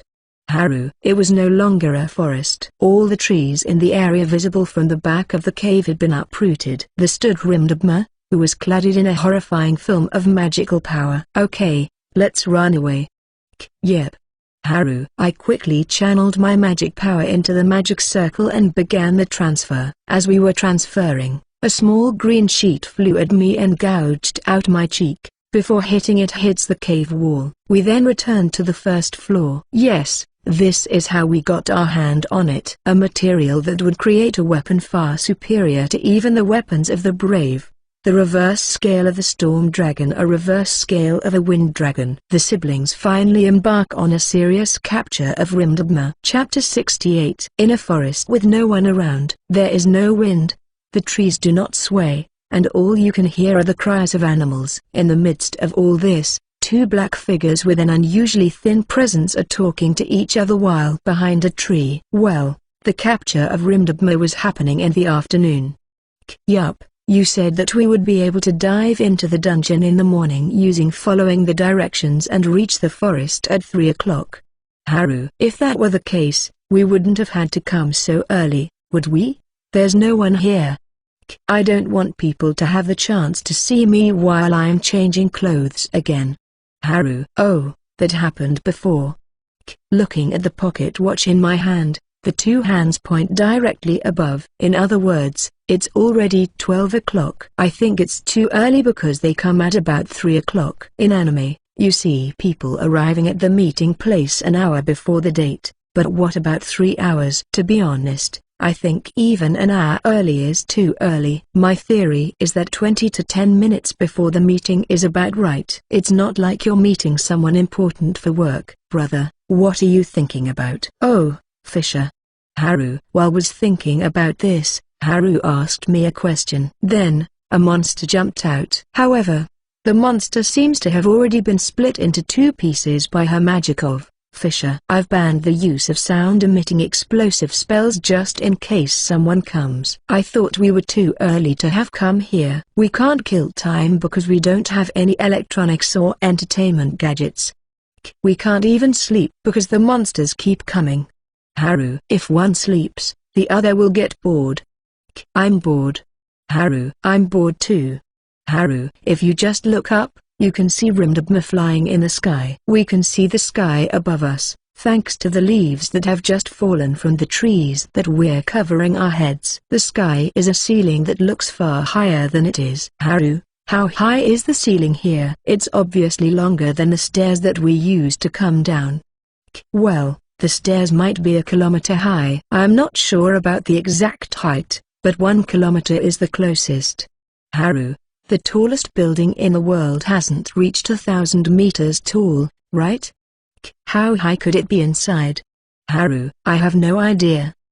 If we look at the side, all you can see is a lot of trees. You can't see any walls. The conversation was over, and they couldn't think of anything else to say. As siblings, they have always been together, so there is nothing new to talk about. The siblings were forced to wait for 3 hours. Perhaps they did it of their own volition. Anyway, when the foreign mercenaries showed up in the forest, their eyes were blank and they were just hunting the monsters that came near them. 3rd person perspective. And here was the group of mercenaries from overseas. Their name was Angus Another. It is a mercenary corps created by their leader Angus, who gathered mercenaries who were interested to explore the dungeon. Their total numbers are unknown, but the level of their top members is over level 50. This is a level that even Japan's highest level hero can be easily defeated. Among them, there are 24 people who have come to Japan this time. According to the explanation, there are 20 explorers to fight, and 4 members to assist with supplies. Incidentally, even the auxiliary members are over 30 levels, which is not something to laugh at. Today, they were going to dive into the dungeon and demonstrate defeating Rimdabma. 20 combatants from the mercenary group and advanced explorers who can go to the forest were in front of the Tokyo dungeon. There are also many other reporters and spectators who are crowding the square to the brim. The mercenary group had held a lecture with an interpreter in a large hall 2 days earlier, where they had talked about many things other than how to defeat Rimdabma.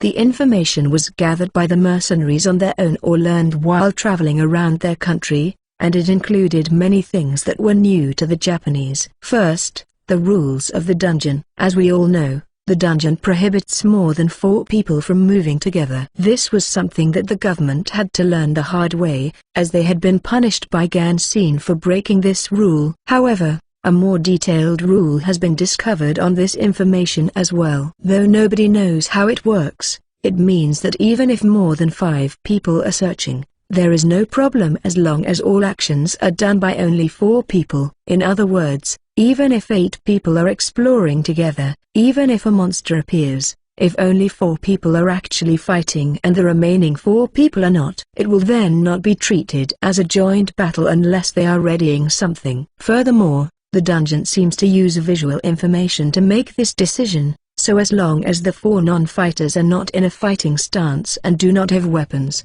there is no problem no matter how many people there are who are trying to kill the monster. In addition, there is a penalty for breaking this rule. What is generally known in Japan is that there is no item drop or experience value and that there is a possibility of some kind of disturbance. However, it seems that the mercenaries had their eyes on something other than this. Why didn't the first person to dive into the dungeon come back? Those who didn't dive into the dungeon because they were surprised by the lack of electronic devices at the entrance and the status they generated had no problem. However, the police and others who acted as an organization anywhere in the world and went deep into the dungeon were very unlikely to come back. So, perhaps out of courage, this group of mercenaries actually created that kind of situation and experimented with it. As a result, the monsters went crazy. For some reason, the monsters became stronger and stronger, or they moved in a coordinated manner, blocking the retreat. It was clear that they were trying to kill the intruder. In addition, the mercenary group members who had raised their status and accompanied them had dealt with the situation, so there were no injuries. The next piece of information is not so much a rule as a performance. The boss monster has high intelligence. This applies to unique monsters as well, and although they are not as intelligent as humans, it was confirmed that they act with a strong will rather than instinct, and seeing this, they thought that the dungeon might actually be a boss monster. Incidentally, they are not sure exactly what the dungeon is, since appraising it doesn't reveal anything. However, even the most intelligent monsters don't seem to understand language, so they restrained a minotaur that seemed to be the most intelligent and talked to it about various things, but it didn't respond. They concluded that since no one would be insane enough to talk to a monster, it was probably impossible for it to learn language even if it was intelligent. In fact, I heard that not a single person in the lecture hall raised their hand when asked if they had ever talked to a monster. Well, there is a high possibility that they are just too embarrassed to raise their hands because they are Japanese. The mercenaries talked about many other things, and a few hours later, the lecture was over. The lecture was filmed and would be sold a week or so later. 2 days passed. Finally, it was time to dive into the dungeon. With TV cameras and microphones pointed at them, the leader said something. From now on we will dive into the dungeon. Leader/translator. Naturally, the person beside him translates. When he was done, the leader opened his mouth again. We promise that we will defeat the dragon and return safely.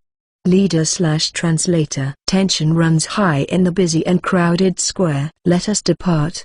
Leader/translator. With that voice, the square echoed with cheers. The 20 mercenaries, their guides, and other explorers went into the dungeon. What did the mercenary corps say last before entering the dungeon? Itakumasu.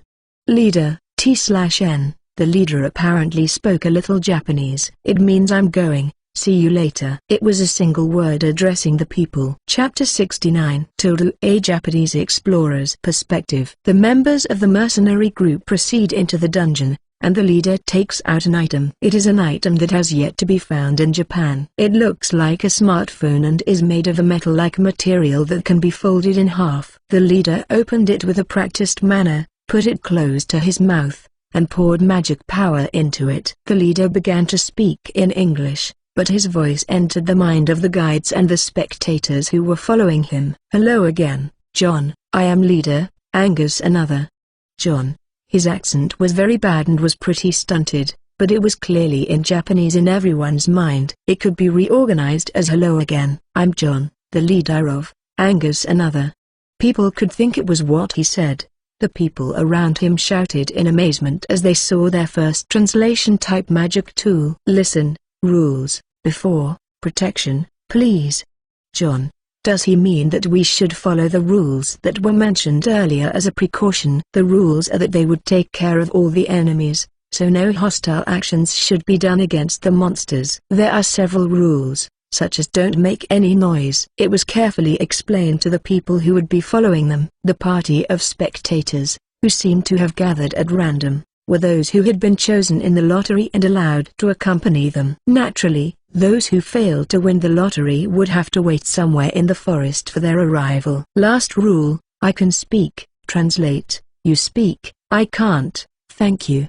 John. Lastly, the item is a translation tool, which means that it will translate the words you speak and let the other person hear them, but it will not translate words spoken by others and let them understand them back. In other words, if the participants want to speak to them, they should speak in English. That's how it works. Apparently, it was impossible to really know what the mercenaries were capable of at the higher levels. I guess that's only natural. If they have raised their status to a certain level, they can probably blow away a monster with just a light kick. It's not just about them blowing away the monsters. The fact that they were able to kill them with a light kick, and leave them almost intact, showed how skilled they were. It took some time, but they were making steady progress. There was no hindrance to their actions, and they were able to proceed on time. Hobgoblins were defeated with a light kick.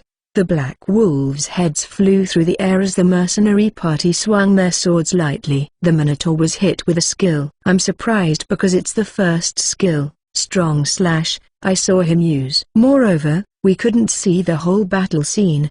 The 24 members of the mercenary group were divided into 8 groups of 3, and they placed a Japanese in the place of one of the extra slots as their member, so almost everyone was able to record the battle. However, it seems that the difference between the level between the Japanese and the mercenaries was so great that some of them could not even see the actual battle. It was a record that showed no matter how strong they were, they could not catch the speed of the mercenaries. The bosses were defeated much faster than expected, taking less than 10 seconds. As a result, the 24 mercenaries arrived at the forest at 2:30 in the afternoon. Finally, Japan's first subjugation of Rimdabma by foreigners would soon be recorded. Tildek's perspective. Cheers could be heard from the entrance of the forest and 2 people felt the presence of several monsters drifting towards them.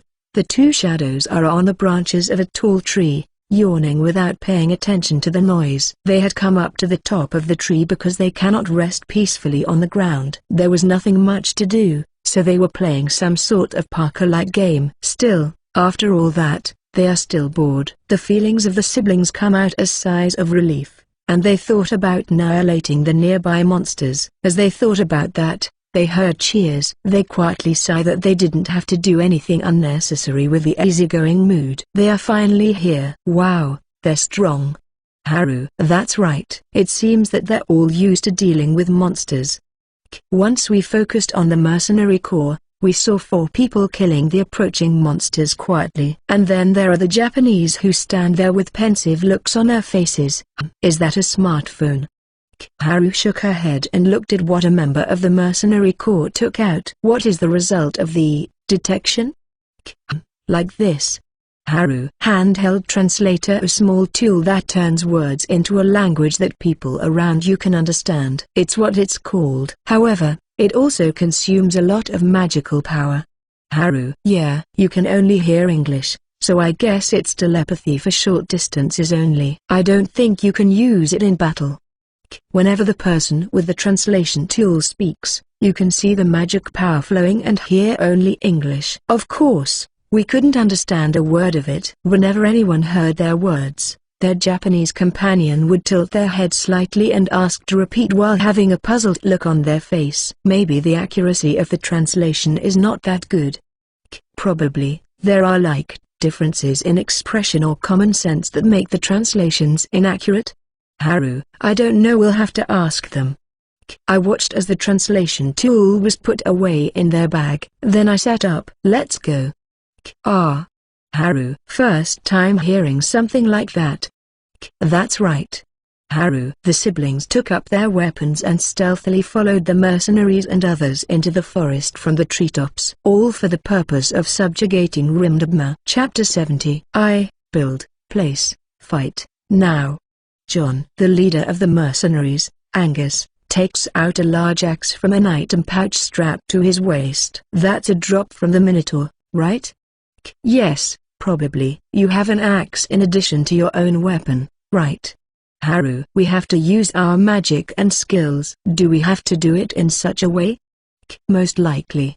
Haru. While we were looking at and commenting on the axe, all of the mercenaries took it out and started chopping down the trees around us. The power of their axe swings surpasses our own. They have an item pouch that holds a lot. It's probably an item pouch, large, that they're using. The one I'm holding is the item pouch, medium. We have an item pouch, medium, which can hold 10 tons, but theirs is probably an item pouch, large, so it probably has more capacity. Can it hold 100 tons? The item pouch? We've been using one that holds 10 times more than the lower grade one. Is there a need for such a thing? Haru. Well, we wouldn't need to use that much. Are they going to start a trade or something? Oh no. While we were talking, the members of the mercenary group started cutting down the tree we were in, so we hurriedly jumped to another tree. They had been doing this for almost an hour. Just as we were getting bored, they finally finished cutting down the trees. What a long time they took. It must have been the result of spending that much time. The land that had been opened up was quite large, and there would be more than enough space for Rimdabma to lie down. We fight here, Liu. Next. John. The mercenaries said a few more instructions again. It's amazing that they took this long and didn't even take a break. I'm sure if you look at it in terms of physical strength, this level of work would be no hardship at all. But cutting down a tree is a simple task, and it requires you to pay attention to the monsters around you. It can be hard work for some people. We're fine with it, though. One more, before this. John. The mercenaries and others started walking deeper into the forest. The deeper you go, the stronger the monsters appear. Well, the world's strongest mercenary group is there, so I guess they don't mind. I can clearly see that the 4 of them take turns defeating the monsters that come out one after another, thereby reducing the consumption of physical strength.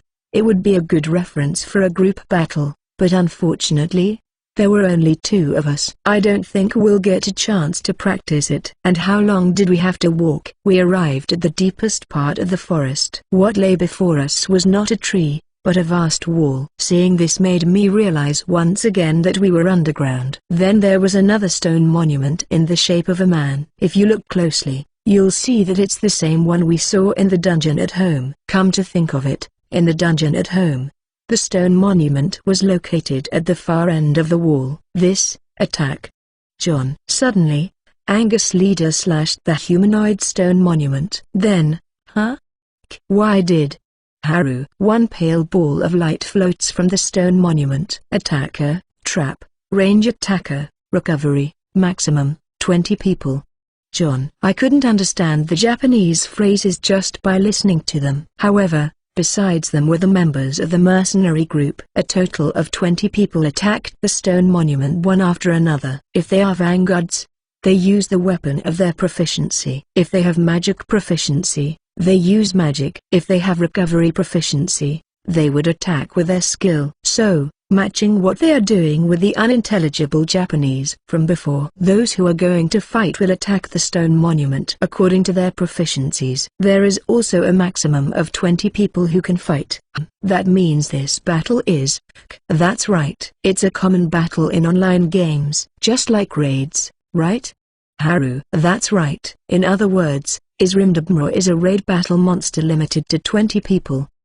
I sit down on a nearby tree, using stealth. Haru also sat on the tree, throwing her hands. There are 2 reasons why we're so shocked. First of all, the first is that we hadn't noticed their simple strategy until now. And that their strategy, we only have 2 of us.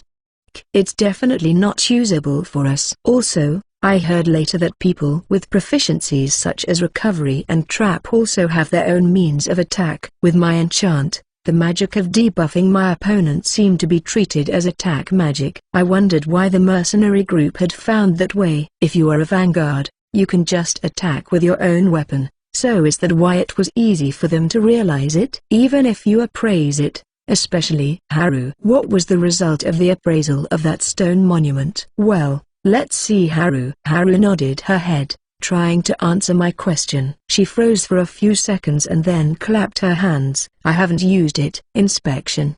Haru, how is it?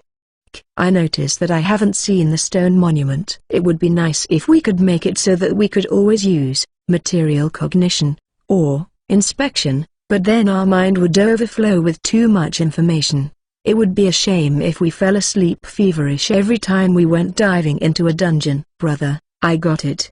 Haru, show your strength here, you who are powerful. Join forces of 20 or less. Defeat the evil dragon. Those without strength will remain untouched. Those of you who dare, declare it. We peep into the abyss. The result from inspection. Haru, that's right. Why didn't we see this coming? No, it doesn't change the fact that we can't win even if we knew. While we were talking about it, everyone must have finished attacking the stone monument. There were 20 lights floating around the monument. The mercenaries also did a final check of their weapons and lined up neatly. Everyone, don't move, don't defend, don't attack, or else. John, Angus said and put away his translation tool. He slowly looked around and raised the large sword in his hand upwards. We peep into the abyss. John, brother. Haru, I know. Let's put some distance.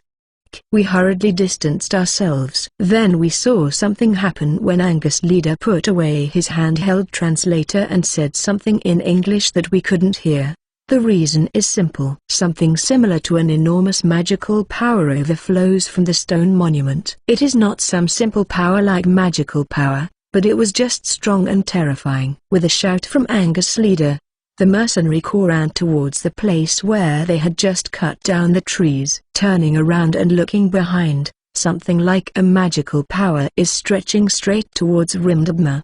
The invisible, chain-like form, which can be seen only because of the passives, detection, and perception, wraps around Rimdabma. It was probably just a coincidence that I was able to see it. It was only one fragment. Even though the dragon's body was large, the change was so small that it could not be seen unless one looked closely.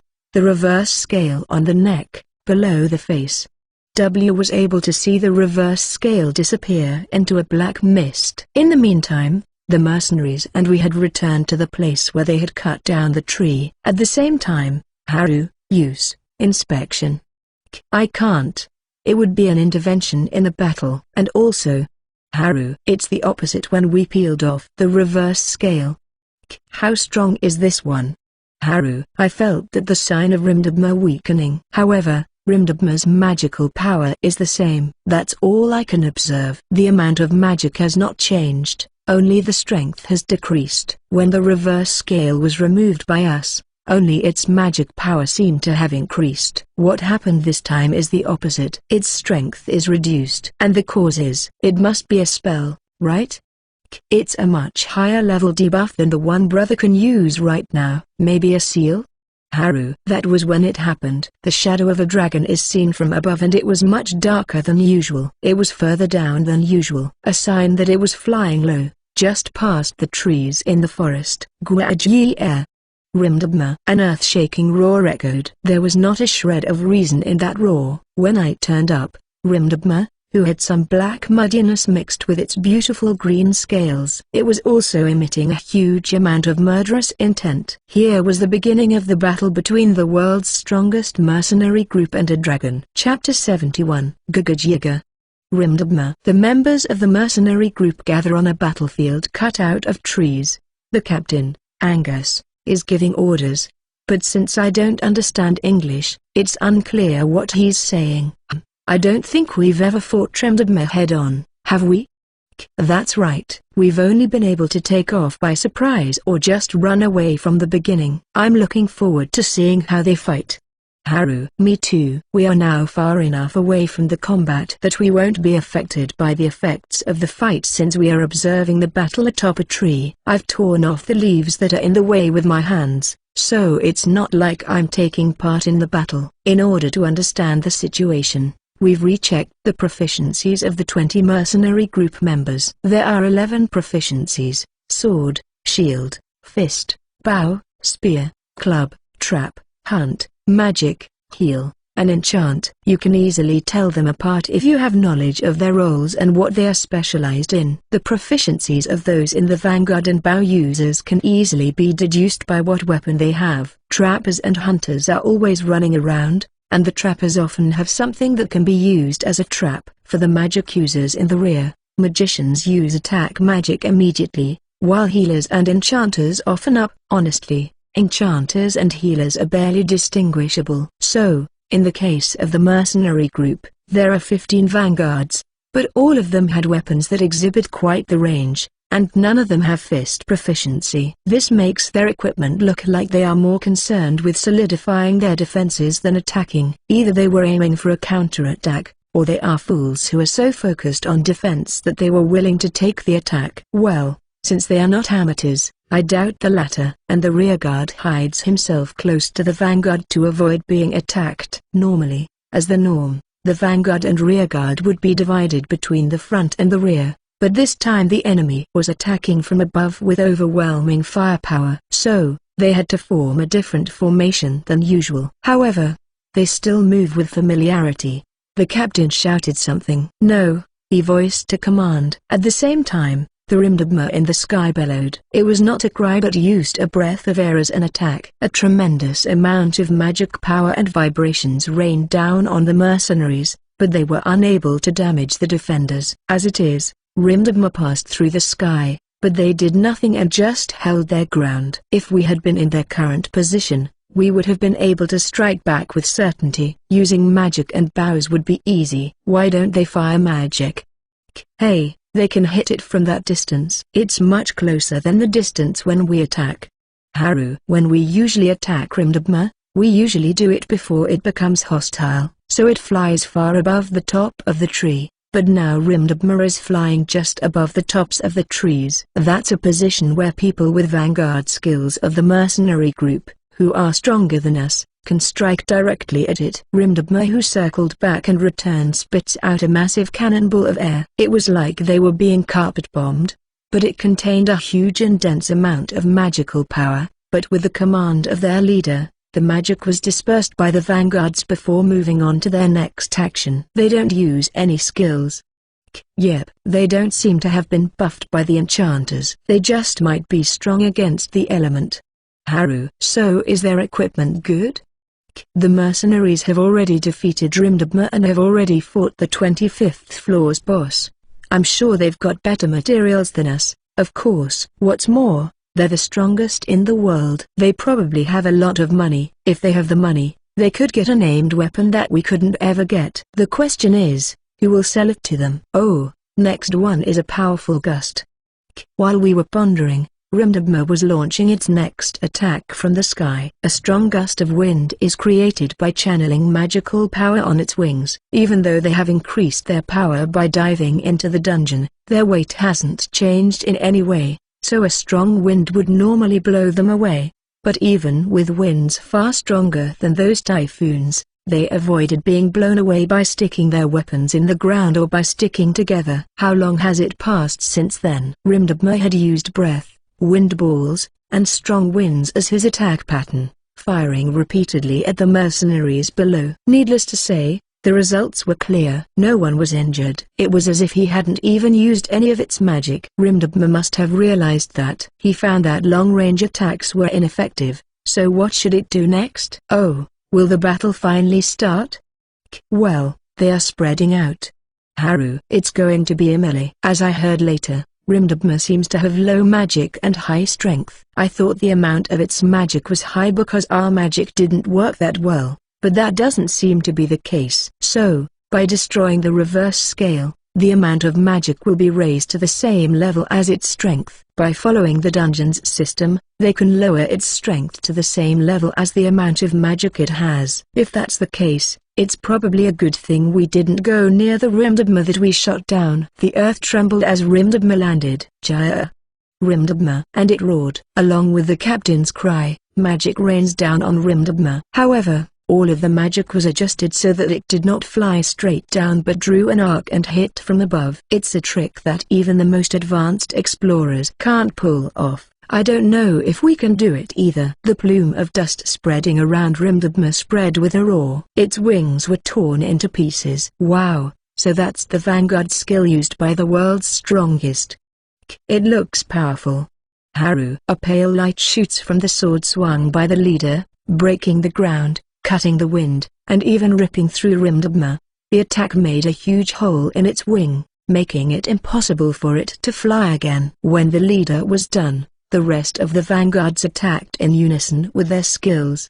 The leader's skills were indeed strong, but they could only show their true value at a distance. However, that would need to involve his companions. That's why they attacked in order. They blinded Rimdabma with magic, blocked its way out, and pinned it to the ground with the leader's skill. And beyond that, it's the unspoken devastating end. Let's go home? Looking at the clock, I asked Haru. The battle is indeed a fine and well-planned one, but it is all but impossible for a party of only two like us to imitate. There's probably not much to be gained by staying here and watching the battle. Yeah. In our case, even if we reduce its strength. What's the point? First of all, we are weak at close combat. Haru. When we looked back at Rimdabma, we can see that it is overrun and it will not be able to fight back. Even so, its scales are hard. Their firepower is weak, right? Yes, they are. I'm a little disappointed.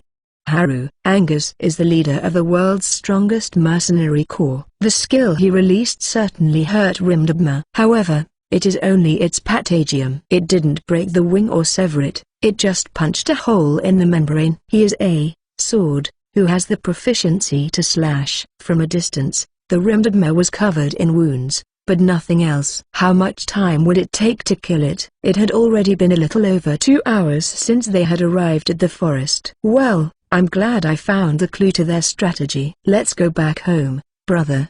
Haru. That's right. That's probably enough to beat it. Let's go. We jumped down from a tall tree without even being on the defensive and started walking. We don't even have a weapon, our hands. There are no signs of monsters around, perhaps due to the influence of Rimdabma. Let's go home and have supper. We have to hunt minotaurs. Yep, if we get some on the way, we can cook them once we get back home. Haru. While the mercenary group fought to the death, the siblings leisurely headed home. A few hours later, little do they know that the dungeon in Tokyo will bring about a revolution in the world. They were unaware of the power that was growing deep underground. Chapter 72. Siblings build a strategy. Well, after all, the mercenary corps subjugation plan was useless. I agree. It seems that they haven't returned yet from the posts on the internet. Oh, it seems that the hero party and the members of the Grapevine Association party headed for the forest area in the Tokyo dungeon. Haru. Well, from the perspective of someone who can fight in the normal way, their way of fighting will be a good model. We are two rearguards though. Haru. We had gotten bored with the mercenary groups fighting and decided that they would not be of any use to us, so we had come home. The information about the mercenaries' return hadn't been posted online yet, so I guess they were still fighting. Really, it's been quite long. Still, that was what I call planning a real strategy. It turns out that our tactics were nothing more than brute force tactics. Well, it can't be helped that we can't imitate their methods. For the time being, let us summarize what we learned today. That's right. Haru. First, attack the stone statue at the back of the forest and declare the activation phrase. Doing so reduces the strength of Rimdabma and removes the dangerous reverse scale from the fight. The only thing is, even if this reduces its strength, it doesn't mean we can get close enough to fight it. It's not like the mercenaries, who are much stronger than us, we're able to get through that many attacks. Haru. Considering this, I feel that it is likely that Rimdabma's status before the decrease in strength made it invincible among people of that level. Originally, the magic capacity of Rimdabma is not high, so our magical attacks can do damage, but usually, those attacks do not hit Rimdabma. The reason is simply the distance. Magic is not as fast as you think, and it is not as accurate as you think. It's like that. It's like using a pistol to shoot something a kilometer away. If you shot at it multiple times, you may hit once, but in the end, it's not powerful enough. In our case, we are forcing ourselves to use our combined skills to hit the target. We're pretty close, too. If we can just get another shot at the firing the same magic we used the first time, we can win. Haru. The magic ball hadn't been used yet. We also haven't used the ones made from reverse scales yet. Haru. Those are disposable. I want to use it when we really need it. Like in games, we would defeat the last boss without using it at all. A magic ball, medium, was obtained by defeating Ganseen before. I thought it might be possible to replenish our magic power with it. The result was half successful. The magic power that could be put inside was only a single person's magic power. In other words, it was impossible to put the magic power of 2 people into the magic ball, and it was also impossible for 2 people to take the magic power out of one magic ball. Haru, even if we recover our magical power, it's not enough to kill Grimdabma. I thought I could do it. Enchantments and intangible armor were more important than I expected, and also domination. Haru replenished the magical power from the magic ball, and the oversized magical power released collided with the breath released by Grimdabma and was easily stopped. That's right. Far from adding power using enchant, I also cover the surface with intangible armor. In the first place, the density of magical power contained in a spell is small because the magic is not compressed by domination. With that kind of magic, we can't kill Grimdabma. I'm not sure what the point of weakening Grimdabma would be for us anyway. It's not like the magic gets weaker when you're far away from it. That's right. The only thing it does is to increase the damage when Grimdabma falls to the ground, right? Haru. Because it is originally focused on strength, so it won't change much. That's right. Haru. While we were chatting, I wrote down our strategy for dealing with Grimdabma. It took about half an hour for the conversation to gradually come together and for us to finish deciding on the entire strategy. Even though we siblings are used to fighting, we are novices at planning a strategy. It's not like we can come up with a good plan just by worrying about it. In the first place, there are only 2 of us, and also, we can only use a few methods, so we can't be choosy about our plans. It's still brute force, right? Haru. There's no other way for muscle brains, you see. Well, things made from the reverse scale of the dragon are also dangerous. Those would be usable in the dungeon though. Haru. I'm surprised that Haru knew how to use those. If you understand the theory, you can make something if you have the right materials. Haru. Is that so? Of course. Haru. We put away the paper where we wrote down our plan. Then I cooked and ate like always. Today's supper is a Minato cutlet. Then we prayed for success in defeating Grimdabma tomorrow. Originally, fighting Grimdabma would be like a death match. There are only a handful of organizations in the world that can defeat Grimdabma with 0 casualties. It's not sane to challenge it with just 2 people. But I'm not scared. I muttered softly as I fell into my futon after the day's routine was over. Haru is sleeping quietly on the futon beside me. I didn't tell Haru, but there was something I thought about when I saw the mercenary group fighting today. They were walking around in their own way, keeping an eye on their surroundings. They were determined not to die, no matter what. They were walking into danger on their own, but they were clinging to life. Such seriousness. In their case, it's a good preparation that costs money, leads to leveling up, and gives them strength. On the other hand, what about us? What is a dungeon to us? A dungeon is a place to find food, a place to improve oneself, a place to pass the time. It's a source of entertainment. It's a game, and we've never risked our lives for it. There is a big difference between having almost died and having risked your life. I'm not saying it's for everyone. I'm sure that a lot of people have had experiences close to death. It doesn't have to be the worst too. Maybe you choked on a piece of mochi and couldn't breathe for a few seconds, or you got a leg cramp in the pool and almost drowned. In more severe cases, you may have fallen down the stairs or been hit by a car. Yet, we don't think about dying when we eat rice cakes, swim in the pool, or walk down the street. That's what diving a dungeon is for us. I don't think I'll die tomorrow, either. That's the beauty of it. It's good to be cowardly and careful. I've often seen in anime and novels that if you don't stay cautious and worry about your safety, you'll die. However, I'm not completely focused on that. Reality is not as full of dangers and such events as those stories. And there's a peaceful everyday life in between the dangerous parts. The everyday life that is not written in the stories. Those are some that color people's lives. That's what I think. Stories that seek beauty in unique events and changes. A reality that seeks beauty in peace and tranquility. I don't know if either is good or not. However, we think of dungeons as entertainment, like games, and that's why we spend our valuable daily lives in them. Isn't that much more meaningful than diving dungeons as a job? Well, it's tough to play with a ban on respawn. Still, we will not die tomorrow. Chapter 73. Siblings prepare for the battle. Okay, are you ready, Haru? Everything's great. Potions and other consumables are ready. Haru. So, are you good to go? Let's go. Haru. After watching the mercenary group fight, I thought about our own fighting style again. In the end, we decided to push forwards with leveling and firepower just like before. This is unavoidable because we don't have their personnel. It's December now. It's been a long time since we first encountered Rimdabma. However, I think it was still not that long considering that it was less than a year ago. As usual, I pass through the transition and land in the forest. Okay, Haru. It's a revenge rematch. Let's go. Roger. Haru. We chose the front side of the wall as our battlefield. The reason was to keep the wounded Rimdabma as far away as possible from its nest at the back of the forest, so that it couldn't easily return to its nest and try to recover. Also, this time, unlike before, we had prepared a variety of tricks. Brother, let's go. There.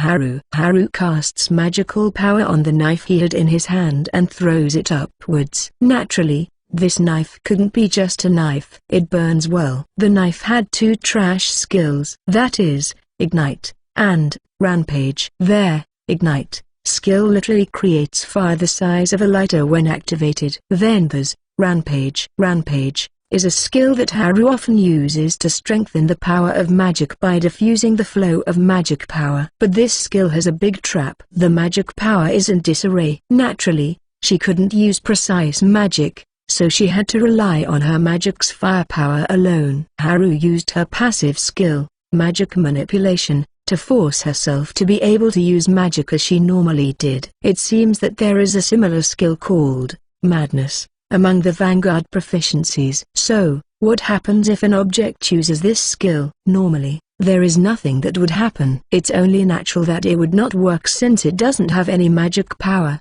to begin with. However, what if the magic power is put into it right before? It's not a matter of activating a skill, it's a matter of forcibly supplying magic power from another source. There, Rampage skill uses the trapped magic power to strengthen the magic that was supposed to be used with the destruction of the object. This method requires the object to be the medium for the magic, as well as their Rampage skill and the magic of the person that would use it. Furthermore, objects do not store magic power. It's an advanced technique that forces magic to flow into it and make it stay within the object for a short time. The result of this is the disappearance of everything around it once it's used. So who would use it? The knife that was enchanted with Rampage and Ignite was supplied with magic power by Haru, strengthening the minuscule fire. The leaves are disappearing faster and faster. Also, this is quite hot.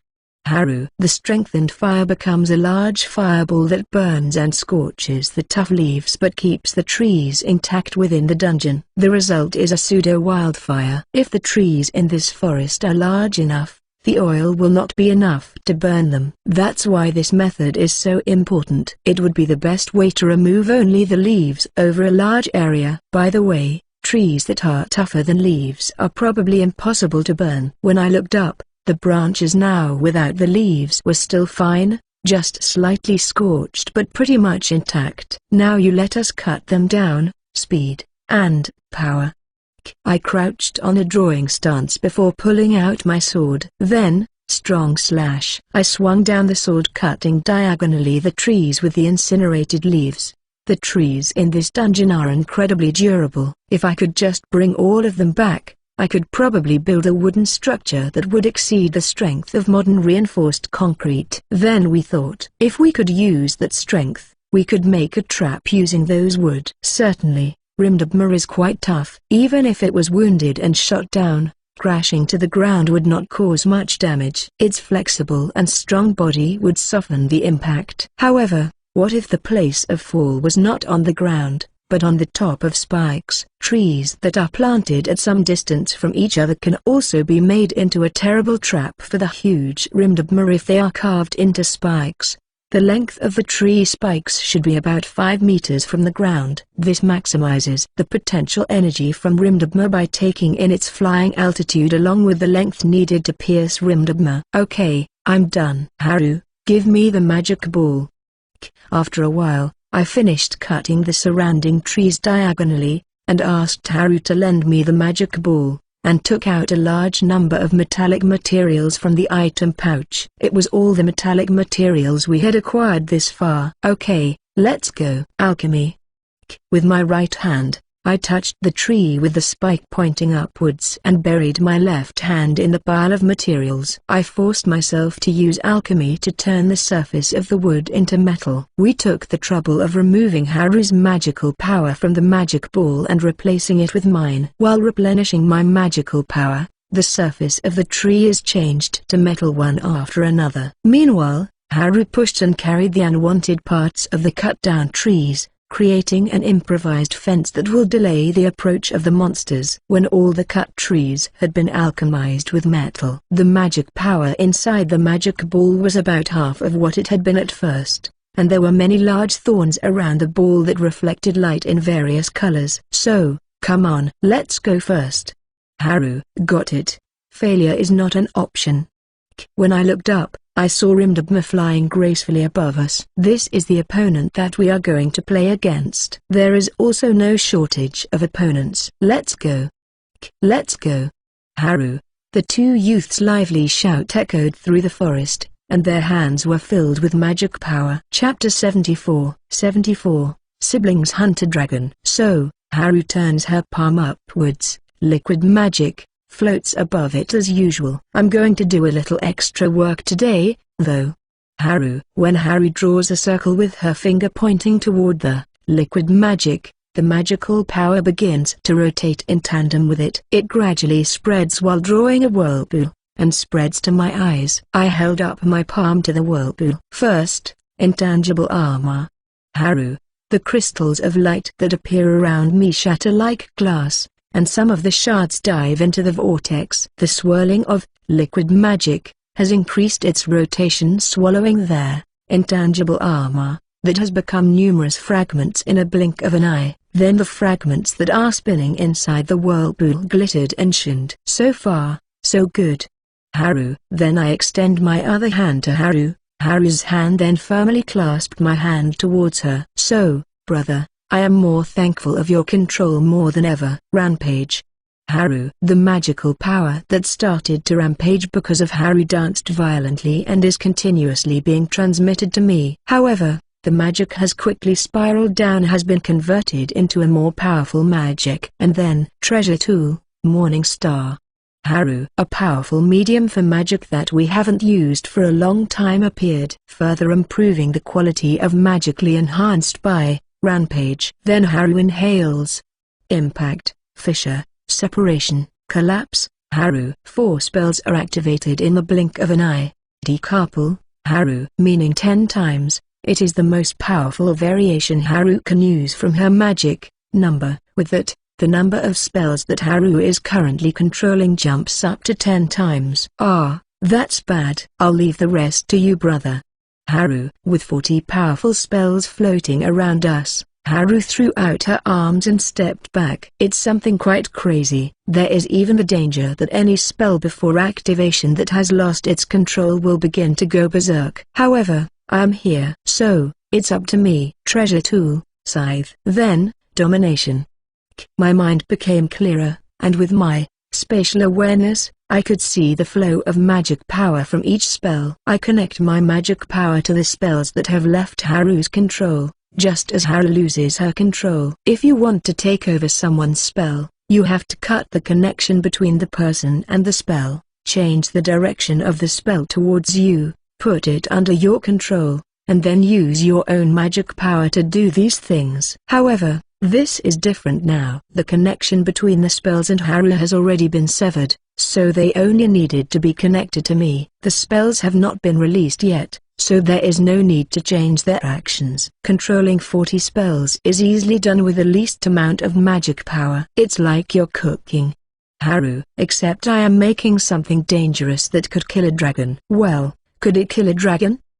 The controlled spells reduce their density and dissolve into the liquid magic. Mixing the ingredients called spells into the liquid magic. Slow, loss, unprotect, curse. Then I mix in the spices called debuff spells. It's not that I'm in a hurry and the process is already troublesome, so I don't even try to use any shortcuts. So, Haru, just as we planned. Watching Haru control the liquid magic into a sphere, before compressing it as I assist with controlling it. Once that's done, I'll cover it with the intangible armor around me on the surface of the liquid magic. Before hardening it, a sphere that was burning black was finally completed. Perfect, here I go. Haru gently raised her hand diagonally upward and began to aim. Rimdabma came flying in the sky as usual. We have a magical bomb, a black, liquid magic, that flew according to Haru's instructions. I use my positioning skills to slightly alter the direction of the bomb. We can't do anything about it if it doesn't hit. Then as a bonus, chain. The last of my magic power is drained from my body, and there, liquid magic, glistens and sparkles. And then, boom.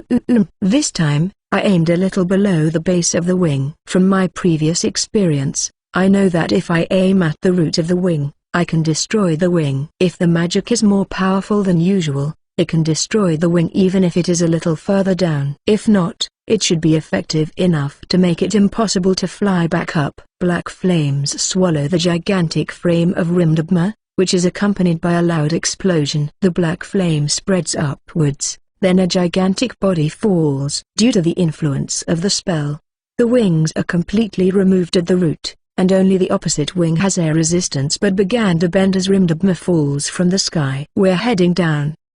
Roger.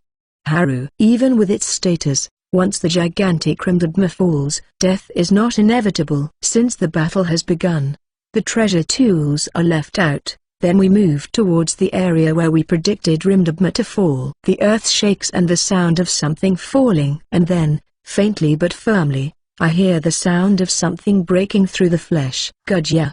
Rimdabma's roaring echoed. It wasn't just the threatening or angry voice I'd heard so far. You can feel the pain and fear somehow. What do you think? Its reaction doesn't seem to be getting any weaker. Brother, let's go down. Haru. As we watched the smoke billowing up from the fall, we jumped upwards following a sudden feeling of discomfort. An explosion rang again. Oh, we're fine. Haru. I think it's a little too lively. I think it's fine for us to give up. I turned my attention to the place where we had just been and saw a small crater. If we hadn't avoided it, we would have been dead for sure. I have a feeling there's a lot at stake in this battle. So, let's be careful. Here it comes. Haru. An air bullet that created the crater on the ground blows away the dust cloud, and Rimdabma appears. A puddle of blood spreads on the ground. The right wing of Rimdabma is gone, and even its right foreleg is shredded around the middle. Several stakes are poking out from its hard-scaled body. Obviously, it should have been fatal damage. Rimdabma, who should have suffered instant death damage, still growls and began to stand up. However, this is the end. Haru slowly walks toward Rimdabma without losing her vigilance. Still, Rimdabma growls. Even so, it's scary because we can't win in close combat when it's at this state. Then I take out the magic ball from the item pouch before I throw it to Haru. Thank you. Haru puts her hand in her item pouch and takes out one item. The reverse scale of the storm dragon, a reverse scale of a wind dragon. the reverse scale that we got before. It's not just an ordinary scale. Disaster Dragonification, Haru. Along with those words, magical power is poured into the reverse scale. The reverse scale shines red and black. The skill, Disaster Dragonification. It's a very simple and powerful skill. It is the greatest trump card and weakness of all dragons, and once this skill is activated, it gradually raises the quality of the magic power until the activator destroys itself. This is the end. Haru holds the reverse scale in her left hand and the magic ball in her right hand and puts the two together. A large amount of magical power contained in the magic ball began to increase due to the influence of Disaster Dragonification. This will continue until the magic ball destroys itself. See you. Haru, hold the combined reverse scale and magic ball in one hand. She is now done. Rampage. Haru. About the skill she just used, it's not Haru's skill, but a skill attached to an object. It was attached to a leather bag that looked to be durable enough. Haru did not hesitate to put the reverse scale and the magic ball inside it and closed its opening. Next, so, brother, we should run away. Haru. Oh yeah, let's run.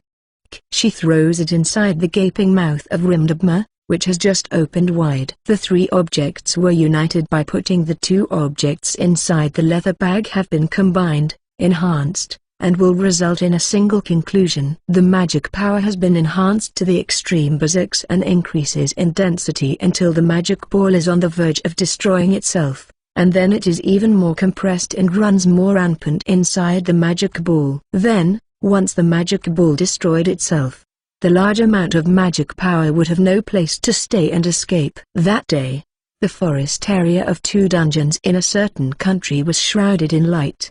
The light ran over the surroundings through different means.